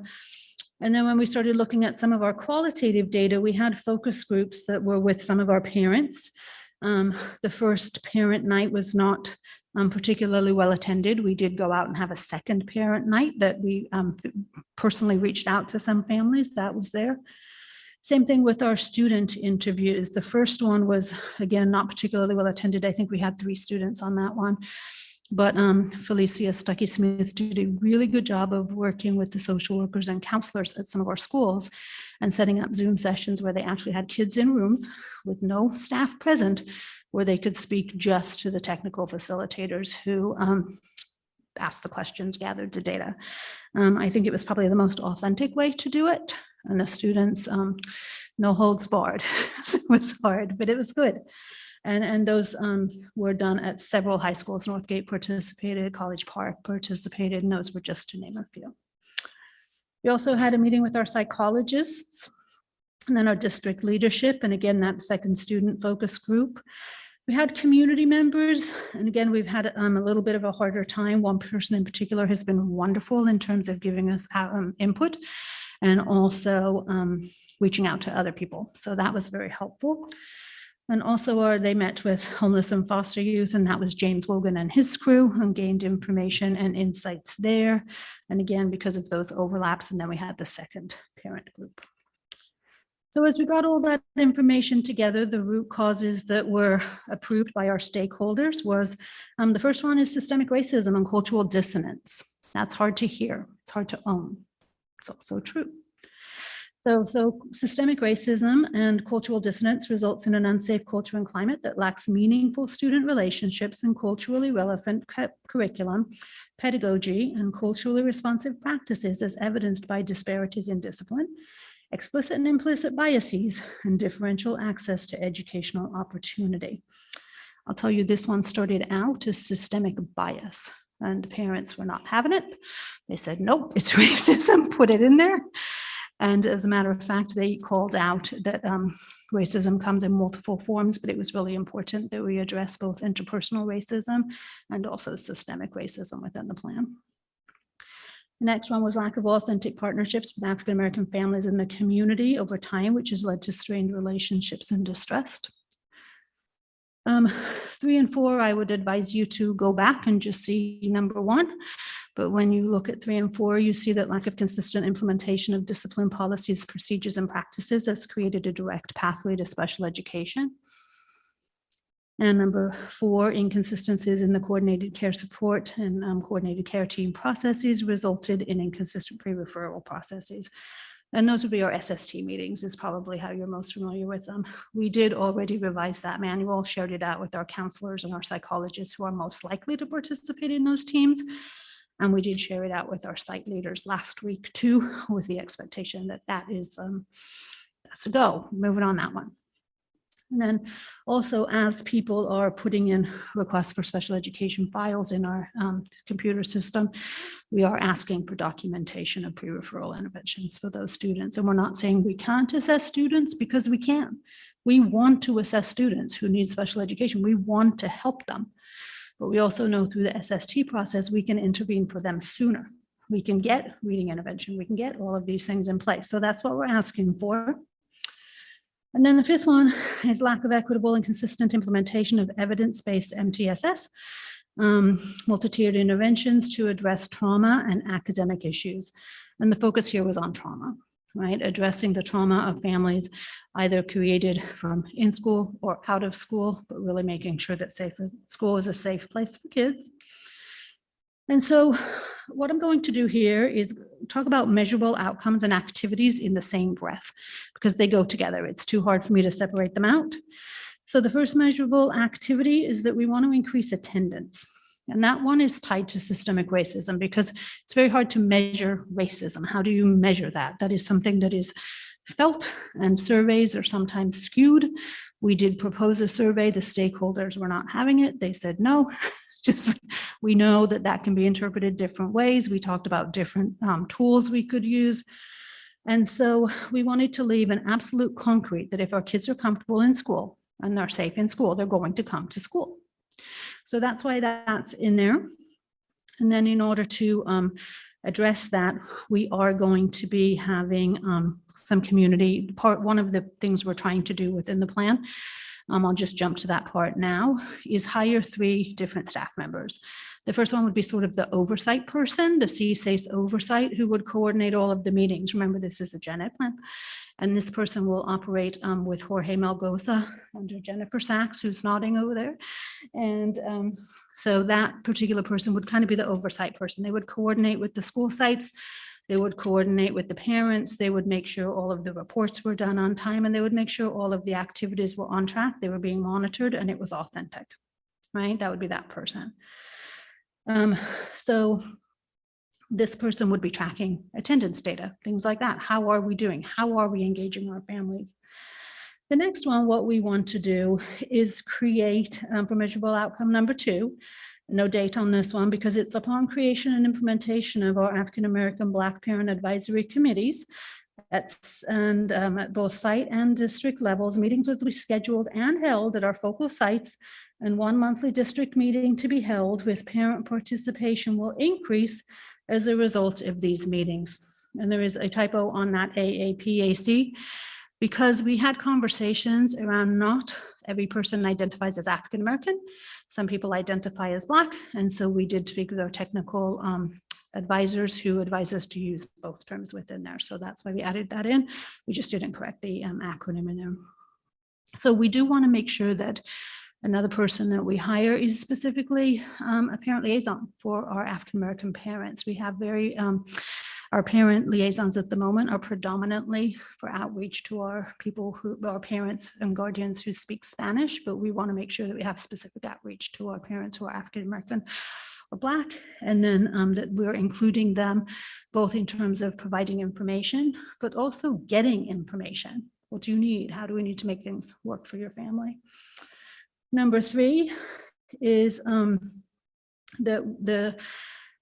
that schools of attendance of the focal scholars will decrease their suspension rate by 5%.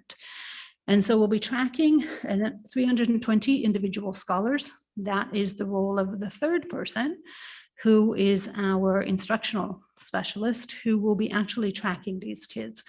What we learned from our file reviews is that of the 11 kids who are left in the district, of the 15, those kids were identified by the time they were in first grade.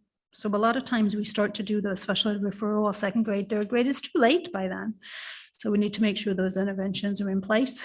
And a lot of times there is a link between needing help and behavior, right? And so what we're thinking is that some of our kids would rather, and we know for a fact, some of our kids would rather act out than admit I can't read or can't do this activity or ask for help, right? It's hard. And that is true across all students, by the way, across all grade levels. So we are really focused on decreasing the suspension rate for those particular kids. We know it's an issue. We want to get ahead of it before we go into significant disproportionality. The next one is that measurable outcome number 4, that 100% of our focal scholars groups will make a 1.5-year growth for each year receiving intervention services. And this is something that is still up for debate, and it's presented here because we haven't changed it yet. But it was something that the stakeholders were very passionate about, and that not every student's going to make a 1.5 years worth of growth, even if we try very hard to catch them up. So they were looking at more of a broad benchmark. 30% of kids will be at standard. I'm just making that up. 80% of kids will be at standard. Whatever is a jump up from the present levels based at those schools, kind of backwards and forwards on that, because this is an individual plan for an individual student, right? Not a group as a whole. Just because 3 kids are doing great, that doesn't mean this kid is doing great. Right, so still working on that one. Information tonight, any feedback's welcome, still open. Number 5, that we will update and create relevant board policies, some of which are coming for you tonight. Practices and procedures in alignment with California Ed Code as measured by drafted documents, departmental websites, and Board of Ed agendas as appropriate. And as I mentioned earlier, we did update the SST document already. We already are in process with the 504 document that was done this summer. Our SST documents did not include referrals to 504 plans. That was a huge oversight. We had done parent information packet from the ground up this summer because that was really heavily focused on when your kids come to school, here's the rules, rather than when your kids come to school, we want them to be safe and learn, right? And we think it's important that we have both, but we wanted to be from a different lens. So that was done this summer too. And those are just the starts. We're not done. We'll continue to do those. And then at the suggestion of that last stakeholder group, we did add that 6th outcome, which is again that this is a survey that students will demonstrate increased connectiveness and engagement with school. We didn't want to leave it only as the survey, but since we were talking about students being disconnected, then we wanted to make sure that there was a measure that they were connected. Again, both that quantitative and qualitative data looking at that. Here's our focal schools. The particular schools we chose were the schools with our highest percentage of African-American students. They also, the students that we chose also have other risk factors, such as being in the tier 3 on our test, on our iReady test, or having disciplinary incidents already, or having Ds and Fs in their grades. And I will, Riverview is only 6th grade and Mount Diablo High School is only 9th grade. And the reason why is because while we do have the freedom to choose our own number of students, our technical advisors did advise us 300. We went for 320 just because, wiggle room.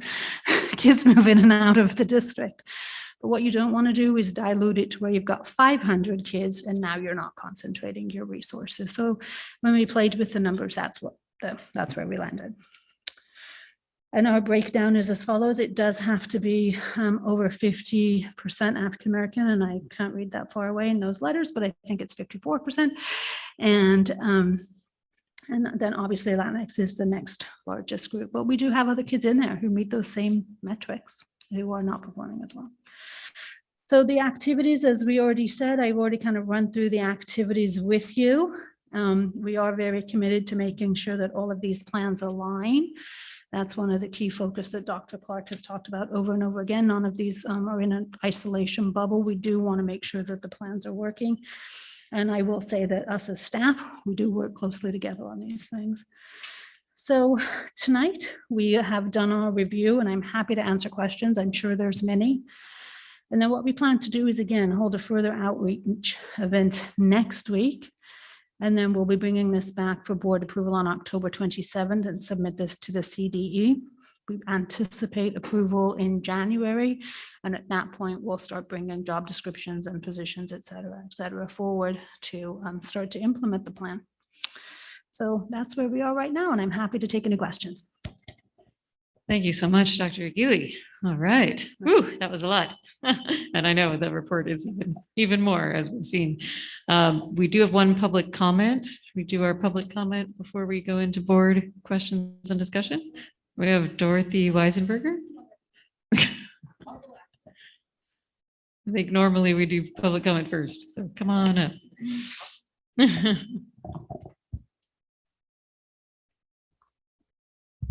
Good evening, board, Dr. Clark. I just wanted to say I was a part of some of these stakeholders meetings, and one of the things that disappointed me, and Dr. Gillies already addressed, was that we didn't have as large of a parent, African-American parent group, and I wanted to hear more from them and what their what they needed and what they wanted to see out of this. And so I'm glad that we're going forward. That was one of the things I wanted, was to have another stakeholders meeting. Also, something that I also was concerned about is these positions that we're going to hire, because this money is coming from special ed for however long we're sig diff, and for whatever, we got to remember that some of these positions, which I think we're going to still need, especially the parent liaison, has to fit into the budget afterwards. So I want to make sure that I don't want to start something and get somewhere and then go backwards again, because that's what I've found over the years when we've been sig diff and other things, and you see progress and you see things going, and then I feel like I feel like we're on a hamster wheel, if you will. That's the best way I can describe it. But the other thing is that when I was hearing from community members and family, and in my work that I do also, I hear that they don't know what SSTs are. They don't know what 504s are. All they know is what IEPs are. And so I think that it's great that that's in there, but I think that we, through the district, need to do a better job at our school sites on implementing those firsts. And there's a lot more I could say, but I think that's it for now. I'm looking forward to seeing how this plays out, and looking forward to hearing from more parents. Thank you. Thank you very much, Ms. Weisenberger. All right, trustees, questions or comments? Trustee Feller. I actually did attend one of the student focus groups along with some of the BSU leaders as well. And it was great because there's kids of all ages, middle schools, and it was great to hear from them, because a lot of the stuff they were talking about are the same things I experienced when I was younger. And regarding the 504 plans and IEPs, my mom actually has like this big binder of my brother's, all his IEP paperwork. So I think the district does maybe need to implement that more to parents and educate them about what the plan is. I think that's really important to help students succeed, all students succeed. So I appreciate and love your presentation. I will be sharing it with the BSU. I've already got some of the meetings scheduled out, so it might be further along the lines, but I think it's great. So I really appreciate that. Thank you so much. We're happy to come and give an update if you need. Yeah, I will be in contact with you. Thank you, Trustee Fowler. Other trustee comments or questions? Trustee Nzewi. I agreed what you said, like how kind of painful it is. And it's just, I think what people will see, especially Black parents and students is that, yes, when you look at identified root causes, it's like, it's not a newsflash, sadly, but it will be a newsflash for a lot of people who are unfamiliar with those experiences. But I just want to really appreciate you for putting the brakes on it and taking the time. Like, you know, on Monday at the presentation, you were ready to try and get in all of these comments and have them ready for today. But then there's just so many comments. And so I really appreciate the willingness, because I know that's hard, to pause and allow the process to go through and allow for more feedback. I think this plan is really rich, and it's even more detailed than the SIR report. I feel like it gives more concrete action steps, so that's very exciting. And to Dorothy's point of being on a hamster wheel, this feels more intentional and more purposeful and more like, oh, we can do this if we do this, and less fluffy.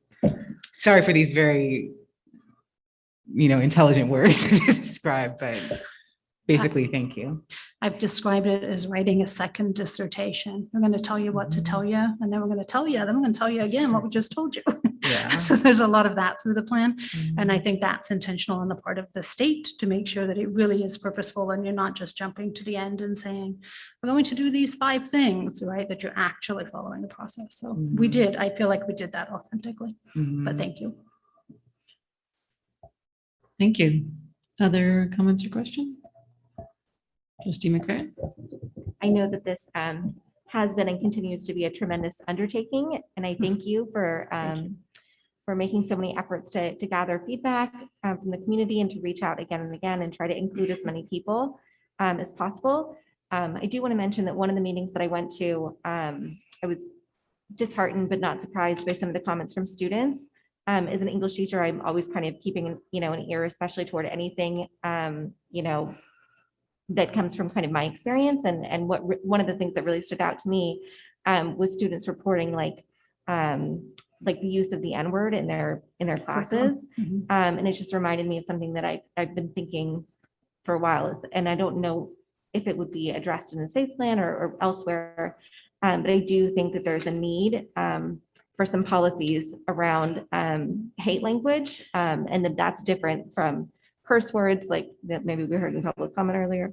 Like, I think those things are very different and should be addressed separately. And so I saw a lot about anti-racism, but I think that this all kind of ties together, and I just look forward to maybe hopefully hearing about like what we're doing to address like this specific concern that came up from students. It came up from students, and it also came up from parents. And that was disheartening. At one of the meetings, Jennifer Sachs did talk about what we are doing to address that. So I'll let her jump in. We're going to need an extension of our meeting time soon. Less having to do with. Shall we pause for 1 second? It's 10:23. Would you like to make a motion for the extension of the meeting?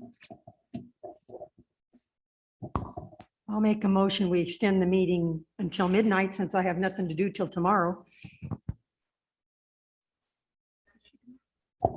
Thank you very much. Motion by Trustee Mason, second by Trustee Mayo. We'll take that to a vote. Trustee Fowler? Yes. And we probably don't have this on the electronic system that quickly, I'm assuming, since we just jumped that. Voice vote, Trustee Mayo? Yes. Trustee Mason? Yes. Trustee McFerrin? Yes. And Trustee Nzewi? Yes. I also vote yes. Motion passes 5-0 with concurrence from our student board member. The reason for that is our board policy does require that we extend the meeting if we go beyond 10:30. So thank you very much for recognizing the time, Trustee Mason. All right. Thank you, Trustee Mayo. And with that, I'll bring it back to you, Ms. Sack. Absolutely. So just very quickly, less about board or less about policies and discipline, but more about education, looking at our core novel list, taking a look at the choices. There is something that's in the works, as well as anything that we're looking at with regards to new adoptions, ensuring that, everything is very inclusive with this language, with the portrayals, a very balanced perspective, one that actually represents our community and not something that is more archaic in nature. So that's all something that we're also taking a look at. But I think it's really part of is just people don't know what they don't know. And when we know better, we have to do better. And part of that is educating our young people as well as our communities. And we do that partially by making sure that we've got the materials and supplies and books in their hands that are actually encouraging proper and productive discourse around particular topics. Okay, thank you very much. Did that answer your question? Okay, any other comments or questions? Trustee Mayo? I too want to thank you for working on this project so closely and intensely and with such passion. I did speak to an African-American individual who has been involved in several of the focus groups, and that individual was complimentary as well. The individual did not know that we would be postponing the decision tonight. So one of the comments was that the individual felt that we should be reaching out to the African American and Black community churches. Predominantly, this person's opinion was that most of our families in Concord and Bay Point attend the churches in Pittsburgh and Antioch.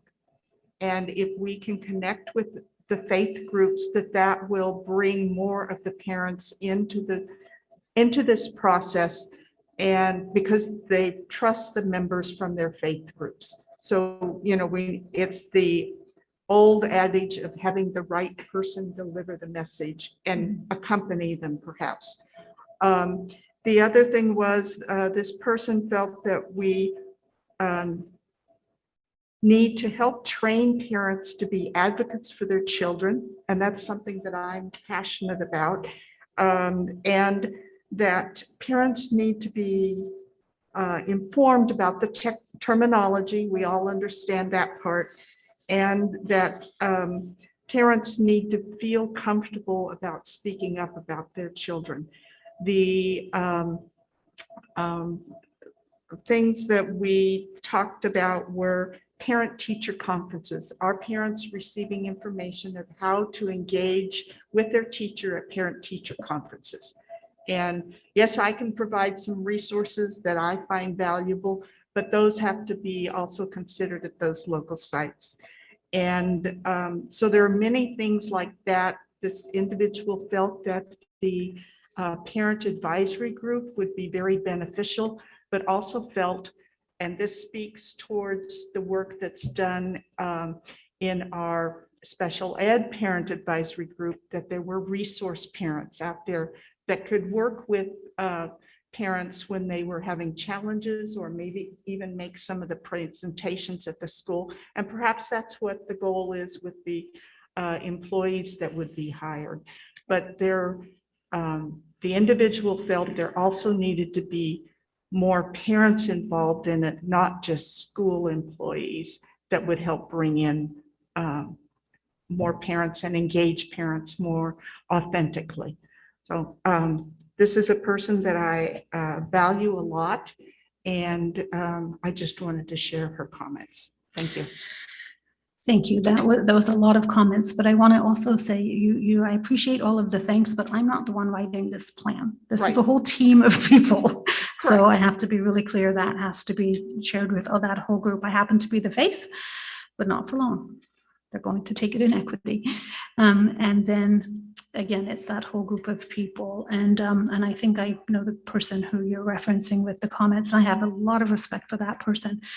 I did forget to tell you on this topic that at our last meeting, the stakeholders did approve the plan in concept, right? And so what we did is we did send out a Google survey to them and say, hey, yes, you adopt the plan as it is. Yes, you adopt it with the additional 6 measurable outcome that we had talked about at the meeting, or no, you don't approve it at all. And we got 100% approval. And it was about 87% approved with that 6th measurable outcome. And then 13% no, they don't care about the additional measurable outcome. And again, because I think it was about the quality of quantitative data, which I firmly believe in. I think it's very, very useful, probably more useful than quantitative data in a lot of points, as we talked about. The things that we heard, we felt were those student comments, right? That's more valuable than a chart. So that was important. So yes, thank you. Thank you, trustee Mayo. I think you made a good point, or the person you spoke to about reaching out to the faith community. I think sometimes we get used to holding all of our committee meetings, at school sites or at the district office, and that's not always the most welcoming place for people to be. So I think we can be, think outside the box a little bit about, if we're, I think in the plan, it said that the AAB PAC meetings would be at those sites.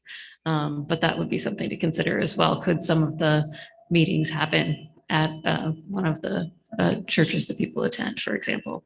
So just a thought there. But I really appreciate that the AAB PAC is something that will be created, because I think that's something that has been missing. That's the voice that's been missing in our decision making.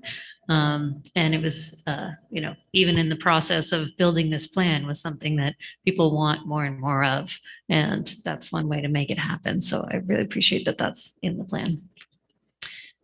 Trustee McFerrin. I guess the only thing, I'm sorry, go ahead. Just really briefly,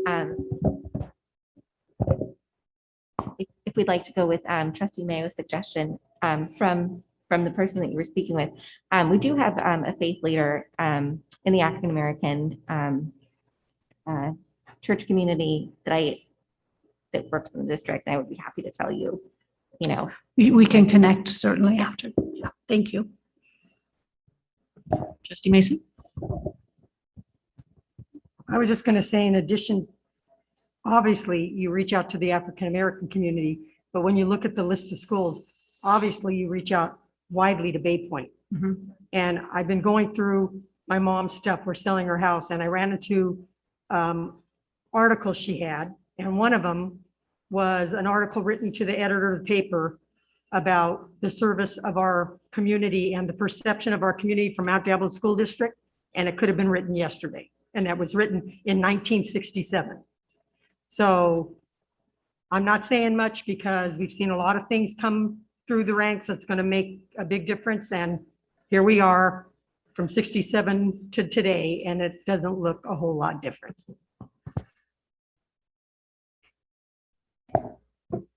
Okay, any other comments or questions? So this is information tonight, coming back for action to our next meeting. And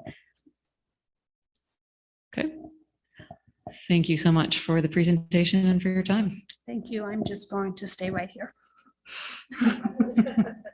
Yes, you are. 18.5, as was mentioned earlier during our resolution, to review UCSF Learning Ally Dyslexia Screener Pilot Study. This is something that I'm quite excited about. This is something that's been in the works for a while. We've been working with Dr. Futterman now for about 4 years around our dyslexia initiatives. And about 4 years ago, we started working together when she approached us to do her dissertation in our district. And people said, dyslexia? We can't say dyslexia. Well, you can. It's been in the law since the 80s. So we've done a tremendous amount of work with our staff and our psychologists around how we address dyslexia in the district. We've also brought in some different reading programs, which we'll talk about at the end, but this is just sort of the latest in that group. So Kathy is also is facilitating our dyslexia advisory committee, and Ms. Levy right here, and Rachel is a part of that committee and very helpful to us, along with some other parents and some other staff members. We do not have students on that group at this time, but that's not to preclude that. They usually meet within the school day. We have principals, we have teachers, we have other providers. So this is the latest project, and we were approached by UCSF, who is doing a lot of work. They're getting grant funding from the state to do this work. As you know, the state has proposed multiple years that they want to do universal screening, but then the law never seems to get through, and then they turn into 2-year bills and everybody opposes them, and we're not sure why. So SELPA actually is going to support that bill next year because it really is speaking to this early screening and pre-special ed intervention. So this is a project that we're excited about as part of that UCSF work. And so basically what's happening right now is really the window to identify and really provide intervention for kids who are dyslexic. It's not a print disability, it's a phonemic disability. It's the ability to discern sounds and interpret sounds. It comes in different types of dyslexia too. So by the time our kids get to school, it's actually already too late for a lot of our kids. UCSF is doing work with preschoolers in this area that they're actually doing with brain scans. And so really then when we get into interventions in school, well, you know, all kids struggle reading in kindergarten. Well, you know, they're just late. And by third grade, we're like, oh, maybe something's going on. But by third, right? But we're missing sort of this window. So what the goal is of the screener is that we can really intervene early if we know who to intervene with early. And this is not a screener for dyslexia. This is a screener for kids at risk of dyslexia. So basically what they're trying to do is they're trying to come up with a screener that's free for all public schools, and it's efficient, based in neuroscience. They're doing tremendous things with brain mapping, by the way. If you ever want to take a tour of that place, well worth a day. And that is valid, and it's also effective for English language learners because there's obviously, being a phonemic awareness disability, right? There's overlap between language acquisition and language disability. And so sometimes you think, oh, they're just learning the new language, right? No, no, this is real disability. So how to differentiate between the two. And so then what is happening is that they are right now doing sort of the tier 2 level of the testing on this. They already did a small pilot study over the summer, and now they're expanding the program. And so we are actually both the student and also the teacher for the program, right? Our data will be used to validate the screener. So again, in the summer, they did that play test with 200 students. And by the way, the kids do think it's play because it's set up on like an iPad, like a little video game, right? It's also adaptive, so that if, you know, the student is missing 12 in a row, it just shuts off after 2. You're not just going to keep going and losing the game, right? Any of us who, you know kids playing video games, they give up, right? That's whole science behind that. So what they're trying to do now is they're trying to administer the test to 2,000 students so they can validate the test, right? And so they can see if it's actually measuring what it is they want it to measure, and then hopefully launch it next school year. So the test will give insights into reading proficiency for those children, and obviously early access for the screener, which is a huge benefit for us. It is at no cost, but early access is good. We'll be recognized if we want to have our name published in the study as doing something good for science and the good of mankind. And obviously, we have this obligation not only to our students who we identify and also to our staff. So there will be opportunities for professional development for our staff who participate, and also it will help us really know who to identify for reading interventions. So what ends up happening is they do the screener 3 times a year. And first of all, they do the family survey we know that dyslexia is not direct, it's not a direct genetic one-for-one link, but we do know there are some family connections there. And so what ends up happening is for our kindergartners, including TK, should we choose to participate, and our first graders, they do the stage 1. And that is where they test them in those specific areas. They say it takes about 15 minutes on paper. And then for those students who are kind of like flagged, right? Okay, might be something to follow up with. About 20% of those students will do stage 2. And again, they predict it's about 15 minutes. And then of course, they're trying to validate it. So they have to validate it against a known instrument, right? So to make sure that those things correlate. So that's the next 15 minutes. Those things were all on paper. I think they overshot the mark because these are kindergartners. And so they're actually finishing the test in a much shorter time frame. So what will end up happening is they will end up having a person who is on the site. And yes, the principals know that their sites are selected. We already had a meeting with the principals and the staff at UCSF, so this won't be a surprise tomorrow if they get the packets. And so what will end up happening is they will end up pulling, it's a one-to-one test, tester and student. So it's on a one-to-one basis. It's fun. It's great. Yeah, we're going to go play games. And the kids will go ahead and go on back to class. And so they will just rotate through the day. So the classes, the schools will be asked to provide a space for them and somebody to kind of do logistics. Here's the bathroom. Here's, don't pull that class at 10 o'clock. That's recess, those types of things. But all of the proctors will be provided by UCSF. And then again, those are the things that they'll need to get. Enthusiasm. I forgot to mention that one. It's really important. You have to sell this. And then our selected sites, what we did is we looked specific for certain things for our school sites, right? We could only pick 300 kids. We would like to do this with all of our schools, but that just wasn't an option. They didn't get us do that. So we picked Bel Air because they are doing a lot of work around literacy. So that one made sense. The next one is Fair Oaks. And that was because they used to have a very low percentage of kids in special ed, and now they have a higher percentage. And Gregory Gardens and Valhalla, just because they're different and close to each other. So that was like, are we under-identifying or over-identifying? Ren, principal, is on our dyslexia subgroup and very committed to reading literacy and reading and literacy. And then Sunrise was something that UCSF is also looking at, which is the link, as I mentioned earlier, between reading disabilities and behavior and how that manifests in schools. And so our kids ending up in really restrictive programs when they really have a disability, of a print disability or dyslexia or some other that is not actually social emotional in origin. So we wanted to make sure we get those guys in there too. Not a lot of kindergartners at Sunrise though. And so now what we're doing is we've already asked the schools and designated the research leads. That was the principals. We had a meeting on a Friday afternoon a couple of weeks ago. And then we will execute that MOU with UCSF and then launch that partnership with the school. And so that's kind of the nuts and bolts of our dyslexia partnership and screener, which will be starting. And I also did want to just touch base very quickly on the things that are also in place as over the last few years. So we have, again, if we're identifying kids, great, now they're identified. Now what do we do? So what we did is we did adopt 3 different tiers of our reading interventions in special education.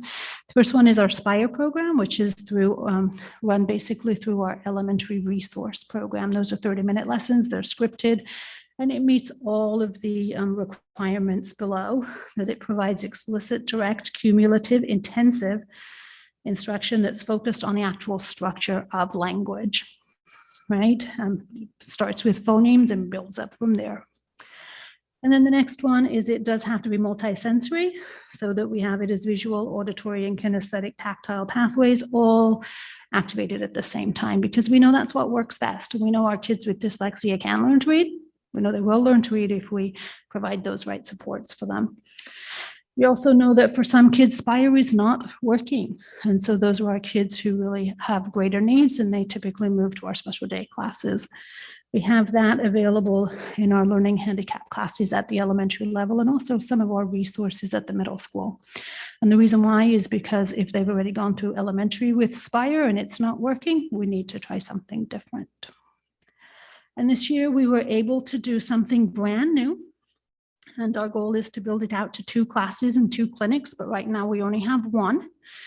But we are using some of our one-time money at this point to operate this program, but it is a Linda Mood Bell class. And so what it is, Linda Mood Bell is the reading instruction, making math real. And again, it's a multisensory, evidence-based math program so that these kids can still continue to learn content, but in a very structured environment.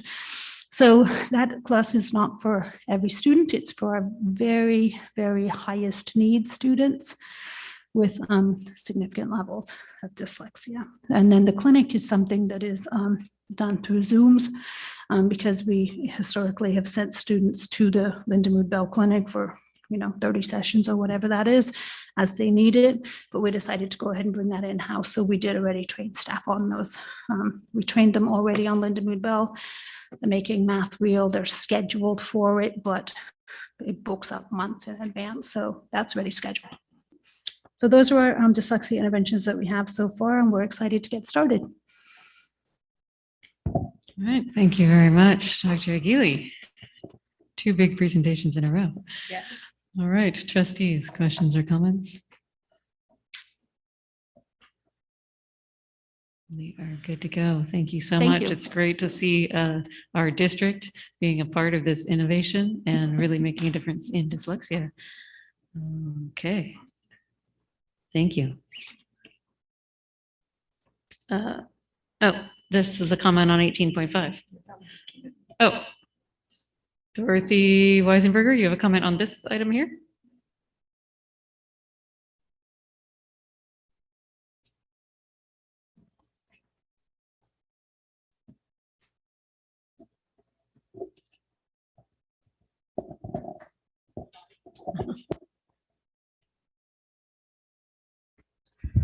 I'm really glad to see this is happening in our school district. I think in all schools, I'm not going to say our school district, because in schools across the state and across the country, we're behind on helping kids with dyslexia and finding them in the schools. And so I hope that the bill does pass that Dr. Gilly was talking about, of early intervention on screening, because I'm going to give you an example really quick of 2 different scenarios in my family of dyslexia. I have one son, my oldest. I was in the military at the time. They said, oh, he's a boy. Oh, he's ADHD, or not ADHD, ADD at the time. I used to call it ADD. And they said, oh, he's this, oh, he's that. And then he started having behavior problems or trying to get out of class. And by the time he was in 2nd grade, I said, enough is enough. And I went and had him tested on my own to see what is going on with his reading. I love reading, and I love reading to him, but he couldn't read to me. I knew there was something, and I felt the school at the time was failing him, and no, it wasn't here. But with that said, he never learned the love of reading. And it took him 5 years to graduate the program. But he still had a hard time reading. He still, through his high school, had a hard time, needed more time to read and more time to process things. Go fast forward to my other son, Kelsey. Kindergarten came, we knew he had some processing. We knew something was going on, but we weren't sure he was in speech. So we were like, what is it? And then I started seeing the signs. Kindergarten teacher at the end of the year said, well, if he gets to the double syllable sounds of pronouncing, he'll be fine. Well, he didn't. So guess what? They wanted to keep him back. What happens? I said no. And I said, I went to Hope and got him tested, Hope Academy, and got him tested. And yes, he's dyslexic. I got him in a program, the same one I had my other son in. He graduated in 3 years, was at a 12th grade level of reading with comprehension in 6th grade. The only thing he still struggled with was math, which I'm glad to hear that we're doing something about that. But this is 2 different kids on 2 different sets of spectrums of my 1st to my 3rd. We have a huge problem, and it's still going on, and we're not doing it fast enough. And it breaks my heart, especially after we had the experience of at CAC, when we got to, as parents, witness what our kids with dyslexia go through and actually went through the test. I left there broken as a parent. I went there broken and felt like I failed my kid, my oldest. So please, we need to do something. And with this, we're going to start, but it needs to be more. And our reading program in the state of California is outdated. There are other states that are doing reading programs that do help kids with dyslexia, that can still help and not have to be something different, totally different. So we need to get out of the dark ages. Thank you. Thank you very much. And that's just another example of how a parent's input can make a difference, because you've lived that experience. And I think it brings to mind also, if we're looking at what we can afford and not afford when it comes to things like this, it's going to be more expensive for us to do the interventions later on in a student's, in their educational career than to spend the money up front to identify the needs and provide the supports. And so that's part of what was in the resolution earlier tonight and the beginning of what we're seeing in this pilot study. So this is just a start, but it's a good start. So really appreciate all of your work on this.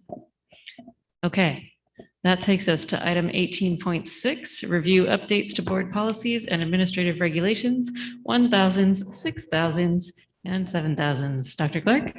Yeah, so we started this process last year, right before we went out on winter break, and it wasn't until Ms. Juranic kind of took it over that we started getting some pushback. Also, I mean, getting some progress, but also Trustee Mayo helped us when she reached out to CSBA and got them to respond to our many requests and whatnot. So it's been a team effort, and Dr. Gonzalez opened up the contract at first, and we've all been working at updating our sections and whatnot. So again, this is for information.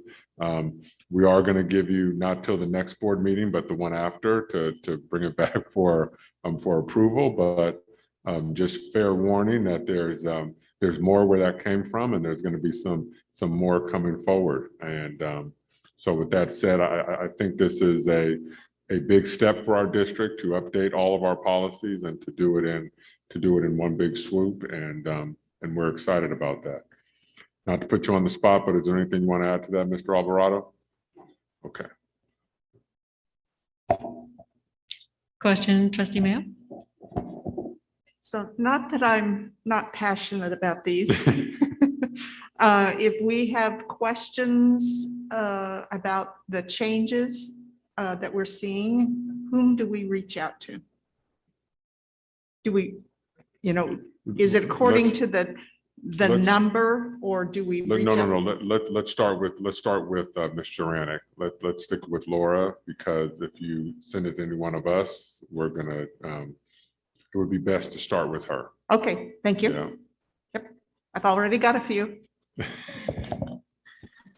Thank you very much. This is huge that we're getting this done. I know it's the thing that is always falls off the plate, because who has time to do this kind of work? But really, our board policies are the rules and regulations and laws, basically, of our district. And when they're out of date, it makes it really hard for anyone in leadership or at a school site to be consistent across the district in how we're, even just the example tonight of special education and what's the process for our school site teams to identify students and to offer the 504 plan, that there's a board policy for that, right? So thank you for this. I look forward to some bedtime reading.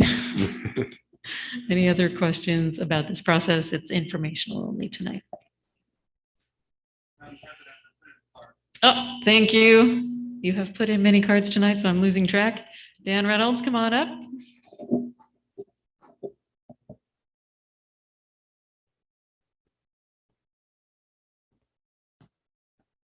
Hello again. This agenda item addresses, for discussion tonight and potential approval at your next board meeting, updating 3 entire sections of board policies and administrative regulations. You have a total of 9 sections.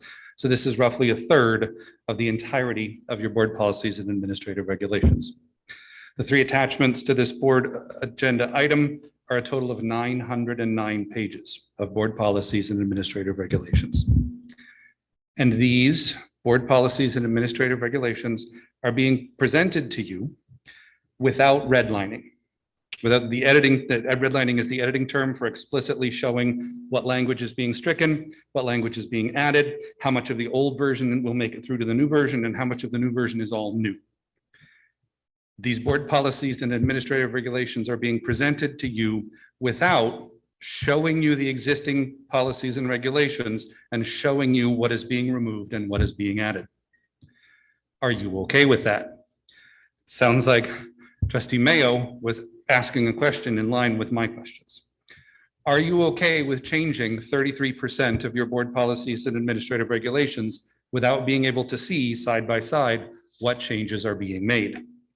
Are you ready to wipe away 33% of everything in your board policies and administrative regulations without looking at the differences? Are you okay changing your board policy and administrative regulations for courses of study without tracking the changes? That's one of the ones on the list tonight. Are you okay with changing board policies and administrative regulations for high school graduation requirements without looking at the changes? Or controversial issues, or homework, or class size, or student assessments? I would encourage the board to not change 33% of your board policies and administrative regulations until you have had a chance to see what it is you're changing away from, and how much of it is as you want it to be.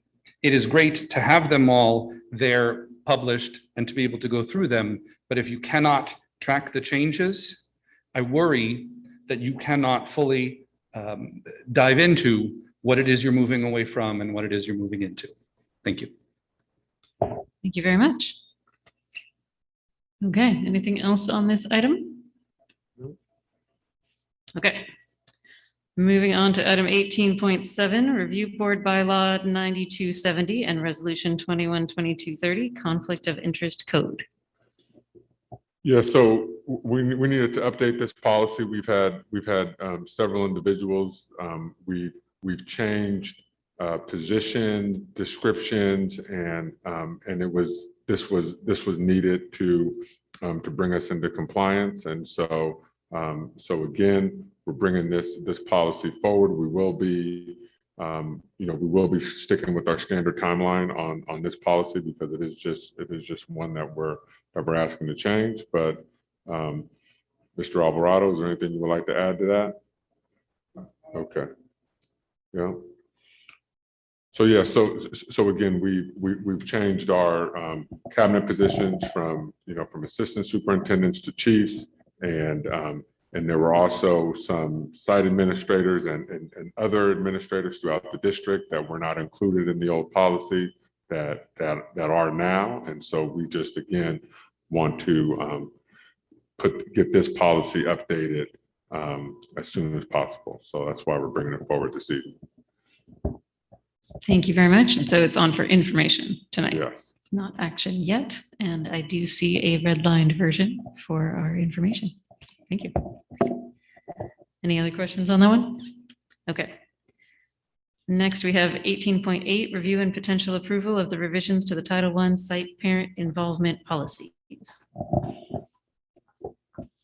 And I know Ms. Sachs has been deeply involved in federal program monitoring, so this is just an extension of that lovely work. It certainly is, and it actually is connected to the earlier presentation about our Title I schools and the funding that they receive. There's a whole list of things that we need to make sure we have in place in order to ensure that folks are involved in the decision-making and how we're involving our parents and our community. And so these involvement policies were brought forward for information at the meeting prior. They're here for action, and they have been responded to and edited by school site councils. And so again, they are here for approval tonight.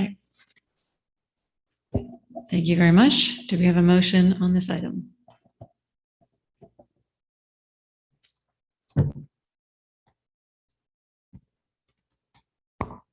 While you guys argue over it, I'll make a motion to approve the revision to the site parent involvement policies as presented.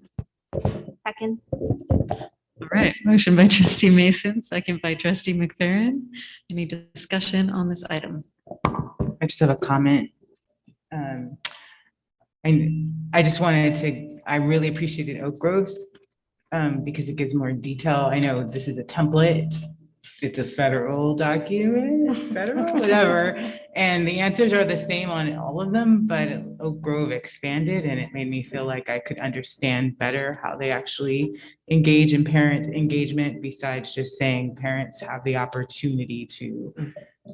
So I would encourage all of our sites in the future to follow their lead. I understand that this is a like federal oversight and it's just something you just have to do. And it's just another thing, but it's a thing that if you're going to do it, make it count. So that's just my comment. I just wanted to shout out Oak Grove. Okay. Thank you. I think it's always great for school sites to know what some of the great examples are out there and share information. All right. Any other discussion on this item? Okay, we'll take it to a vote. Trustee Fowler? Yes. Oh, I'm sorry. Oh, okay, got it in there. Thank you. All right, thank you. And with the rest of us are voting online here. Motion passes 5-0 with concurrence from our student board member. Thank you very much. Okay, that takes us to 18.9, review and potential approval of the job description for the coordinator career transition specialist. I'm going to ask that Director Stephanie Roberts come up. Looks like our HR department went at 9. So thank you for being here, Stephanie. This would be a new position that would be funded by K-12 Stronger Workforce Program. It's one of the grants. We have 4 K-12 Stronger Workforce grants, in addition to supporting the CTEG funds. Primarily, you can see it all listed in there. It's supporting the transition through our middle school to high school and then post-graduation. We have 1 administrator who supports those 7 grants. And so we found some additional needs, and then it is grant funded. So at the end of the grants, we'll make that determination about other funds. But I'm here to answer any questions. And the administrator for Career Pathways and Linked Learning, Heather Fontanilla, would supervise this decision. All right, thank you very much. Yes, and we can see the funding sources on here, which is great, those grants. Do I hear a motion on this item? I'll make a motion that we approve the job description for the coordinator for career transition specialist. Thank you. Motion by Trustee Mason, second by Trustee Mayo. Any further discussion? Okay, we'll take it to a vote. Thank you very much. Trustee Fowler? Yes. All right. Motion passes 5-0 with concurrence from our student board member. Thank you. All right, item 1810, review and potential approval of the job description for information systems administrator. And we have a public comment from Dan Reynolds on this one as well. Whoever wants to go. Yeah, sure. Public comment first. Yeah. Public comment first? Yeah, go ahead. Go I on don't up. think there's a presentation. Is there a presentation, Dr. Gonzalez? No, so there's not a presentation. There is no presentation, so come on up with your public comment. For those keeping score, 5 is not the most number of speaker cards I've ever put in a single meeting. Item 1810 asks you to review and potentially approve the job description for Information Systems Administrator. The item says it is a change from a database administrator position that was approved by the board on May 26th of this year. That database administrator position was included in the Extended Learning Opportunities Plan from item 17.7 on the board agenda on May 26th. The plan in that item shows funding for this position for 3 years, costing $422,000 for this one position. On May 26th, the position was listed under a new services, new personnel item. You are using one-time funding to pay for this admin position for this year and the next 2 years. My question is the board planning on continuing this position when the one-time money runs out? This is especially concerning to me because if you are, why are we adding ongoing administrator positions right now when you are being presented with fire and brimstone predictions about enrollment cliffs and discussion of cuts and right sizing? Thank you. Okay, thank you very much. So this item is on for info and action. Would you like to share That is any correct. information?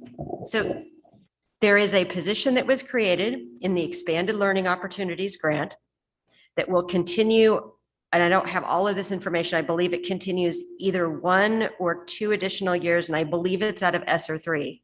I don't have that information right now. Happy to follow up with the board, but this item is to change the job description and the job description only, because the new position that we received permission to fill, we cannot find anyone for. And the reason for that is because anybody who's looking for a database administrative position is not looking for what we have.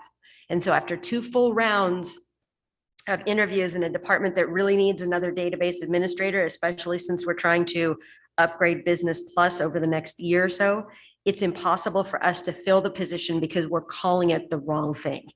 So this item is before you tonight to change the title and the job description so that it matches the work, so that we can actually go out and recruit the type of individual that we need to be able to come in and do the job. Thank you. So what we're looking for is the information systems administrator. Correct. And that's what we think will attract the right person to the job. Correct. Okay. It better describes the job. I don't know all of the technological terms, but somebody that comes in and does SQL, yes, you're able to do that with the database administrator, but you don't want somebody that just does that narrow thing and designs systems. We're not designing systems. We're actually having people manage and build out the current systems that we've already purchased. I don't know if that makes sense. It's the best I can do. Perfect. Yes. Yes, and the funding on this item does show ELO for 21-22, ESSER 3 for 22-23, and ESSER 3 for 23-24. Thank you for that information. I don't have it on the item, so, okay. All right, so this item is on for action. Do we have a motion on this item?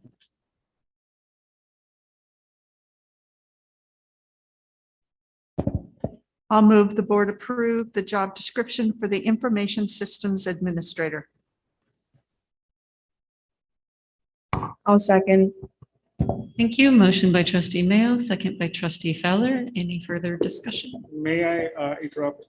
Unfortunately, one of the few restrictions for a student board member is that she cannot participate in matters related to employee matters. And so therefore she may not second this matter. Thank you very much for that clarification. Do we have another second on this item? I'll second it on your behalf. All right, so motion by trustee Mayo and second by trustee Mason. Thank you. Any discussion on this item?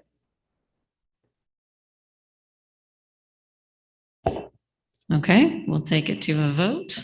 Trustee Fowler. Yes. Thank you.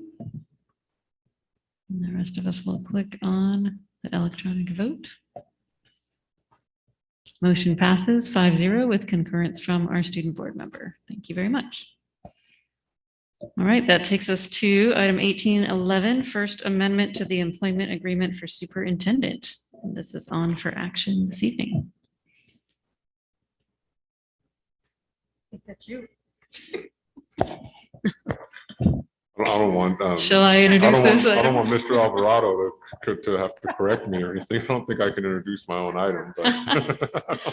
So shall I introduce it to begin with, and we'll have some direction from our legal team here. All right.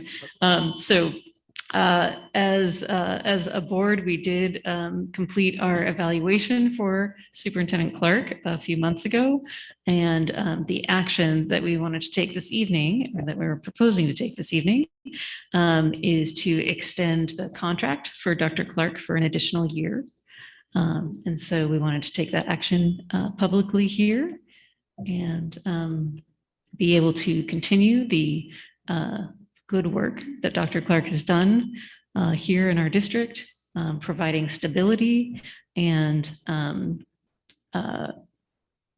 ensuring the high quality education that we're attempting to provide here in our district, and building a strong, stable team to do so over the next few years.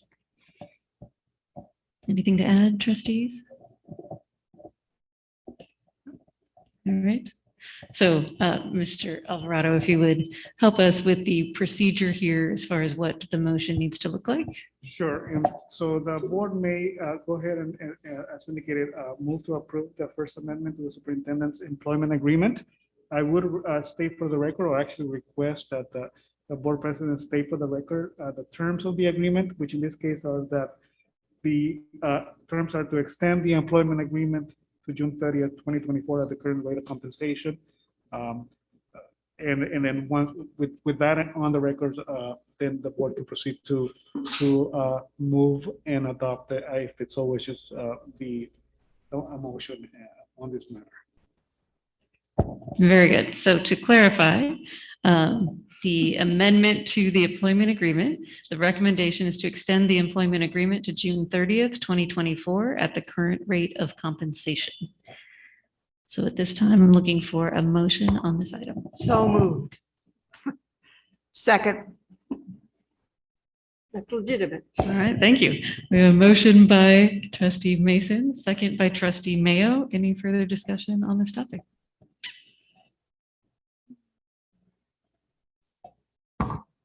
All right, we'll take it to a vote. Trustee Fowler. Yes. Thank you for your advisory vote, and the rest of us will vote online here. And the motion passes 5-0 with concurrence from our student board member. Thank you very much. Congratulations, Dr. Clark. We appreciate you, your dedication to our district, and for sticking with us for a longer haul. All right. Almost midnight. Until almost midnight tonight. Okay. That is all of our business action items tonight. So the one main remaining thing is board reports. You forgot about the board report. Do you have a board report, trustee Mason? Who's got one up that they would like to go first? Trustee Nzewi. I'm not lying when I say it's brief. Okay.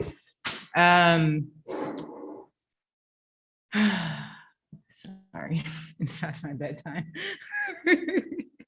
I attended a listening session for parents of Black students hosted by Dr. Clark, which was both comforting and disheartening. And my message is to all of the parents of Black students out there, just know you aren't alone and your experiences are not unique. I was serving on a jury last week and the week before, so I regretfully had to miss an opportunity to join Dr. Clark in hearing from leadership students of our Bridge program. But I just want to acknowledge, especially as this relates to civic engagement, how honored I was to receive the invite, and more importantly, how hard I know they worked to prepare for the meeting, to express their concerns and ideas. And they promised they'll invite me back, so I hope that comes soon. And then finally, I virtually attended the West Contra Costa Unified School District meeting where they mandated vaccinations for all, and hearing the misinformation and lies that permeated public comment further solidified my belief of the need to partner with trusted messengers in our community to help answer questions and concerns about COVID vaccines and address myths for people who are willing to listen. Thank you. All right, thank you very much. Trustee McFerrin. All right. Last week I attended the CAC meeting. I always enjoy the speaker series portion of the meeting. This time, Dr. Aguili gave a presentation about next steps for unfinished learning and learning recovery, distance learning plans, and online IEPs. I really appreciate being a liaison to this group. It's a group of really knowledgeable, supportive, and dedicated parents. I noticed quite a few new faces in the group. I want to encourage anyone who's a parent, guardian, or friend of a child receiving special education services to attend the next meeting. If this sounds interesting to you, it will be on November 2nd. Information can be found very easily on our district website by typing CAC into the search function, which is how I found it quickly. I attended the Break the Sweat for Education event on October 2nd. I want to thank everyone at Yours Humanly and the Mount Diablo Education Foundation for putting together such a great event. Also, thank you to Walnut Creek Mayor Kevin Wilk for attending and speaking, the YU cheer team for their incredible performance and for cheering us on at the beginning of the route, and all of the volunteers who worked so hard to prepare for and staff the event. I went to stakeholder meetings, which were mentioned earlier, so I won't talk about talk about them really at any length. And at the last Budget Advisory Committee meeting, among other topics, we discussed the results of our bond refinancing. So it's really exciting that the property taxpayers are going to be saving money on their taxes over the next 16 years. I want to thank the fiscal department again for all of their hard work toward this effort and for exceeding our expectations, saving more money than we even anticipated early on. I want to congratulate our Director of Food and Nutrition Services and Warehouse, Dominic Machi, and Chief of Educational Services, Jennifer Sachs, on winning an award for Garden Education and School Food Collaboration Award from California Food for California Kids. The announcement states in part, Dominic Machi and Jennifer Sachs fostered an interdepartmental collaboration to strengthen connections between garden education and school meals. Together, they use a three-pronged approach, underscoring the links between in-class curriculum, meals served in the cafeteria, and garden spaces on campus. Jennifer and Dominic collaborated to redesign their food service and scratch cooking opportunities to connect with the gardening program. I am so pleased to see Mr. Machi and Ms. Sachs being recognized for the tremendous work that they do for our students and for our school communities at large. And last, I've been preparing for my first professional development day on equitable grading practices by reading Grading for Equity by Joe Feldman. I was looking for it. I have it in my bag with all my grading. This was provided to me by the district where I work, where I teach. I'm currently reading chapter 9, which is on practices that value knowledge, not environment or behavior. And I'm doing a lot of highlighting. And I'm particularly interested in kind of the different activities that fall into the behavior category, which is kind of a wider category than I've generally thought of it during my career. So I'm looking forward to finishing the book and going to that training, and I will talk about it probably in my next report. All right, thank you, Trustee McFerrin. Trustee Mason? I attended the Teacher of the Year or watched the Teacher of the Year presentation. I went to the CSBA meeting.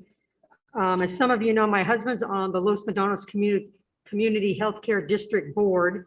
And at their last meeting, once again, they approved funding for eyeglasses for Pittsburgh and Mount Diablo Unified students who attend schools in Bay Point. And they don't get a lot of response from Mount Diablo. So there's an opportunity for kids that need glasses to get free glasses, but they're not really taking advantage of it. And lastly, I know there's nobody from Bay Point listening, but I've told my friends at Public Health I would make this announcement. There is a new initiative. It's actually a statewide initiative to support stores with healthier options for children and families.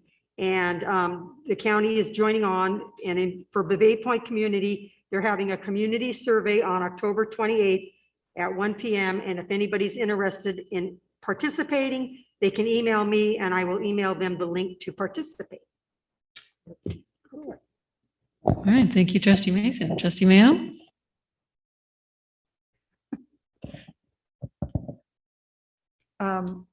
Most of you have already mentioned the things that I have been involved in as well. I wanted to give a shout out to the folks from the Mount Diablo Education Foundation who did participate as volunteers and participate in the run on October 2nd, including our own Dr. Clark. And I'm disappointed he didn't wear his medal today. And, you know, it was a race to set everything up at dark 0:30, but some of us were there at before 7 o'clock. So, and it was a great event and the weather was perfect. You know, we just need to give a shout out to Mother Nature every now and then. And I want to thank the numerous volunteers who turned out for the Pleasant Hill Community Service Day on October 25th. Many of our schools had projects that were approved by our labor groups as doable by volunteers. And I know a lot of enthusiasm is built or increases in support for our schools when we have those kind of events. I was unable to participate because I was attending a memorial service that morning.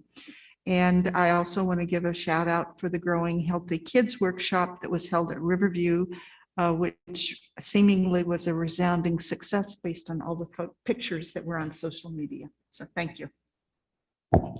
Thank you, trustee Mayo. Trustee Fowler? Regarding the student advisory committee, I have gathered students from Northgate, Mount Diablo High, College Park, Concord, Sequoia Middle School, and Holbrook Language Academy. And I'm working on gathering more students from Ignacio Valley and other middle schools as well, such as Riverview and Valley View.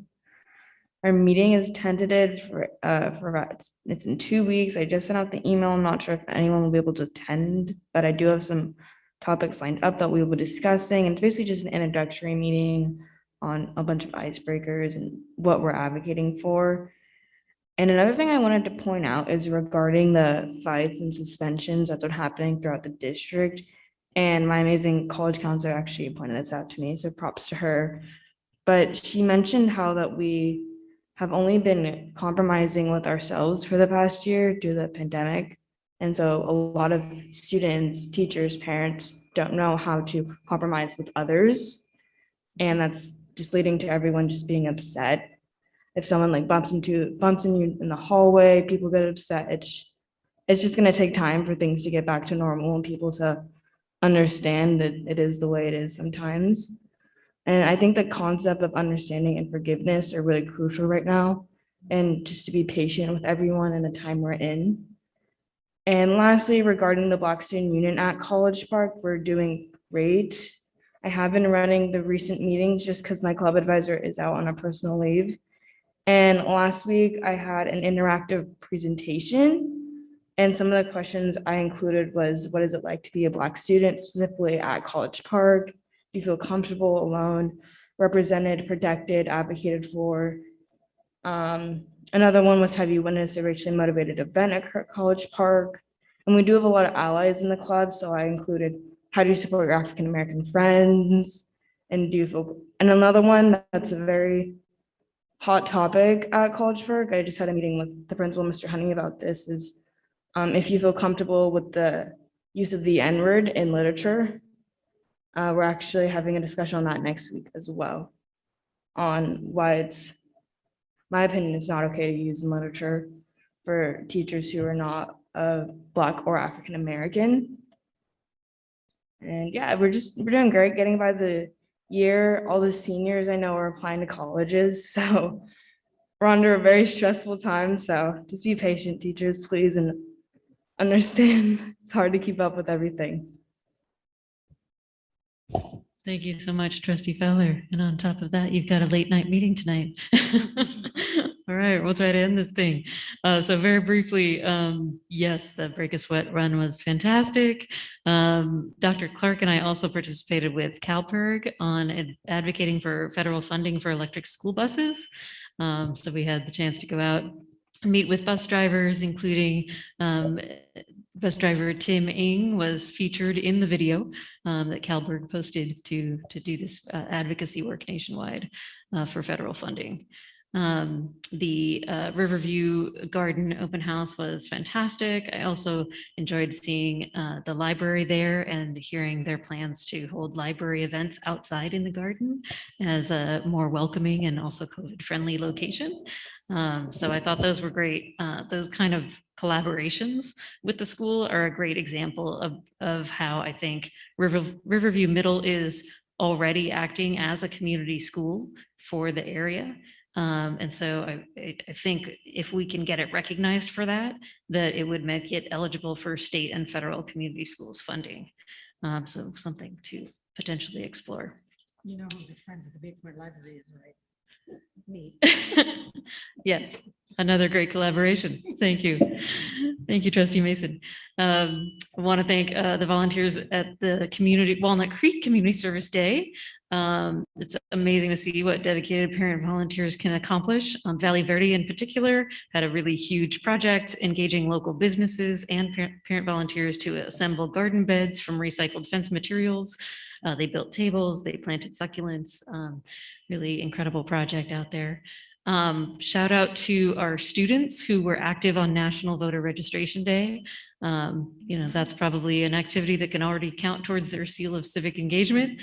But I saw that, Jen Up tweeted a video that was featuring Michelle Alas with the Secretary of State, Dr. Shirley Weber. The YV High Democratic Club registered students and Northgate High invited the county elections mobile van out to their site to register students, which is something that's free to anyone who asks. So those are just the ones I know about. I'm sure there were much more students active on that walk. Thank you also to everyone who participated in Walk and Roll to School Day. Seeing that Golden Shoe Award at Valley Verde for the class with highest participation reminded me of when I organized that event for my own kids' school years ago. And it just makes such a difference to get out of your car and meet your neighbors and create safer routes for students to gain the confidence to walk, bike, and scooter to school when feasible. So with all of this, I just feel that community support for our schools is so strong. And sometimes that's not as apparent if you're just sort of reading things online. But when you get out in person to our schools and to these activities, you can see it and feel it firsthand.